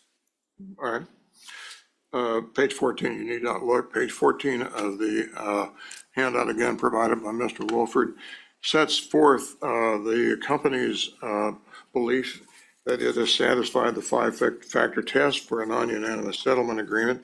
And as I took it away from not only what is on the written page here, but from Mr. Wolford's explanation of it as well, the matter of most significant importance is reliability. That's what I took away from this. I guess, first of all, am I right in that? And so, in essence, if the critical factor is reliability, specifically how and why does the operation of two gas plants enhance Evergy's system-wide reliability? Yeah, so reliability is a substantial focus of the predetermination proceeding, right? We start with an assessment of an integrated resource plan and, what the requirements are to provide, adequate, efficient, sufficient service to customers based on that IRP. That's where we first identified that, 700 megawatts of natural gas and the 150 megawatt of solar needed to be put in place, for 27 in the case of solar and 29 and 30 for the natural gas. When we looked at the IRP and it looks over a number of critical, uncertain factors, right? Trying to find the most robust solution in a range of outcomes. That's kind of why you do those assessments.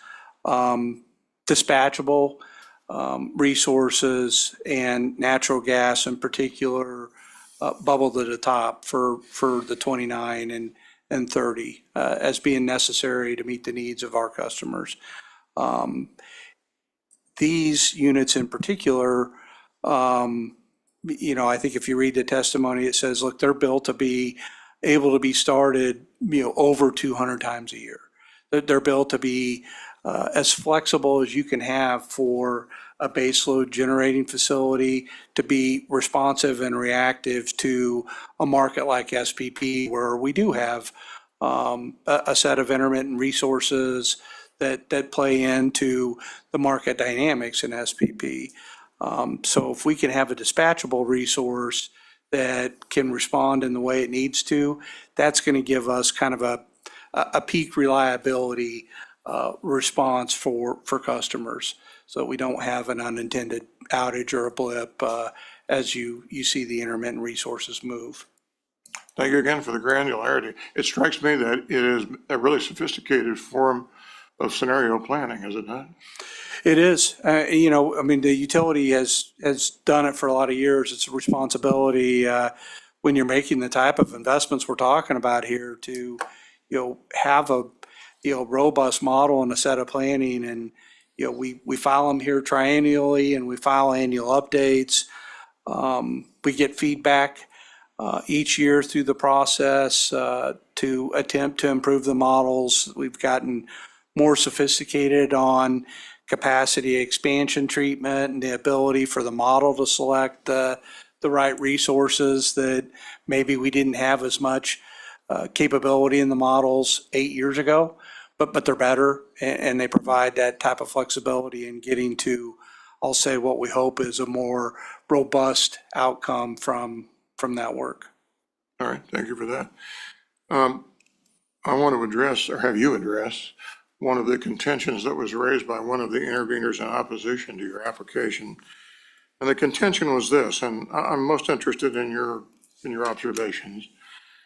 It was that natural gas for generation in this particular instance is going to be competing with the need for gas for home heating. So my question is, to what extent is this risk factor is this a risk factor really in securing an adequate supply of gas for your purposes? Yeah, so it's a good question, and there's a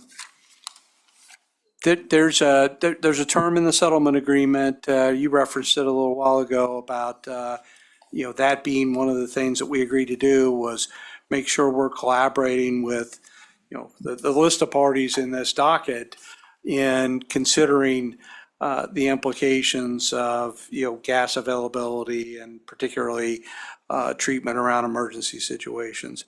Now, that said, in our discussions with interstate gas companies, our expectation is they're going to give us a contract that they can fulfill the terms under. So if we enter a firm transportation contract for an established set of gas, it's our expectation they're going to meet their contractual terms. Just like I'm sure, the gas distribution companies in the state expect that if they have firm contracts for gas, that the counterparty is going to perform under the contract as well. So we're going to rely upon our contracts, and we're going to rely upon collaboration and discussion with the stakeholders as part of this settlement agreement, so that we can have that discussion and bring any concerns that we as a group of stakeholders might have, we can bring those up to the commission as we work through that process as part of the settlement. All right, thank you for that. Just two more lines of inquiry, and you're finished with me. More fun to come here. Perfect.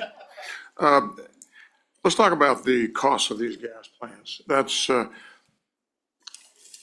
it's an issue that's been brought up. My reference point to start that colloquy with you is, again, turning to, thank you for this, Mr. Wolford, your handout. Again, it's on page 9. I'll read from page 9. It says basically, we're talking about the justification of why the company is saying that your proposal here is consistent with their most recent RFP. That's the context. Okay. So the statement that's made here says, when Evergy prepared to file this proceeding, I'm reading literally from that first bullet point. When Evergy prepared to file this proceeding, costs for the CCGTs had increased from information utilized in 2024 IRP. 2024 IRP. So my question is this. I mean, that's a major delta over a short period of time. My question is this. I mean, I know the answer is yes, but I want you to embellish it. I think the answer is yes. Could further analysis or other cost increases incur between now and the finalization of gas plant construction? And if so, what would be the likely causes and what would be the likely increases? Yeah, so that's a pretty broad question. But the answer is yes. I mean, and the answer is yes, would be yes, at any point when we came in here for predetermination on a definitive cost estimate with a 4-year construction runway, right? I mean, our estimates are as good as the information that we have available today, right? Some of it's really good because we've been able to enter contracts and have some pretty solid fixed price contracts negotiated or almost entirely negotiated. So you feel pretty good about some of the risk mitigation strategies that you're able to employ. But when you build a definitive cost estimate, two things: there is a level of contingency that's in this grade of a definitive cost estimate. So there are dollars in that total for each of those plants that I'll say are unassigned at this point, right? They're contingency dollars for costs that we're not aware of today. And then if you were to go above that, you'll see the term in the natural gas settlement that says if we get to an expectation of 115% of the definitive cost estimate, there will be a pause and a proceeding to have discussions not only with the stakeholders, but in front of the commission to make sure that we understand what's going on, to make sure that we've evaluated the reasonableness of where we're at and the appropriateness of proceeding with the remainder of the project work. So I guess to your question, what could drive it?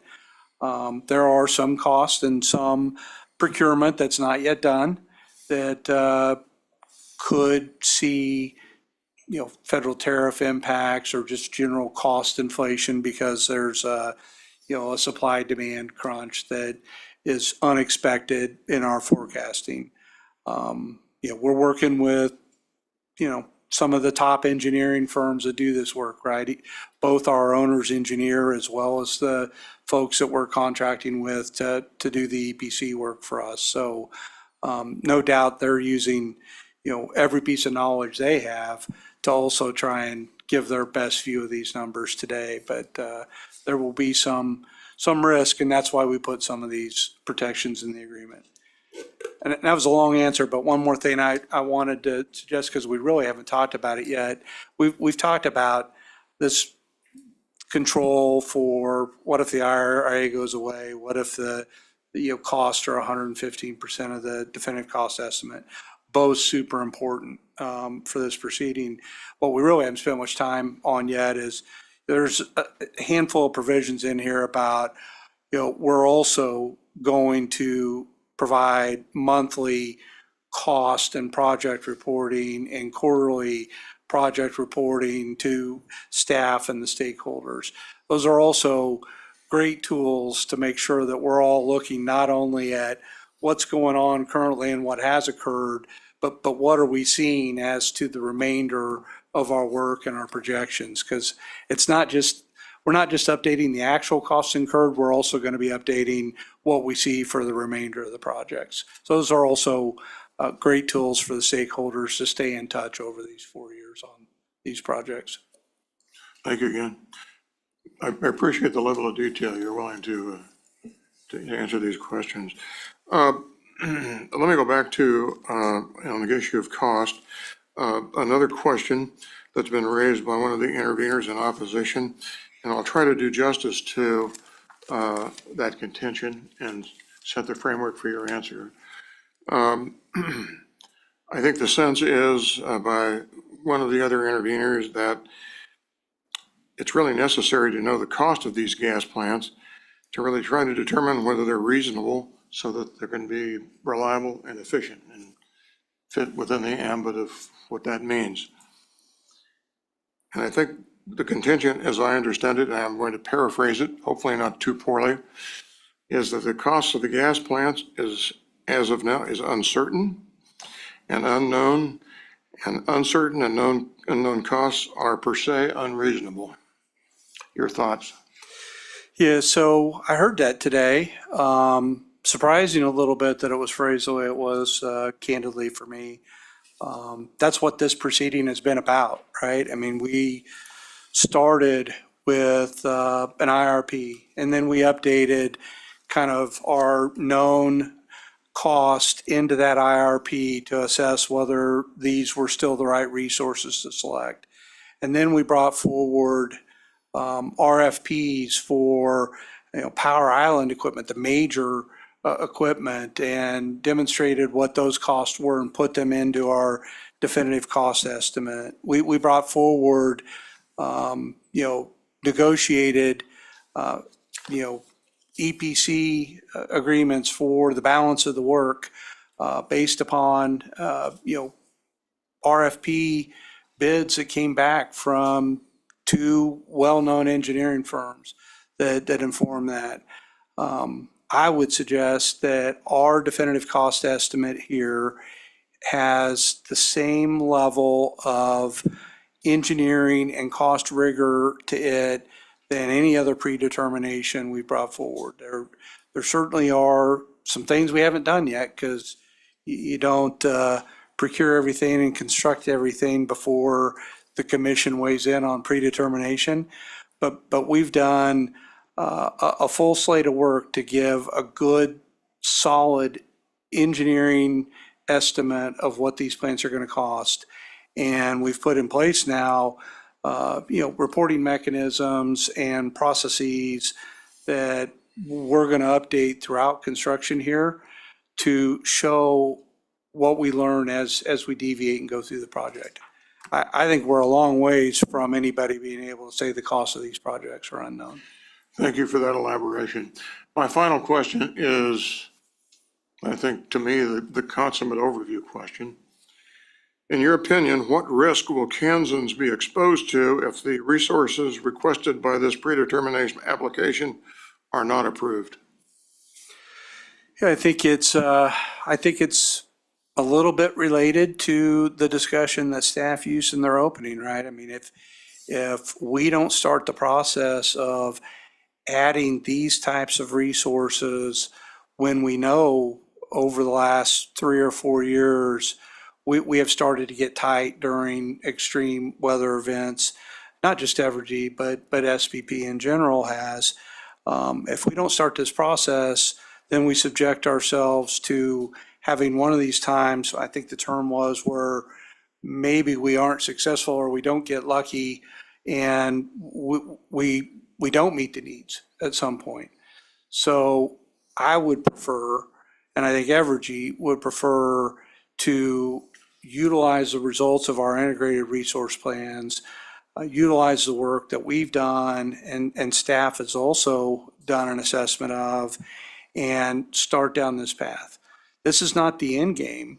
You look at our IRP, it calls for more resources that we need to consider in 2031 and beyond.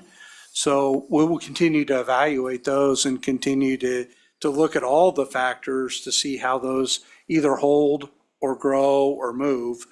But these we need to get started on if we want to meet the needs in 2029 and 2030. Mr. Ives, thank you for your indulgence of my questions and the detailed nature of your answers. Thank No other you. questions. Commissioner Keither, any questions? Thank you. Good afternoon. Good afternoon. We haven't gotten to evening yet, but we're getting closer. I just wanted to have you elaborate a little bit more on the use of CWIP and how that came about, because I know, I think did Missouri pass it this year? This year, yeah, they just, Governor just signed it. Okay. I know it's been around for a long time, but I don't think consumers understand it and why they're getting charged. And maybe clarification, so maybe we'd have the ability to explain it better to people who are going to listen to us when we make our decision. Sure, thank you. Yeah, so CWIP, and you're right, there's several different versions and several different forms as you look across the country on how people address construction costs and financing costs and risk. But the way we've done it in Kansas, and it's very similar in Missouri, is you look at the actual costs incurred for CWIP, and you look at what the cost of financing that is over the next period. And that's the amount that you would put in the rider. The actual cost of the investment will not come in until we bring the unit in service and we go through a general rate case. But the costs that we're incurring to finance that investment during the construction phase will go through there. The alternative would be if customers didn't pay for that through the CWIP rider, we would record that financing cost to the project, and then we would record interest to finance not only the cost of the project, but the interest that we had incurred that had gone into the project. So you end up paying interest on interest in a traditional utility investment. This allows the customers to pay the interest piece up front, lowers the overall aggregate costs that customers pay over the life of the recovery. So I was talking to somebody last night, we were preparing for this, and we were talking about CWIP, and I said, if you follow the interest on interest deal, then it's really just math. If customers are paying the interest up front, it's going to be a lower overall cost to customers over the life of the facility. Is this a tool you see using going forward? Yes, yes. We only get to use it in Kansas right now for natural gas generation facilities. We have done versions of this before in unique circumstances. We had a funding mechanism back in the Kansas City Power and Light days when we built our last coal facility. It wasn't called CWIP, but it was another kind of customer cash funding during the construction phase that worked very similarly.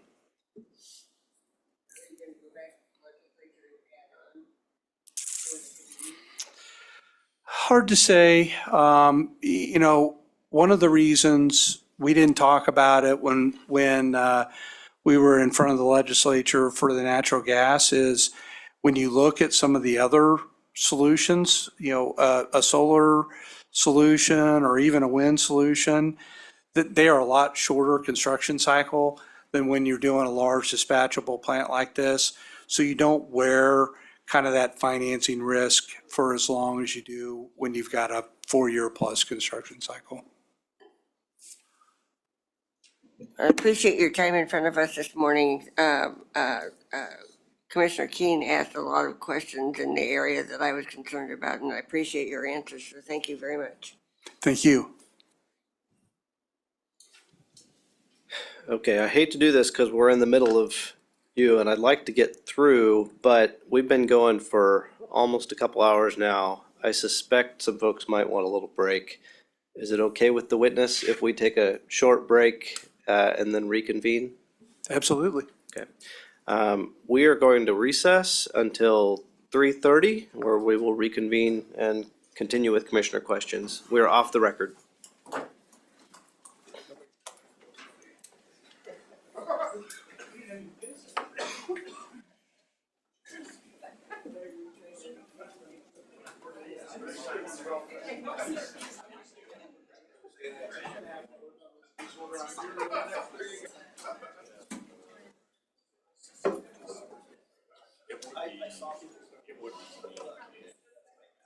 Set like a performance-based time schedule. So look, if we don't get through 2 witnesses, like, we're gonna get through 2 witnesses today, no matter how long it takes.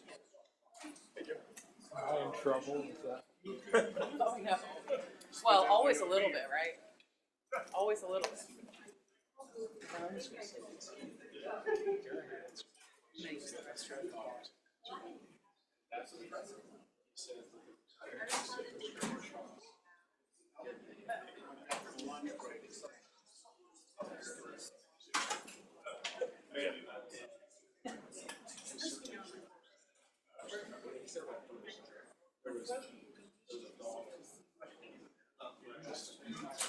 No, yeah, there's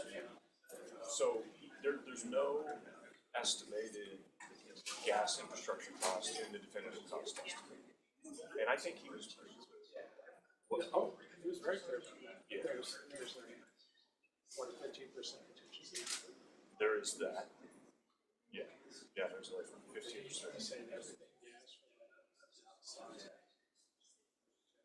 Yes, and that will be, that is the case. They're not gonna incur any gas related costs, direct infrastructure. They want to recover it through the transportation agreements. Yeah. It is. And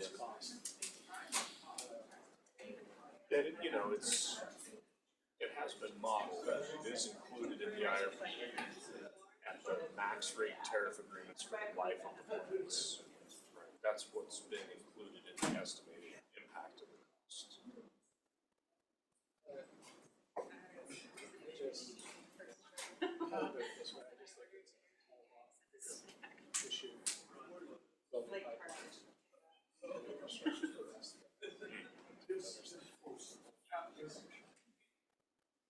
Which I'll get into.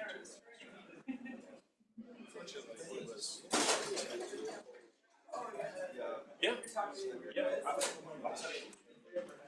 Everything that I've so far in terms of the stuff that's in data request 18, you know, and the stuff that's come from the interstate gas pipelines. I mean, it's gonna be expensive to build a pipe, don't get me wrong, but I think they're gonna be able to cover it through a 15 or 20-year agreement. It's a matter of how long.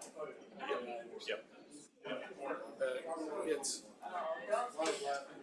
Let me say this. You got it. Nobody should be running each other's resources. You know, you have gas, you have firm transport, whatever. Gas service are all fools. They're good at their job. And that's why you see these $6 gas marks. Because it is everything. Yeah. Well, I mean, all of that is in the model, so it is.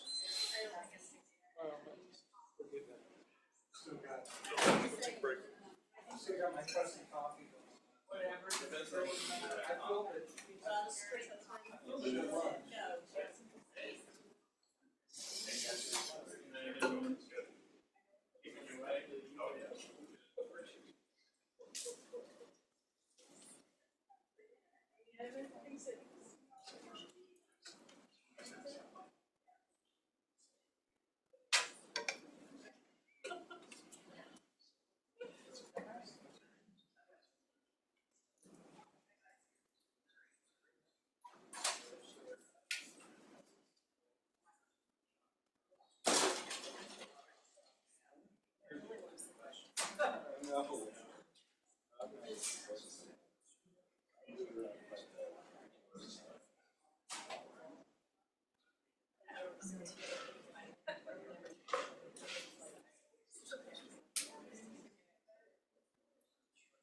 Whenever I'm on the phone, I scan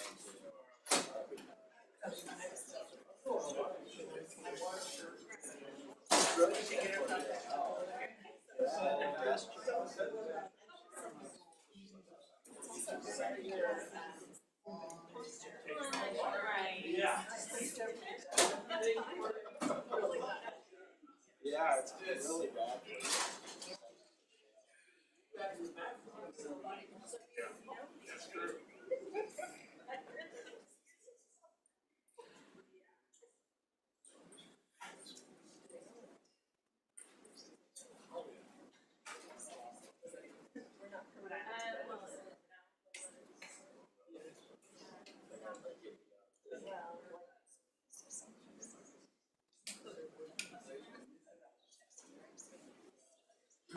No, you should.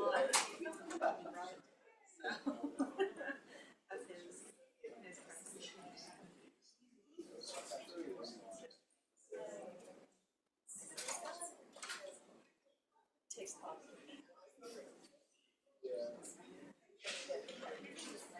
Right. Yeah, there's one. Yes. What's your last name?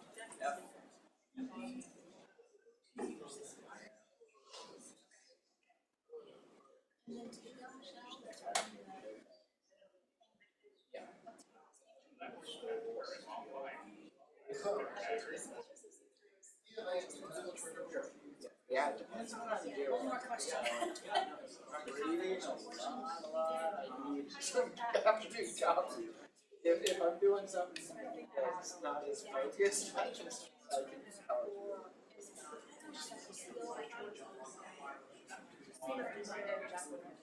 Or something. You would actually do me some good. I think there's, yeah. Hopefully, you may have another catch myself. We have a class. I walk crazy. It's good having. I'm impressed. I'll be up third floor. No, I don't think. That means it's all. I think they're just don't get warm.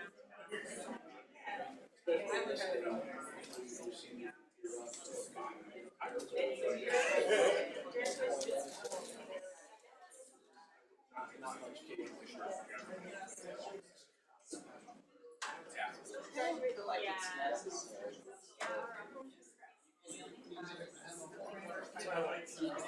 I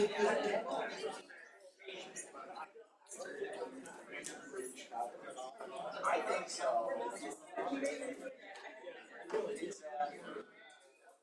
Okay, so we overlap. I mean, I was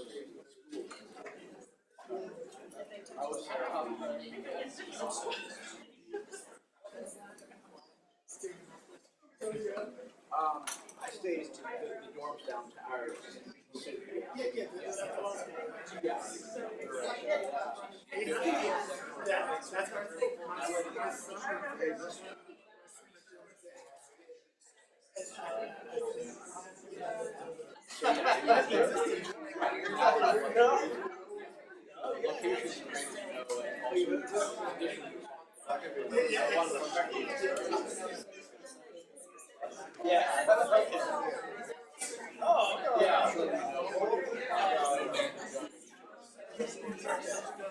No, I always write. I'm sure I have classmates.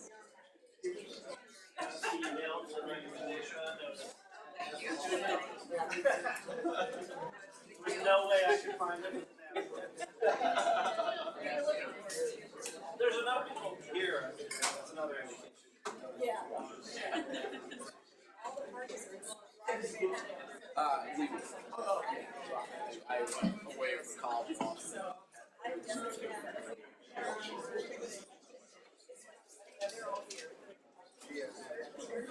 Sure. Oh, yeah, that's right.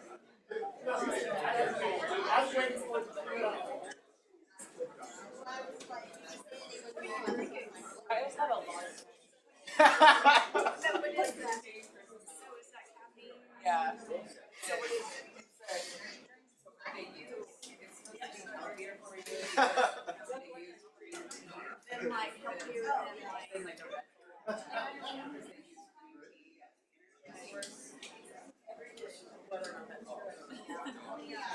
It's good marketing. Four?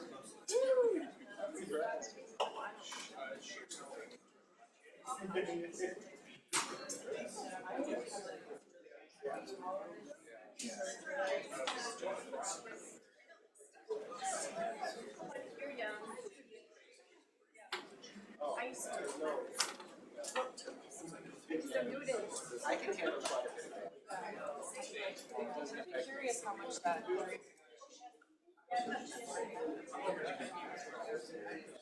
Probably,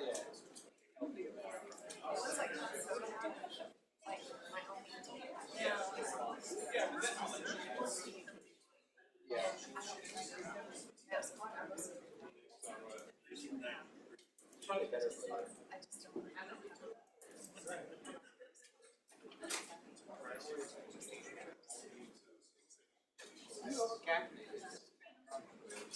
You know, I thought it was.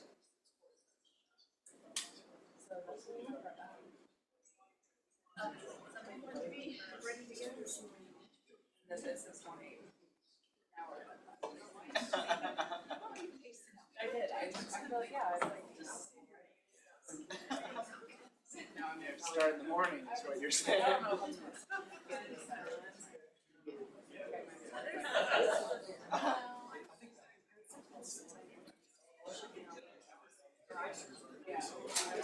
It's great. Or maybe the mind will be raised.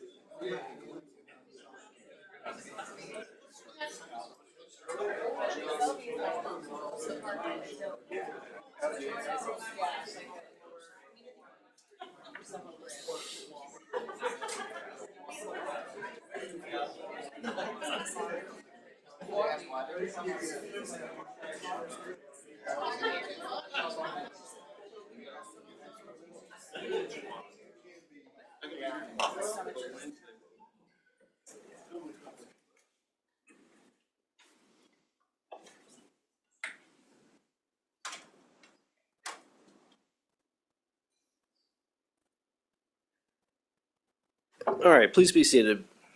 We are back on the record in this evidentiary hearing, and we're ready for my questions. Good afternoon, Mr. Ives. Good afternoon, Chair. Well, I apologize. I'm going to have kind of a hodgepodge of questions. Since I went last, I got the benefit of a lot of things already being cleared up for me. So I'm going to be skipping around. I'll do my best to preface things so you can move with me. First, I wanted to ask about a discussion you had with Mr. Zakura about it was K.S.A 3, which was some testimony given to the legislature by Jason Clint with Evergy. But essentially, I think the discussion pivoted around the reliability of the coal plants and the value that they provide from a reliability standpoint. I guess I'm gonna, this is going to sound like testimony from the bench, but I want to preface my question well here. So we all know that there's different reliability or performance associated with different types of units. So, as counsel for K.S.A pointed out during Winter Storm Uri, one of the major culprits was the gas plants with either lack of supply, but also forced outages during that time. But also the coal plants had their issues, didn't quite meet their accredited capacity during both Uri and Winter Storm Jerry. More recently, you had issues with wet and freezing coal. You had problems getting deliveries on frozen rivers. You have the issue, as you pointed out, of aging plants that are more susceptible to forced outages. So I say all of that as background to say that I am aware that the SPP, because units were not performing up to their accredited capacity, has made the change to what it calls performance-based accreditation for thermal resources that looks back at historical performance at all hours of the year, but also builds in a piece of that to look at how units perform during system critical hours. I think it's the top 3% of net peak load hours. I don't know, to me, that it's terribly helpful to talk anecdotally about how any particular unit would perform. But what I am curious about is whether Evergy has done an analysis to look at how you expect the new or the proposed natural gas facilities to perform under this performance-based accreditation method versus how the existing coal fleet, your existing coal fleet, is performing under performance-based accreditation. How you think those accreditation percentages are going to stack up. I know it's a lot. Yeah. It's a long question. I don't know the answer. I haven't seen that assessment. You might ask Mr. Humphrey and maybe Mr. Vanderveld, because they may have seen some of the analysis on performance-based accreditation. I mean, I know these units are supposed to be highly efficient and highly effective, which makes me think that they'll perform pretty darn well in that environment. And I know winterization and things like that are certainly a big part of the design, so that shouldn't be a problem for these units. But beyond that, I probably got to let those guys. I'll wait and I'll ask that of them.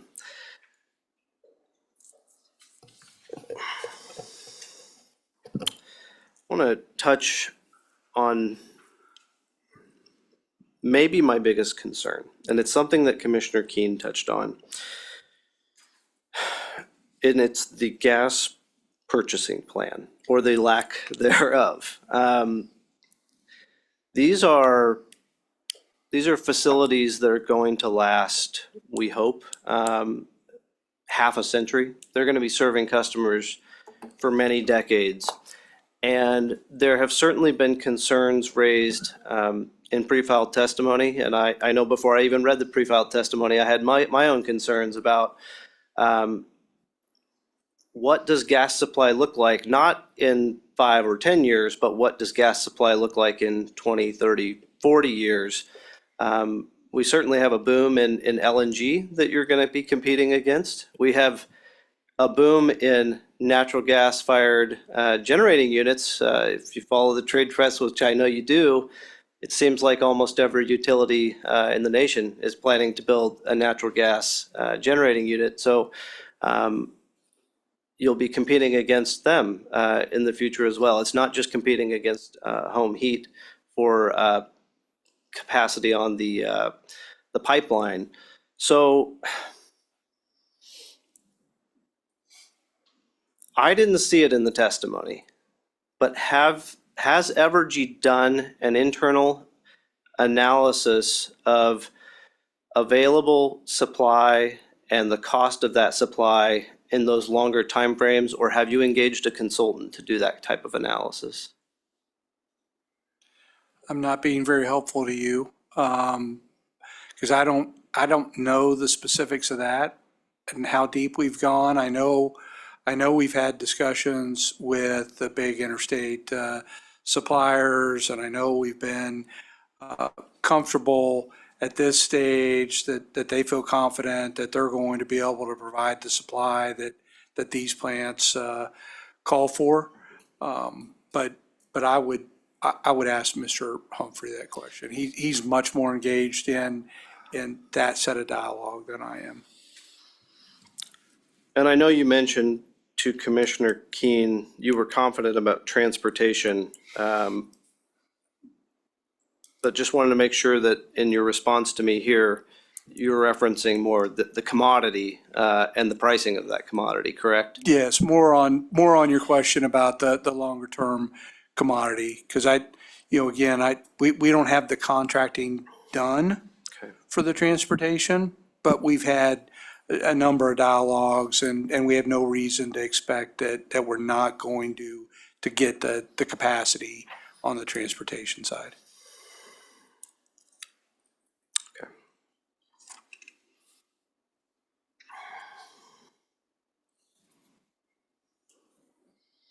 So we've had discussion about what happens to the existing coal fleet. I know there are certainly some advocating that we should back off of the transition to these natural gas facilities. We should hold on to what we have and rely on that. Maybe I could ask it almost the opposite. If we're going to make a big investment in natural gas fired generating facilities, and that is premised on a transition away from these aging facilities that you don't expect to be part of your fleet. They're sort of a drag on the economics. They're a drag on some of your sustainability goals. When will we have some certainty around when those costs of those units are coming out of rates for customers? When will we have some assurance that we are continuing the transition? Because right now the commission is being asked for a commitment to build something new, but we're not getting a commitment to take anything off the books. So can you give me a little bit of I understand the need for flexibility, but can you give me a little something more that would give us some assurance that the transition actually will happen, that we won't forget about that second point? Yeah, so a couple things I think I'd say in response. I would suggest that all of the uncertain factors and the implications that we see today in integrated resource planning are more volatile and more robust than we've seen maybe over the entirety of my career, which spans maybe too many years at this stage.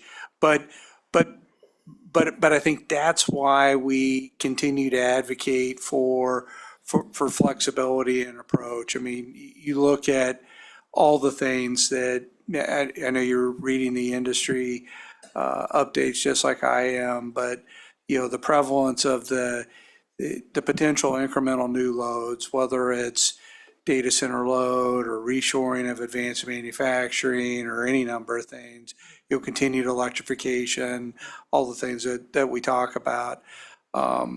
You see projections of, historically being in that 0.5% growth to now you see utilities that are talking about, hey, we could be at 5 to 8% a year growth depending on what we see coming into our service territory. As we start to get some clarity and as things start to zero in on some of those uncertain factors, I think it allows us to have more definitive approaches to the coal resources and some of the other things that are going on, right? They are able to operate at a reasonable cost point now, particularly as you think about them for a capacity resource compared to new resources, as you go back to that testimony and talk about the flexibility provisions in 66 1239. There's a reason those are important, right? Is because that's a very reasonable cost of capacity because they've been in service for such a long period of time. So we want to use that to the extent possible if it's going to be part of the least cost solution as we move through this transition phase.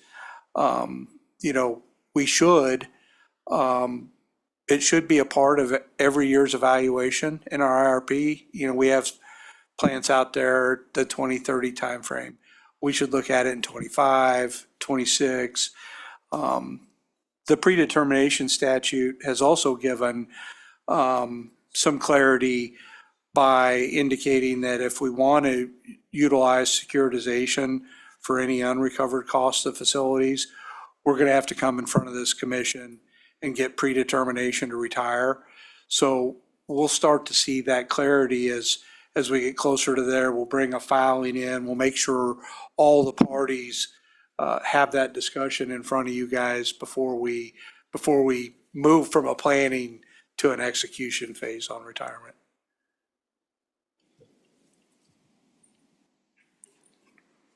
This is going to sound like a loaded question, but I think it's a fair question, and it's a question your customers are going to ask. It's nobody's fault, but the timing of this proceeding is not convenient with, as you mentioned, a lot of uncertainty and volatility and in investment planning. It seems to me this is editorial, but any business that has a large capital investment plan is evaluating whether they can delay that investment to get some more certainty. In this case, why is it fair for customers to have to make that investment decision right now versus wait and see, just like every other private business is trying to do right now? Yeah, so I think about the wait and see approach, and that's certainly been advocated by some of the folks that didn't sign on to this gas settlement. You have to think about what the risk is on the other side of that equation, right? When you're a private company and you say, well, I'm not going to expand my footprint at this point, and there may be some foregone revenues or foregone expansion revenue that you're going to give up as a private company. If we make the wrong call and we delay and it results in a system failure, if we can't serve customers during a peak event, or we can't serve customers because our supply is inadequate, it's not just a little bit of foregone revenue for us. That's a life-threatening issue in the coldest days of the year. If you think about Uri in Texas and all those things. And so, we always have to consider that first and foremost, we have an obligation to serve customers, existing customers, new customers to the territory. that's our obligation that we're granted for, or we're required to have for being granted a franchise to serve here. And there are real implications beyond just profits and outcomes if we don't adequately supply and have good reliability. I think this may be a question for Mr. Vandevelde, but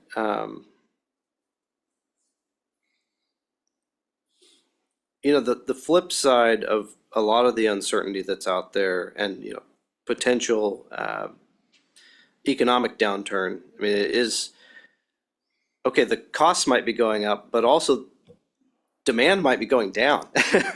We don't know, but that's certainly a risk. When would you expect potential changes to your demand forecast? Say we enter a recession, when would that start to show up in your demand forecasts? Well, it will depend on the severity, right? I mean, you know, we've gone through a couple recessions in the U.S. over the last decade or two that I wouldn't suggest that we saw a downturn in demand in Kansas or Missouri.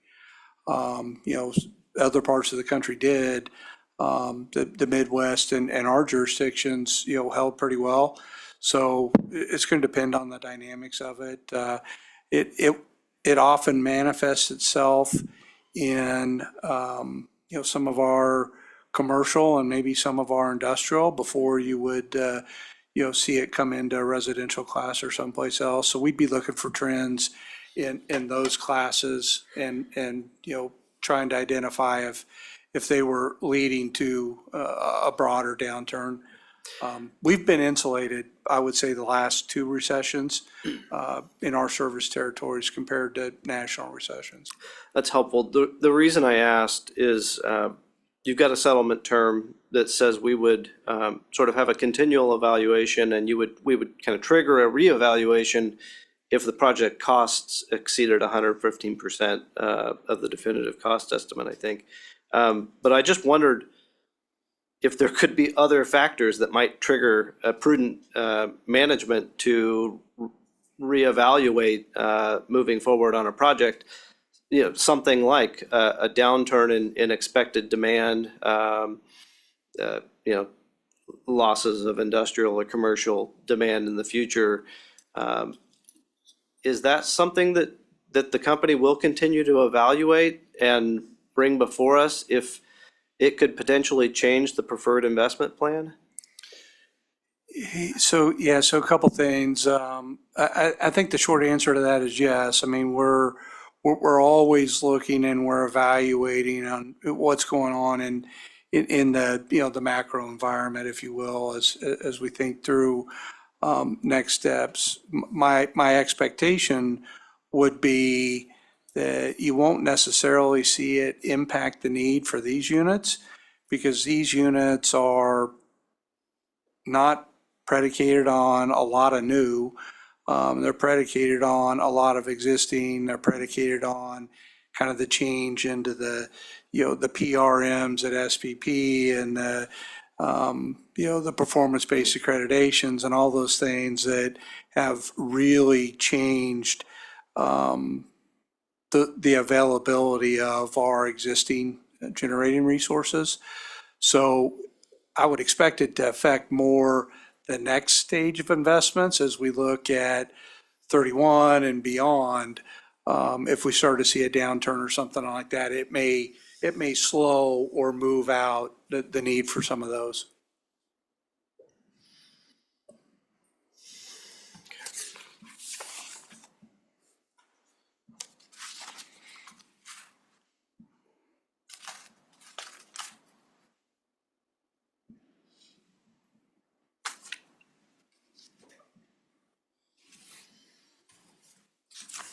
Speaking of the future investments, the 2031 and beyond, I know you have, I appreciate you've got some items in the settlement agreement that talk about evaluating future offers and an all-source request for proposals. I see you also commit to looking at possibilities of repurposing unused space for battery electric storage systems, both at existing generating facilities and as surplus interconnection at maybe some intermittent generating facilities.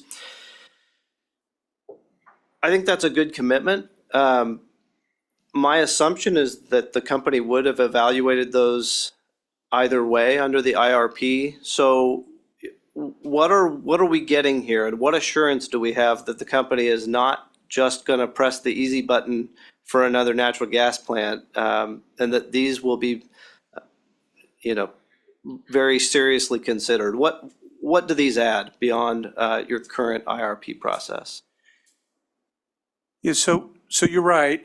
Many of those things are items that we do today, would have been considered in our 24 IRP, are considered in our, soon to be submitted 25 IRP, and we'll continue to consider them going forward. I think the assurance around, how do you get comfortable that there's just not an easy button? It's the level of rigor around the IRP. It's this set of analysis and the number of scenarios that are run, and the detail that is considered in there from that model for selecting the technologies that are going to provide the most robust outcome against all those uncertain factors.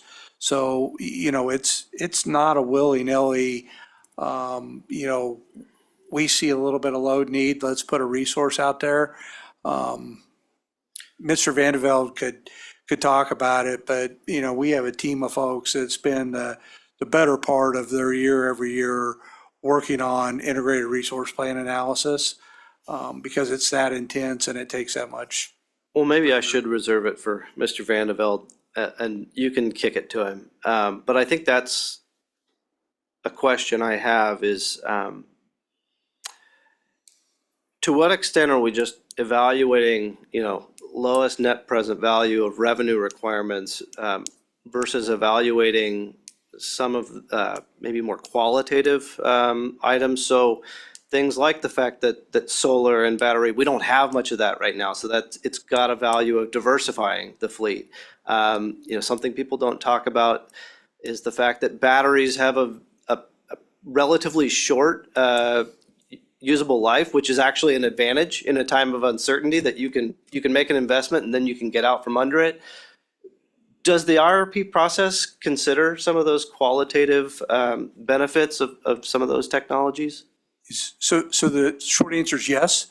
There's a number of qualitative and quantitative factors that are assessed and evaluated and thought through in response to the IRP. Mr. Vandevelde can tell you much more detail about them, but we do. We're giving him time to think about it now. Yeah, we do look at a number of those items, and you certainly gear towards kind of least cost revenue requirement, but that's not the only factor. You've got to be able to demonstrate reliability, and you got to be able to demonstrate resiliency across all of those uncertain factors. All right. Let me ask you one more question. And I'm going to preface this again, and you're going to say I'm splitting hairs and being too lawyerly, but it's my understanding that we're here today to decide not on whether you should build these facilities or not, but whether you should be granted, or whether we should set or predetermine the rate making that will apply to these facilities. I think I heard, I believe it was one of your colleagues at the Kansas legislature testifying. I don't believe it was you, but it could have been. And I think somebody asked, will you build these generating facilities if you are not granted predetermination? And I was surprised to hear the answer was no, because I don't know what the plan is if you're not going to build them. So, Mr. Ives, if you are not granted predetermination, but the commission doesn't say, don't build them, are you still going to build these generation facilities? So I don't think it was me that testified sure it wasn't. to that. But that said, without knowing the language of the order and the construct of, your assessment of the, the facts that are presented in this case, right? Difficult to say, one way or the other with an absolute.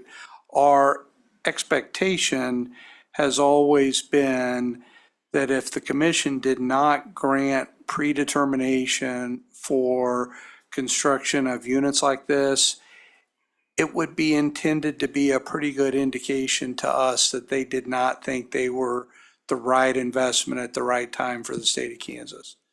And if that were our interpretation of your order, it would be very difficult for us to proceed with constructing these units as proposed. Very careful answer. All right, I don't think I have anything else. Any further commissioner questions? Any redirect? No redirect. Okay. I hope I'm loud enough. My mic just went out. Gotcha. All right, with that, Mr. Ives, I believe you are concluded. You may step down. Thank you for your testimony.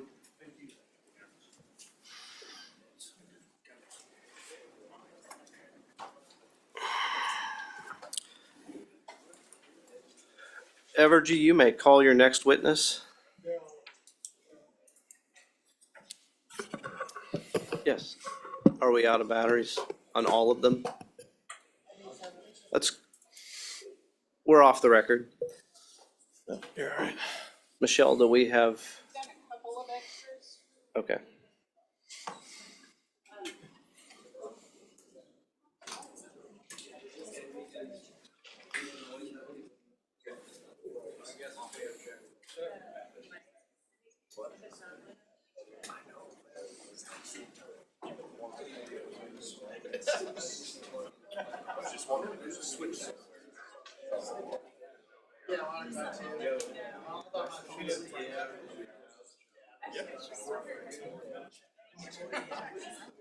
Excuse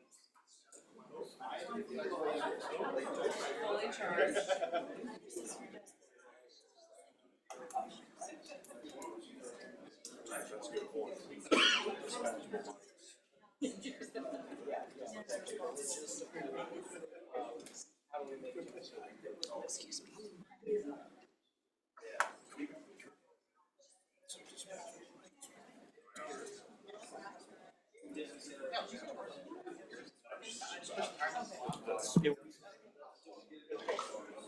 Yes, they're gonna have a working one. There's one extra working one, just in case. Yes.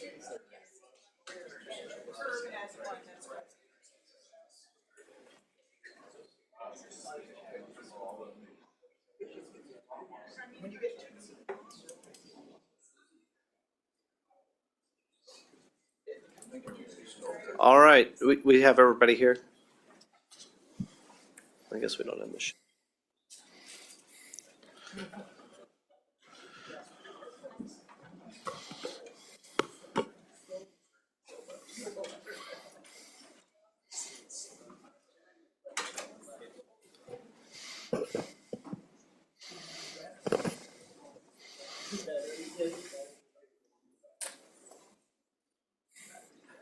All right, we are back on the record. We believe we've solved our microphone battery issue. I understand the microphones at the two front tables and at Curb's table are working. If anybody else needs to object or needs to be heard, just walk up to the podium. All right, Evergy, you may call your next witness. Evergy calls Jason Humphrey.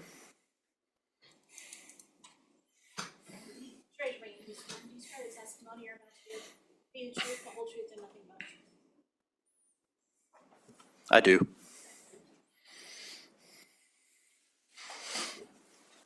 Mr. Humphrey, can you state your name for the record? Jason Humphrey. And what is your current occupation? I'm the Vice President of Development for Evergy, which really means building new power plants. Gotcha. Good point there. What's your business address? 818 South Kansas Avenue, Topeka, Kansas.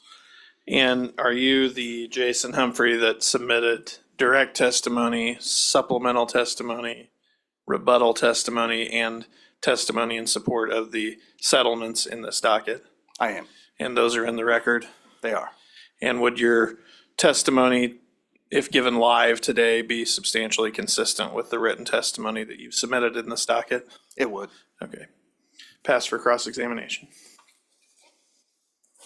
All right, K.I.C., the witness is yours. Mr. Zakura.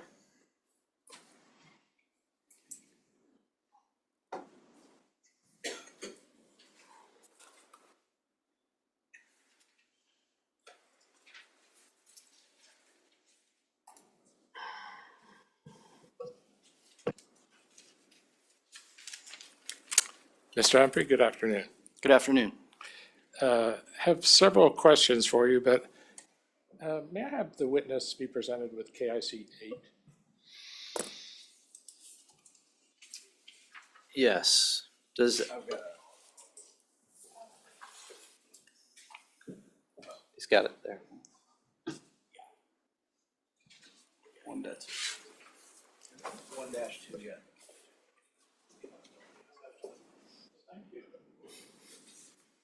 Took the best ones with him, right? All right, please proceed. Mr. Humphrey, you have what's before you as KIC number 8, is that correct? Oh, Mr. Zakura, are you, this is a confidential exhibit. Do you intend to ask confidential questions? Well, let me tell you where I. Are you, can you turn your microphone on, please, or speak into it? Me? Yeah. Okay, thank you. There you go. Well, let's ask the questions of the company. What I'm going to ask about is capacity, accredited capacity at various power plants. I think that's generally public, isn't it? I mean, I think it's reported on EIA information, Department of Energy. If I could say, Evergy, Kathy, I'm talking about.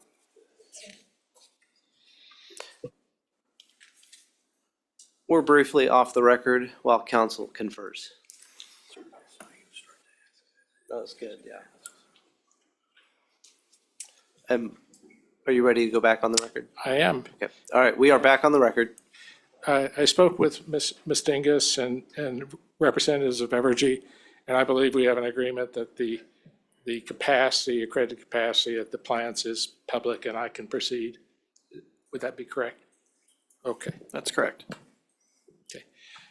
Mr. Humphrey, And Mr. Zakura, if you could maybe pull the microphone down. It's not picking you up at all times. Well, I'm pretty short, so that might be part of it. May I proceed? Okay. Mr. Humphrey, I would like you to turn to page 3 of KIC 8, correct? Okay. And do you see those listing there? It's the accredited capacity of 2024. I do. Okay. Now, as I looked at your pre-filed testimony, you were at one point in charge of all the natural gas generation in the company. Is that correct? I used to be the director of natural gas fired generation for Westar, so part of the Evergy companies. Well, let me drill down on that a little bit. Would that include the Employee Energy Center and the Gordon Evans Center and the Hutchinson Center? It would. Okay. And at one point, as I read your pre-filed testimony, you were also, I believe were you plant manager at Emporia? Is that correct? I'm trying to remember. That is correct. Okay. And how long were you at that facility? About 2 years. Okay. And would it be a fair statement, sir, to say that you had primary responsibility in your employment career for the listed natural gas plants on this page 3 of KIC number 8? I would say that is true for all of the plants other than State Line. And let me please, sir, ask you where the State Line facility is located? It's just over the state line, as its name would imply, in Missouri. What city, Missouri? What's the name of the city in Missouri? It's kind of near the Joplin area. Okay, thank you. As I totaled, sir, the amount of gas, the accredited gas capacity of Evergy, I get 1,691 megawatts. Is that close to what your analysis would be? I think some of the companies' documents talk about 1,600, some of them talk about 1,690, but this sheet totals to 1,691. I've not done that specific math for this. Would it be fair to say that it's about 1,600 megawatts? I think that's probably fair. Okay. Now, let me ask you this question.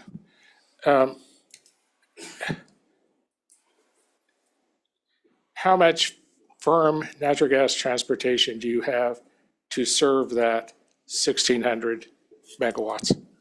Yeah, most of the units on this list, I would say like Hutch Energy Center 4 CT, I should have said earlier, is not natural gas fired. That's a fuel oil unit at the Hutchison Energy Center.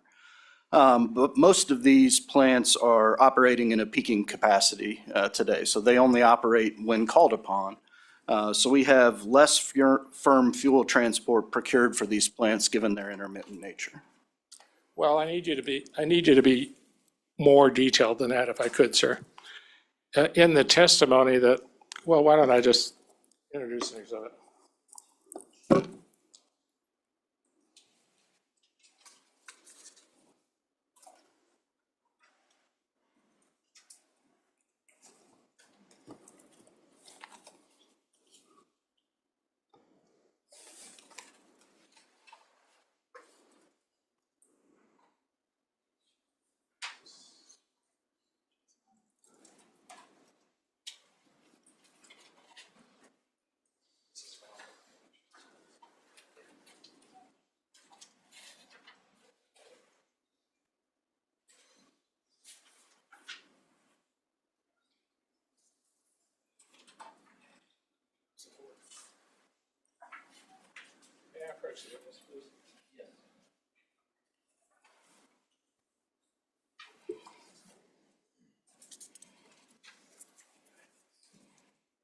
Oh.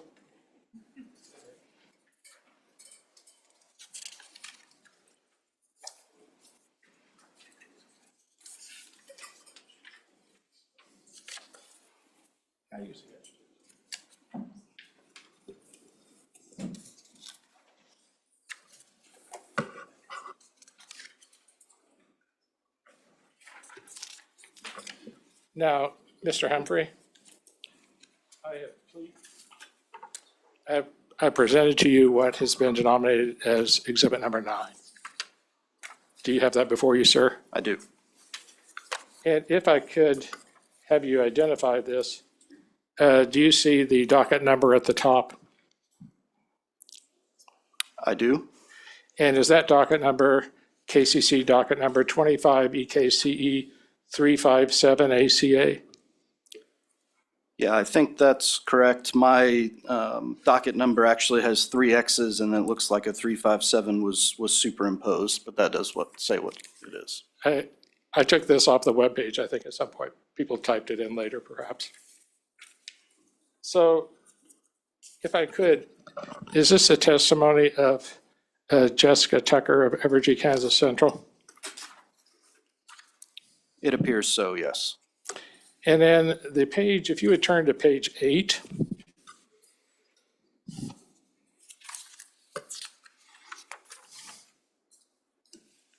And it starts, please describe how Evergy, Kansas Central acquires its natural gas requirements. Do you see that, sir? I do. Okay. And let's kind of go through this, but let me skip down to line 13, first of all. It says, if Evergy, Kansas Central had to run all its natural gas fired capacity at once, its maximum daily quantity, MDQ, would be about 397,000 MMBTU per day. Do you see that? I do see that. And then up further, looking at line 7, we have to slow down a little bit, but it says, Evergy Kansas Central's firm capacity continues under contract as of April 1, 2025 to equal 121,425 from production zone and 125,580 of market capacity. Do you see that? I do. And I believe you said that you were the plant manager at Emporia, correct? That's correct. And Emporia is in the market zone of Southern Star Gas Pipeline, is that correct? That is correct. So if you acquired natural gas in the production area, you would have to have firm transport in both the production and the market area to serve the Emporia facility, correct? Well, we could also take intermittent delivery of gas, as we often procure on a non-firm basis as well. Okay. But I'm asking you, if you were using firm supply, you would have to have both production zone and market zone to serve the Emporia facility. Is that correct? I believe that to be the case, yes. Okay. Now, looking at this 397,000 MMBTU to serve the existing gas facilities,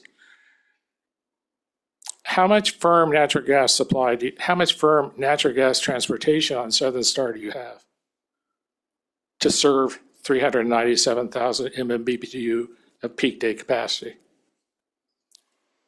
I'm going to object to the question. I don't think that's consistent with what's in this testimony. I think that is. I think it's exactly consistent. No, the testimony said if Evergy Kansas Central had to run. That is a conditional and an if, and doesn't indicate that it is actually or has acquired that firm gas. That's the point. The point is you have firm, you have electric generation capacity, which is natural gas fired, correct? That is correct. And that natural gas fired. To be clear, I'm going to overrule the objection. Just want to make sure we got a ruling in there. And you can continue, Mr. Zakura. Thank you. You have 1,600 and basically 1,600, we'll call it, firm capacity. Excuse me, 1,600 of natural gas fired generation capacity. Okay. How much firm natural gas transportation do you have to service that 1,600 of a gas-fired generation capacity, 1,600 megawatts? I'm sorry, could you repeat the question? Certainly. Thank you. The company has 1,600 megawatts of natural gas-fired generation capacity. How much natural gas transportation capacity, which is firm, do you have to serve that? Yeah, as indicated, most of those plants are peaking plants. But for those plants, I think based on the document in front of me, we've procured about 125,000 MMBTU. Now, let me go back to, let's look at, please, line 10, okay?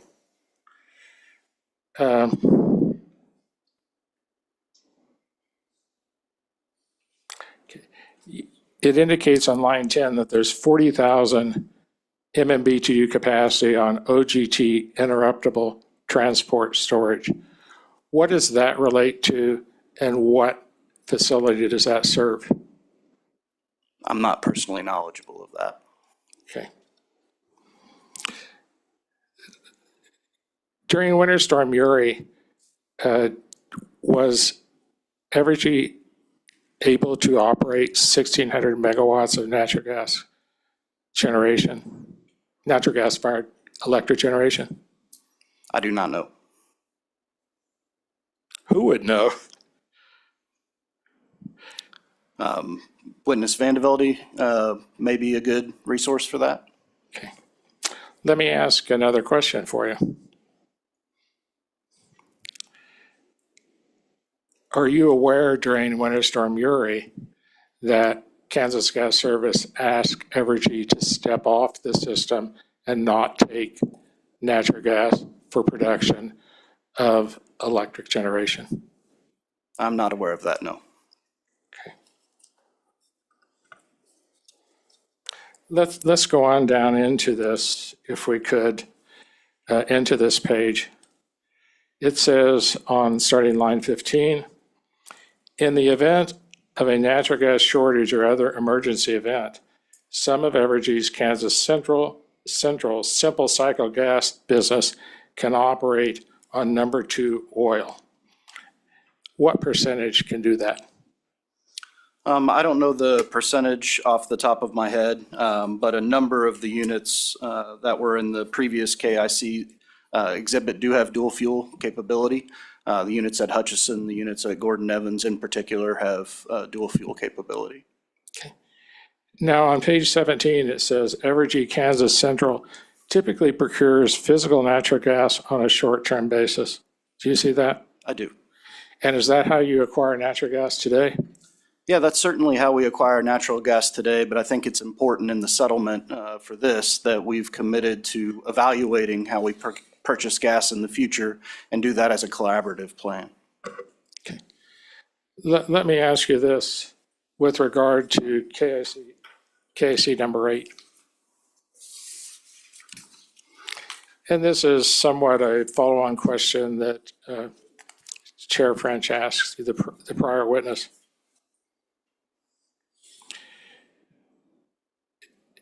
Is your natural gas generation facilities, which are evidenced on Exhibit 8, does SPP grant accredited capacity based on your design capacity or based on your ability to produce electric energy at peak? Yeah, so the way that the SPP accredits generators in the marketplace is changing. We're moving to what's called performance-based accreditation. It's a pretty complicated formula, but really it's looking at a combination of force outage rate and the class average of how those units of a similar type have operated throughout.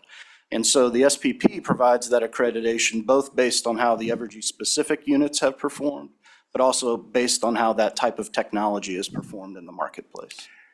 I think you're answering on a forward basis. I'm asking today. Okay. How does this, well, let me ask it specifically. On the Emporia Energy Center Unit 1, 45 accredited capacity, is that the design capacity or is that how much Evergy produces at peak?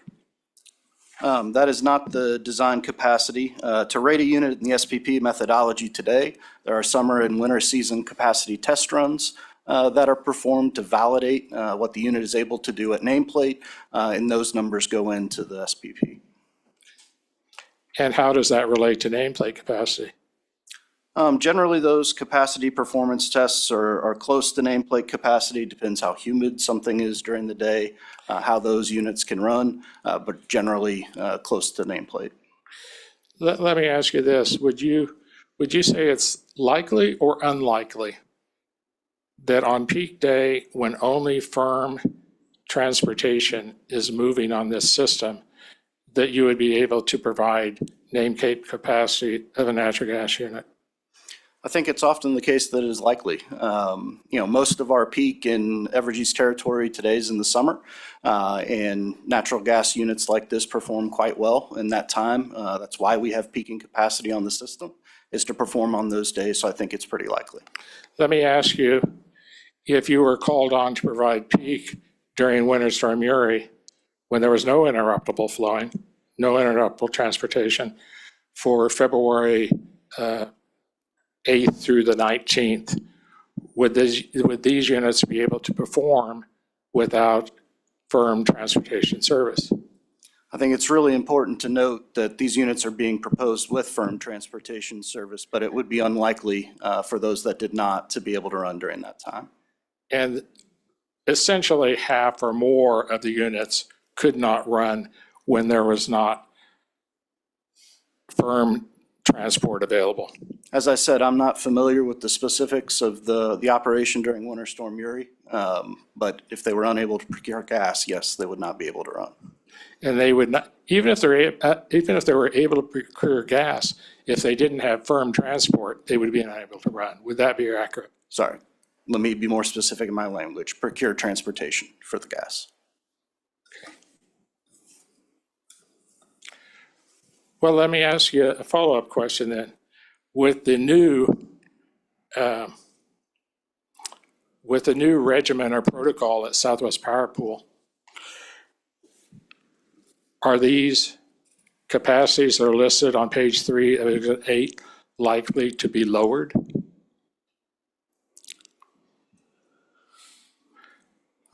They're likely to be changed, I think I would say. You know, the performance-based accreditation is really getting to a generator-specific number for accreditation that's based on their past 7 years of performance. So these numbers, I think, would change, but some may go up, some may go down. But you used 7 years in your analysis or in your answer. That would include Winter Storm Uri in 2021, correct? That would be a 7-day period during a 7-year average, yes.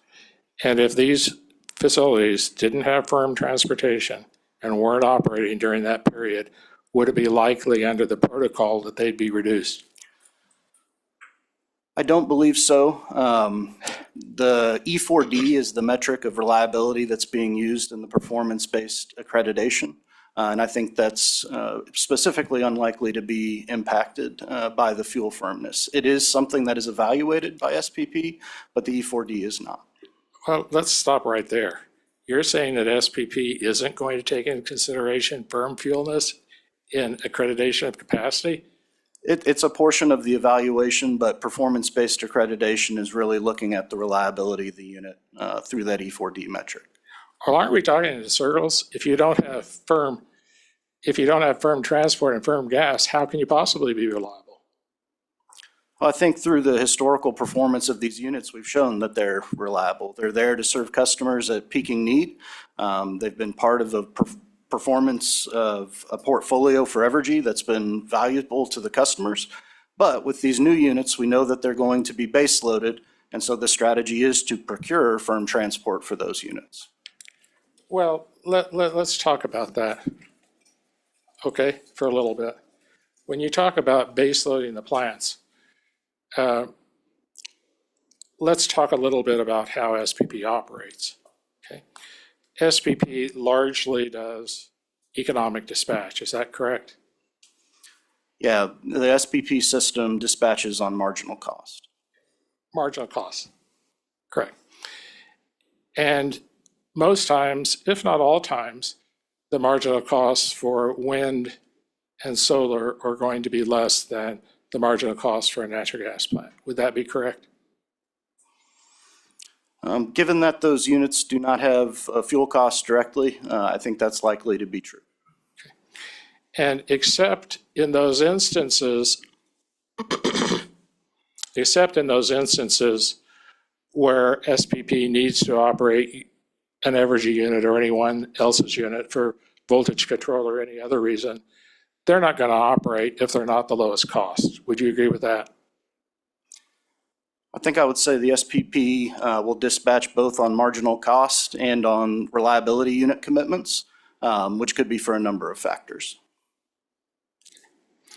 Now, let's talk a little bit about, I think I'm getting into an area that might be confidential. Is the operating capacity confidential?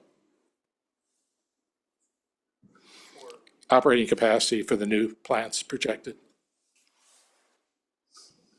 I don't know.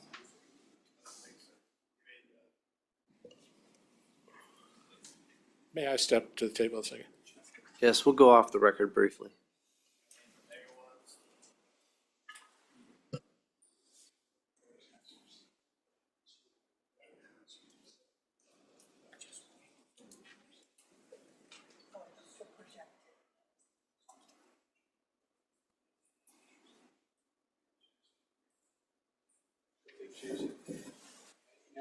May I be excused, answer a question?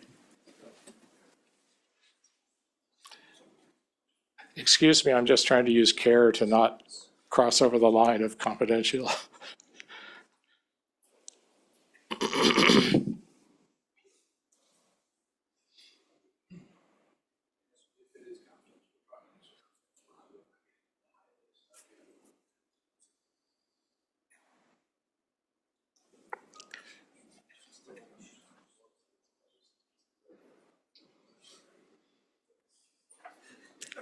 Or as we say, secret and super secret.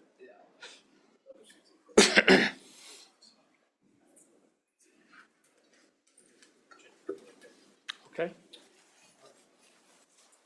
Okay, we are back on the record. Please proceed, Mr. Zakura. Based on advice from Evergy, I can proceed without being in confidential treatment. Okay. Mr. Humphrey, I would like to ask you what the projected operating capacity, if you had modeled it, for the Viola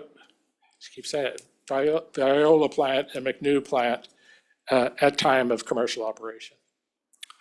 Yeah, so the capacity of the plant is anticipated to be 710 megawatts when it goes into service for both McNew and Viola. And what is your projected operating capacity for each of those facilities? 710 megawatts is the anticipated operating capacity of the plants. Okay.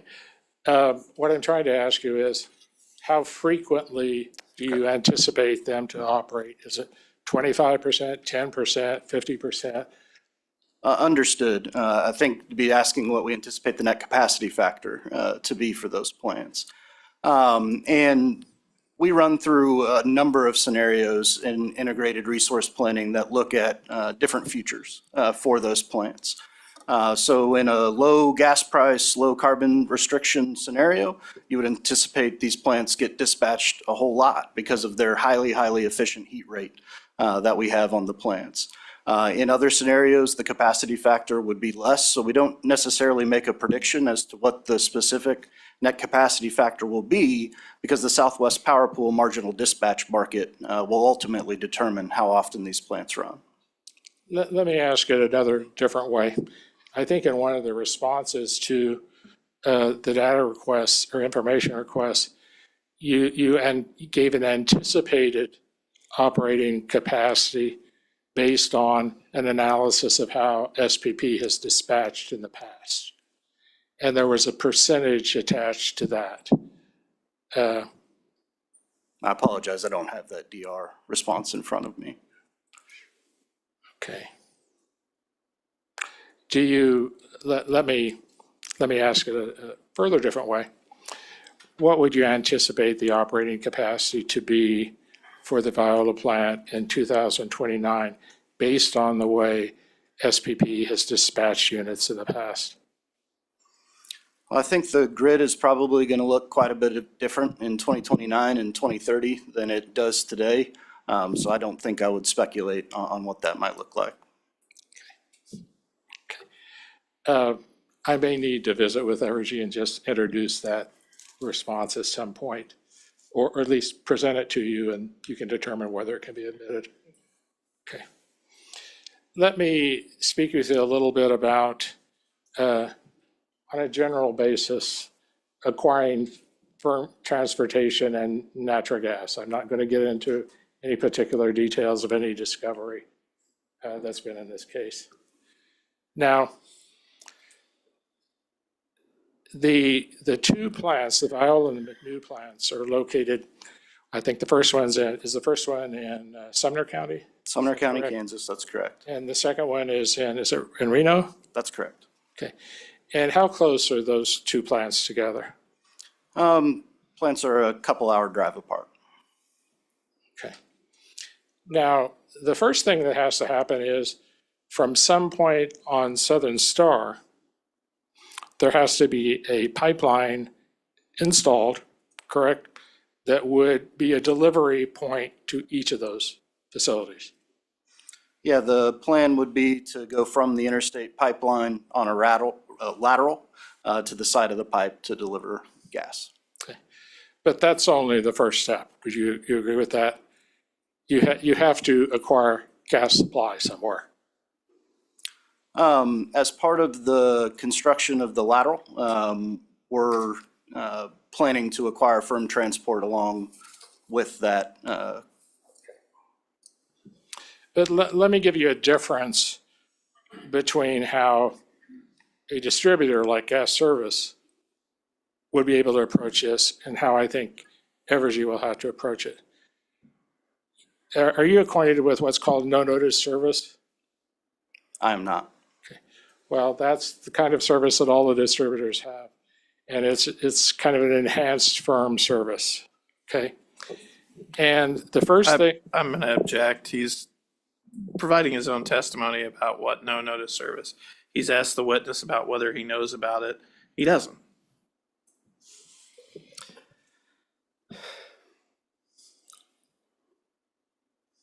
It's a good objection, but I'm going to overrule it at this time. Mr. Zakura, I'll give you a little bit of extension if you want to explain your question. If the witness isn't able to answer on his own within his own knowledge after you give your explanation, then that's the answer we'll have. I can just move on to the next question. Certainly. Okay. That makes things simpler for me. Do you understand that Southern Star Pipeline offers firm transportation? I do. Okay. Have they indicated to you that well, first of all, how much firm transportation will you need for both plants? We've requested firm transport for the plants in quantities that would allow us to run in full combined cycle service, as well as duct firing capability to run to the maximum nameplate of the plant. And could you give a number of that? What that is, that 100,000? Is that 100,000 MMBTU firm? Or is that 200, 300? What's that number? Do we may have a confidentiality issue there. What's that? Yeah. I think that's in the testimony of Kansas Gas Service. I don't. Can you give me a minute? Yes. Yeah, I think including the name of the gas provider is also the problem. Oh, I'm not asking for gas. You mean Southern Star? That's exactly right. Along with our negotiations for contracts for gas service. May I speak to that point? Let's go off the record for just a moment. And can you take us into a confidential session, Michelle? Yes, please. Just what we did before.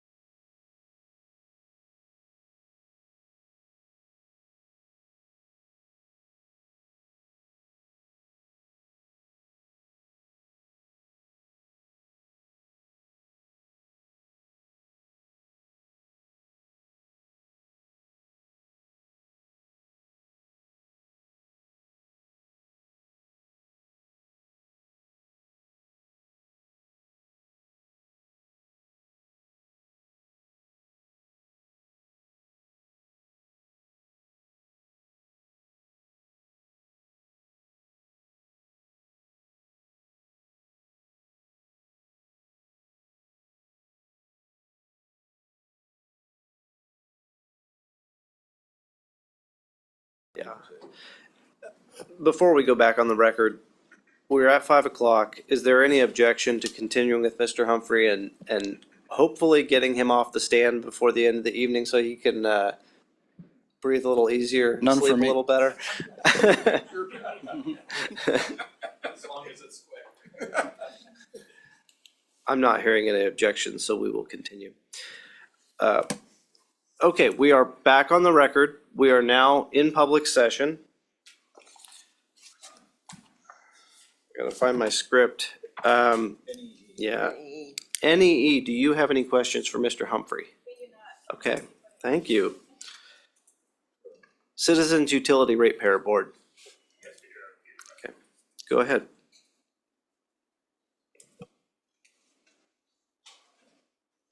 Good afternoon, Mr. Humphrey.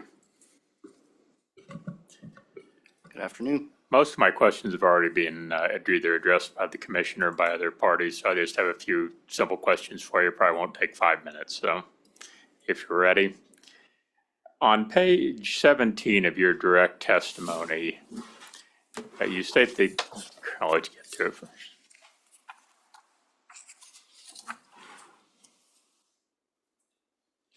There? I'm there. Thank you. You state that the current estimates for the CCGT projects indicate an increase in construction costs of over 60% from the midpoint of construction cost range used during the 2024 IRP. This is already a 33% increase from the assumptions used in the 2023 IRP. Is that correct? Yes, that's what my testimony says. So things have gone up. That is correct. Okay. And I assume things continue to go up, costs continue to rise. Yeah, we were a little bit fortunate from timing perspective to have our Power Island equipment negotiated and locked down and be out on the street for an EPC contract where we are. So while costs increased quite a bit before we filed the direct testimony, we were able to use those costs in direct and supplemental direct. We've not seen material price movement since then. Do you still feel that the costs used in the 2024 IRP are reasonable? The costs in the 24 IRP were certainly reasonable at that time. But as we got more information, we did what you would prudently expect us to do, update that information and run new analysis in support of those updated costs. I'm not asking you to ask for specific numbers, but do you have a reasonable updated cost figure of the plants as of today? Yeah, we have continued to maintain the definitive cost estimates used in our direct filing.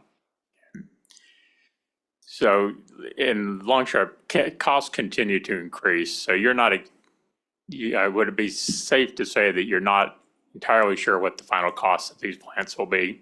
Yeah, I think I said the opposite of that. Since we filed our direct case, we've not seen cost increase in movement, and we've continued with that number. Okay, I apologize.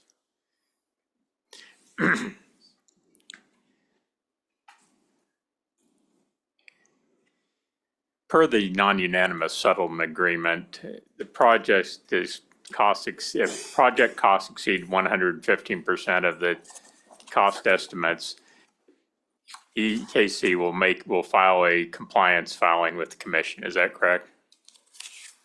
That is correct. And by the point the cost would reach 115%, will it likely be too late to stop the project at that point? Yeah, what the settlement calls for is once EKC would become reasonably aware that we would estimate the costs being 115% of the definitive cost estimate, at that time we would file a compliance docket to see if the projects were still worth continuing with, or we would request potentially abandonment at that time. If the commission found that more information was needed, at that point, another 30-day period would be given, and then we'd appear with live testimony before the commission at that time, before they would make a ruling 30 days later. And I noticed in your final testimony in support of the non-unanimous settlement agreement, you go into some brief comments about the current tariff situation going on in the United States. Do you feel that the current tariffs as they are will cause cost increase? Yeah, our definitive cost estimates were filed with really appropriate contingency for this point in the project. But we do understand the specter of uncertainty that is out there. And that's why the previous section, particularly Section 5 of the Natural Gas Settlement Agreement was entered into. So if we do anticipate costs going over 115% of the definitive cost estimate, at that time we would have the ability to pause and reevaluate. Our definitive cost estimates today stand, but we wanted a mechanism in place in settlement that if we do see costs rising, that we would have an ability to come and talk with parties in the commission about that. Okay, thank you. I have no further questions. All right, thank you, Mr. Love. Yeah, USD 259, do you have anything for this witness? Okay. Then I believe we are ready for commissioner questions. Commissioner Keen, I'll start with you first. All right, thank you. Good afternoon, Mr. Humphrey. Good afternoon. I think what I'm going to try to do with you is to take advantage of your specific knowledge and your skill sets, which are rather substantial, and ask you to maybe put a bit of a finer point on just a few of the questions that I had previously asked of Mr. Ives. So I'm going to kind of double back on that a little bit, but I would appreciate your take. I respect Mr. Ives' responses very much, but again, we can take advantage of your different yet specific knowledge here, I think.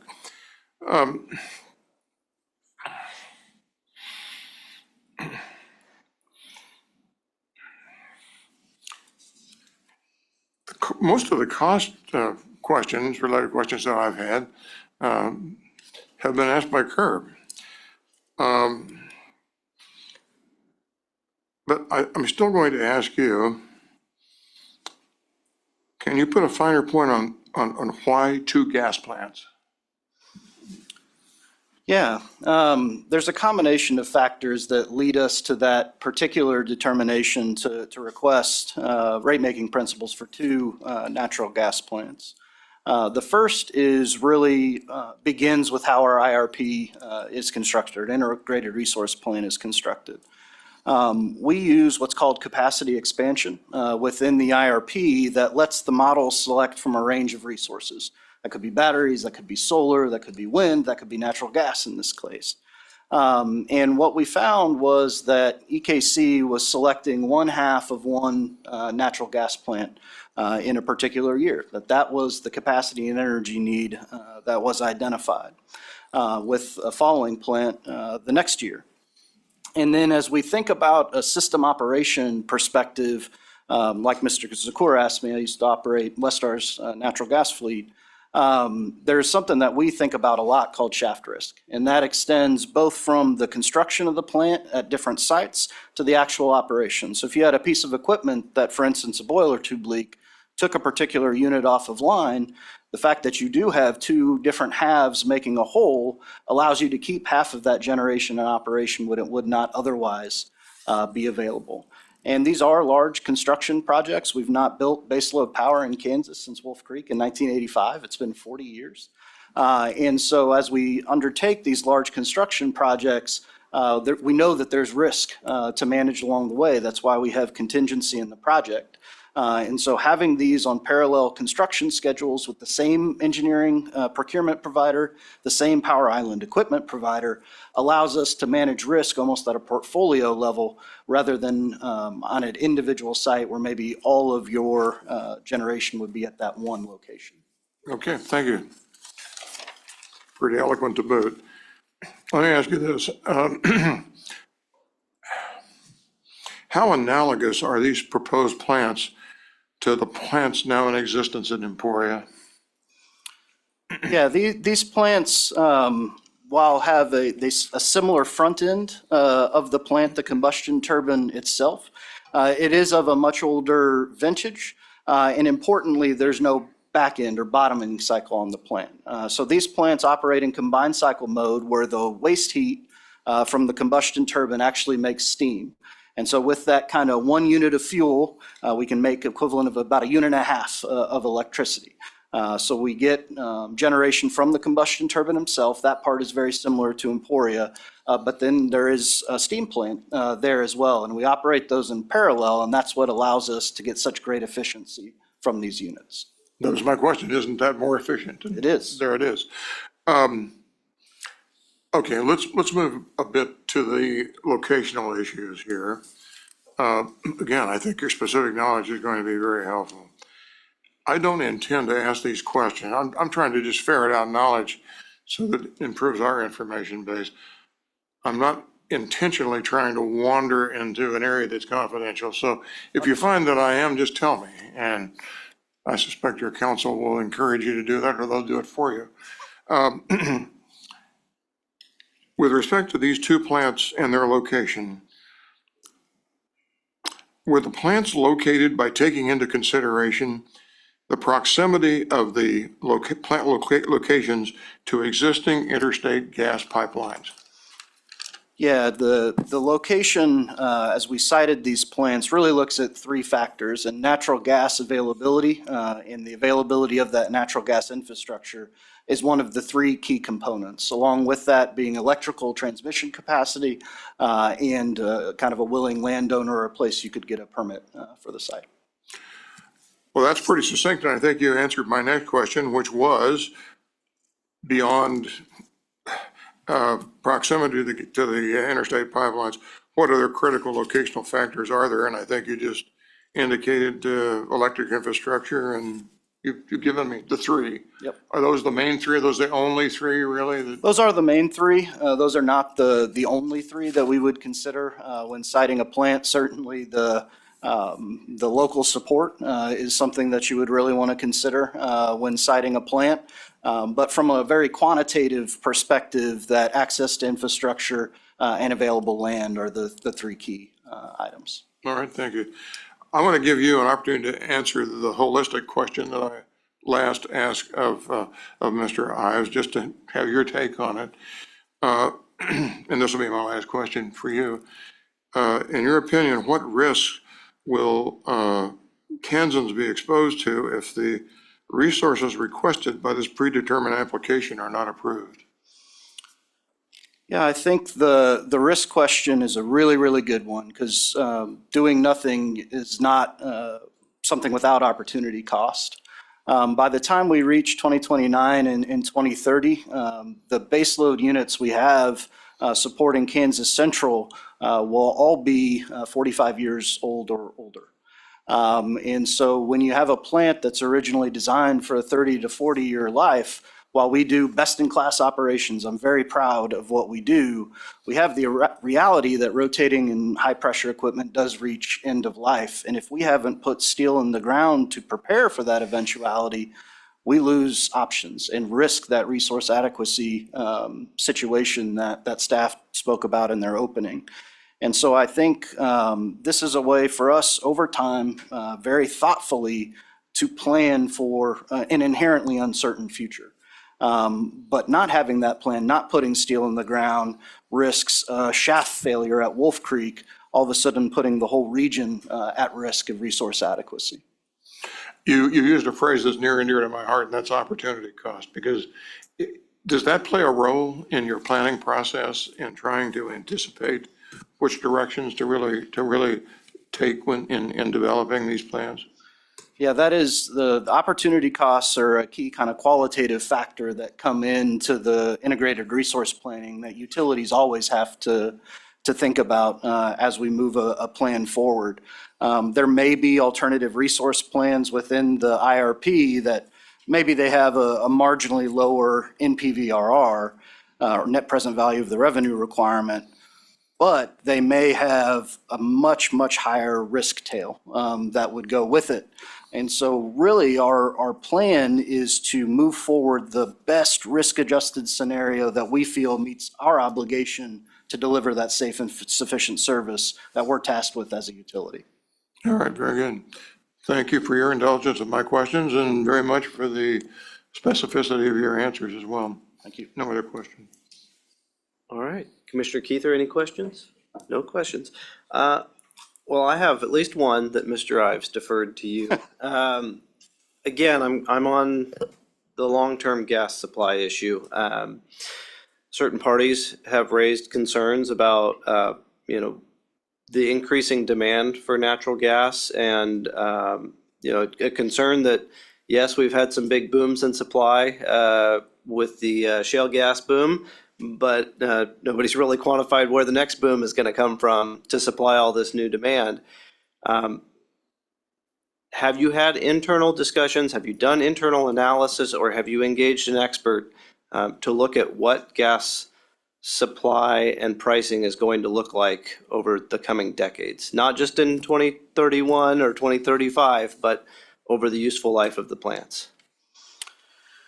Yeah, I think I would answer this a couple ways. On the specific acquisition of the molecule itself, I would echo what Darren said, and we've really not begun that process, but we have real intentions, particularly in the settlement agreement, to work collaboratively with the other gas stakeholders who are actually a part of this settlement. And that's a key important note for it to work on molecule availability holistically for the state of Kansas.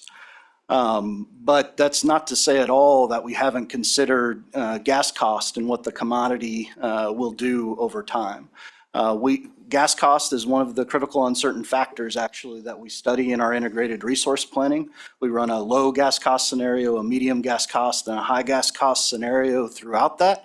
And then we kind of do a risk-weighted or expected value analysis around those scenarios to eventually pick a preferred portfolio. And I will say that the addition of these plants, while it does add natural gas to the system, we continue through the entire 20-year plan of the IRP to have that all of the above strategy. We are not reliant on a single fuel or a single commodity. In fact, we're running coal all the way through that plan. So we really intend to take a balanced approach through that. While this would be one fuel type addition, there are others like solar and wind throughout that 20-year period that'll continue to have a diversified portfolio throughout that time. So I think what I hear you saying, because I am expressing a concern with the commodity and the long-term pricing and availability of quantities. I think what I hear you saying is that you trust your model, and even under the high pricing scenario, you think it's reasonable. But it sounds like, from all the testimony I've heard, the company is saying, the stuff that the other witnesses have put out there about, these more macro forces that are going to be competing against us in the future and might change the gas markets in 15, 20 years, we're not worried about that. Can you elaborate on why you're not worried about that? Yeah, I certainly wouldn't characterize it as we are not worried about it. I think today our gas purchasing strategy is very reflective of the way we use natural gas on the system. On an energy basis, the last couple of years, we've been 10% or less of our system coming from natural gas, which is relatively atypical of a utility these days. As we do bring on these larger natural gas producing units, we would plan to procure gas quite differently for that, be it through financial instruments or through physical gas purchases, really as we have with coal and uranium that have served more in a baseload profile. It's hard to contract for a commodity that we don't have permission to build the plant or that we don't rely on as part of baseload today. But we have very sophisticated fuel purchasers and a very sophisticated group that thinks about nothing but fuel. Most of us live in the state. We're customers ourselves. And so we were very comfortable with the portion of the settlement that does have us continuing to talk with staff as part of the annual fuel adjustment process to make sure we're contracting in a way that optimizes risk and cost over time. I don't think this is confidential because I'm not going to get into specific quantities or names, but when you've talked to potential gas commodity suppliers, have you had discussions about the long term and how they, what pricing looks like over decades? No, we have had those discussions, and there are a number of providers of kind of fundamental fuel forecasts that really take into account usage over time. And I would say those same fundamental forecast providers talk to the gas pipeline companies as well. And so we are all kind of looking at the same macro forces, EIA, Henry Hub prices, those types of things across the industry. And those fundamental forecasts actually underlie the forecasts that are in the IRP.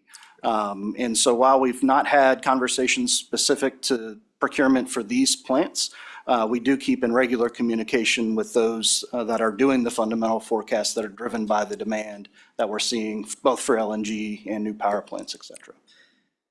And do things like LNG and new power plants, I mean, that to me is such a new, just the last few years. I mean, all your contemporaries are proposing this at the exact same time. And I've just not seen an analysis that says, we have the natural gas to meet all of that at the same prices you've all been enjoying, for the last 20 years. That is coming up in these conversations. Yeah, that's in fact how the fundamental models are built, is looking at what the demand on the system as a whole is going to be, and then building up the cost around that. And we do run the three sensitivities in the plan. Do we enjoy low frac gas costs forever, or does it look like higher costs might persist? That also really gets to the important point about these plants in particular. They are the most efficient natural gas plant that you can build, and so they use less fuel for every unit of electricity built. They're also designed to be flexible. We know intermittent resources are coming. We're planning to build them, even as part of this case. And so unlike a coal plant that was essentially designed to run at 100% all the time, these are built with the future of our system in mind to be able to respond to those changes on the grid. Okay, I'll drop gas supply for a second and we'll move to that flexibility. Because that is really important. If you sit in meetings with the Southwest Power Pool, they'll tell you flexibility is the most important attribute that a generation fleet's going to have in the future. If we look at a future where you're running very flexibly up and down, and you are perhaps not operating at high capacity factors, say under we've seen discussion in this docket of the GHG rule since rescinded, but would have limited capacity factors at 40%.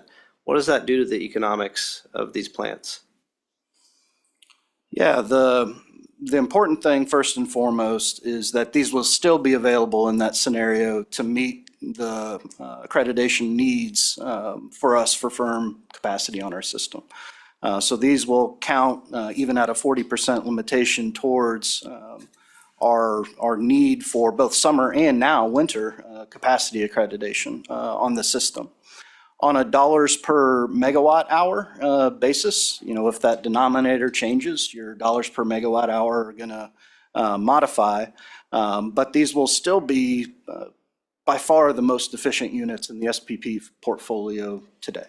And so we do anticipate that they are one of the first up as far as the marginal cost dispatch goes for units. And as the resource mix changes over time, these were designed to respond to that from the very beginning. And you actually just made me think of another question. I assume if we did see a future with a limitation on capacity factor, that could potentially hurt your accreditation rating if you were not able to be available due to regulatory limitations on how much you could run these plants, correct? Potentially, but I think likely not, at least in the short term. The 40% capacity factor limitation would require us to offer these units differently to the market.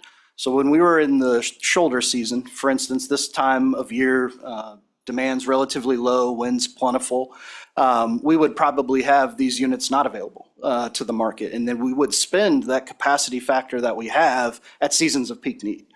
So keep them available for the winter and keep them available for the summer. But in the shoulder seasons, in the spring and fall, we would just not operate these units, preserving them for those peak times. Okay, that makes sense. Thank you. I think that's all I have. Did you have anything more? Commissioner Keen? Yes, thank you. Let's go back to this efficiency issue once again, just very briefly. One question. In terms of the relative efficiency of Evergy's existing various generating sources, how does natural gas currently stack up or compare?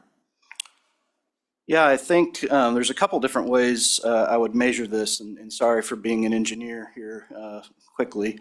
But first would be heat rate. And that's traditionally how we would measure the efficiency of a unit, is how much fuel does it take to get a kilowatt hour of electricity. And on a kind of system average heat rate basis, these units are nearly twice as efficient as kind of a system average view of heat rate. So far, far more efficient than the steel we have in the ground today. But I also look at that on like a water basis or a flexibility basis. And once again, these units are far more efficient than what we have today. The units are designed with air-cooled condensers. So rather than having like a cooling tower or a runs through water loop, they have very, very large fin-fan heat exchangers. And so they're able to use about 90% less water than traditional baseload generations by using the air-cooled condensers. We know these plants are near Wichita, so that's a really important thing for that part of the state, to have less water burden as part of it.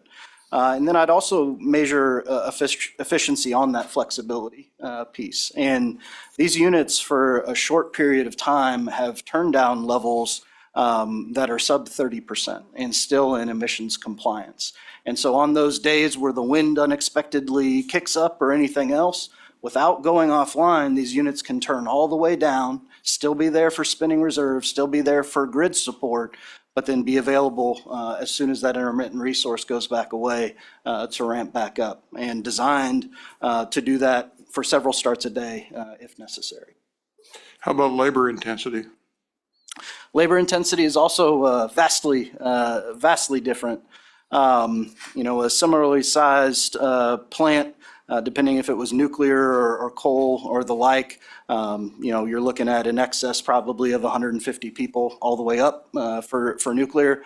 Staffing for something like this is in the lower double-digit numbers of folks. I'm going to just be anecdotal for 1 minute, courtesy of Evergy. Several years ago, we were given a tour of the Emporia facility, and I asked that question: how many employees does it take to run this facility? I thought the number I heard was 6 or 7. It wasn't many compared to and the output that's generated from that compared to the more labor-intensive coal plant was kind of impressive. Thank you very much again for your indulgence. All right. If there are no further commissioner questions, is there any redirect from Evergy? No redirect. Thank you. All right.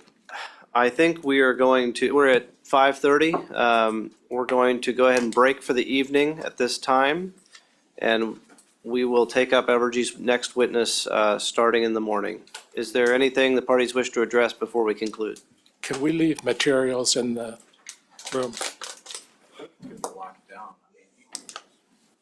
Yeah, it should be locked down. We are off the record now, and we're in recess until tomorrow. It should be locked down, but then, I don't know when we'll open it up. If you get here at 8 o'clock or something, you may not have access to it. Oh, that'd be okay. I just don't want to carry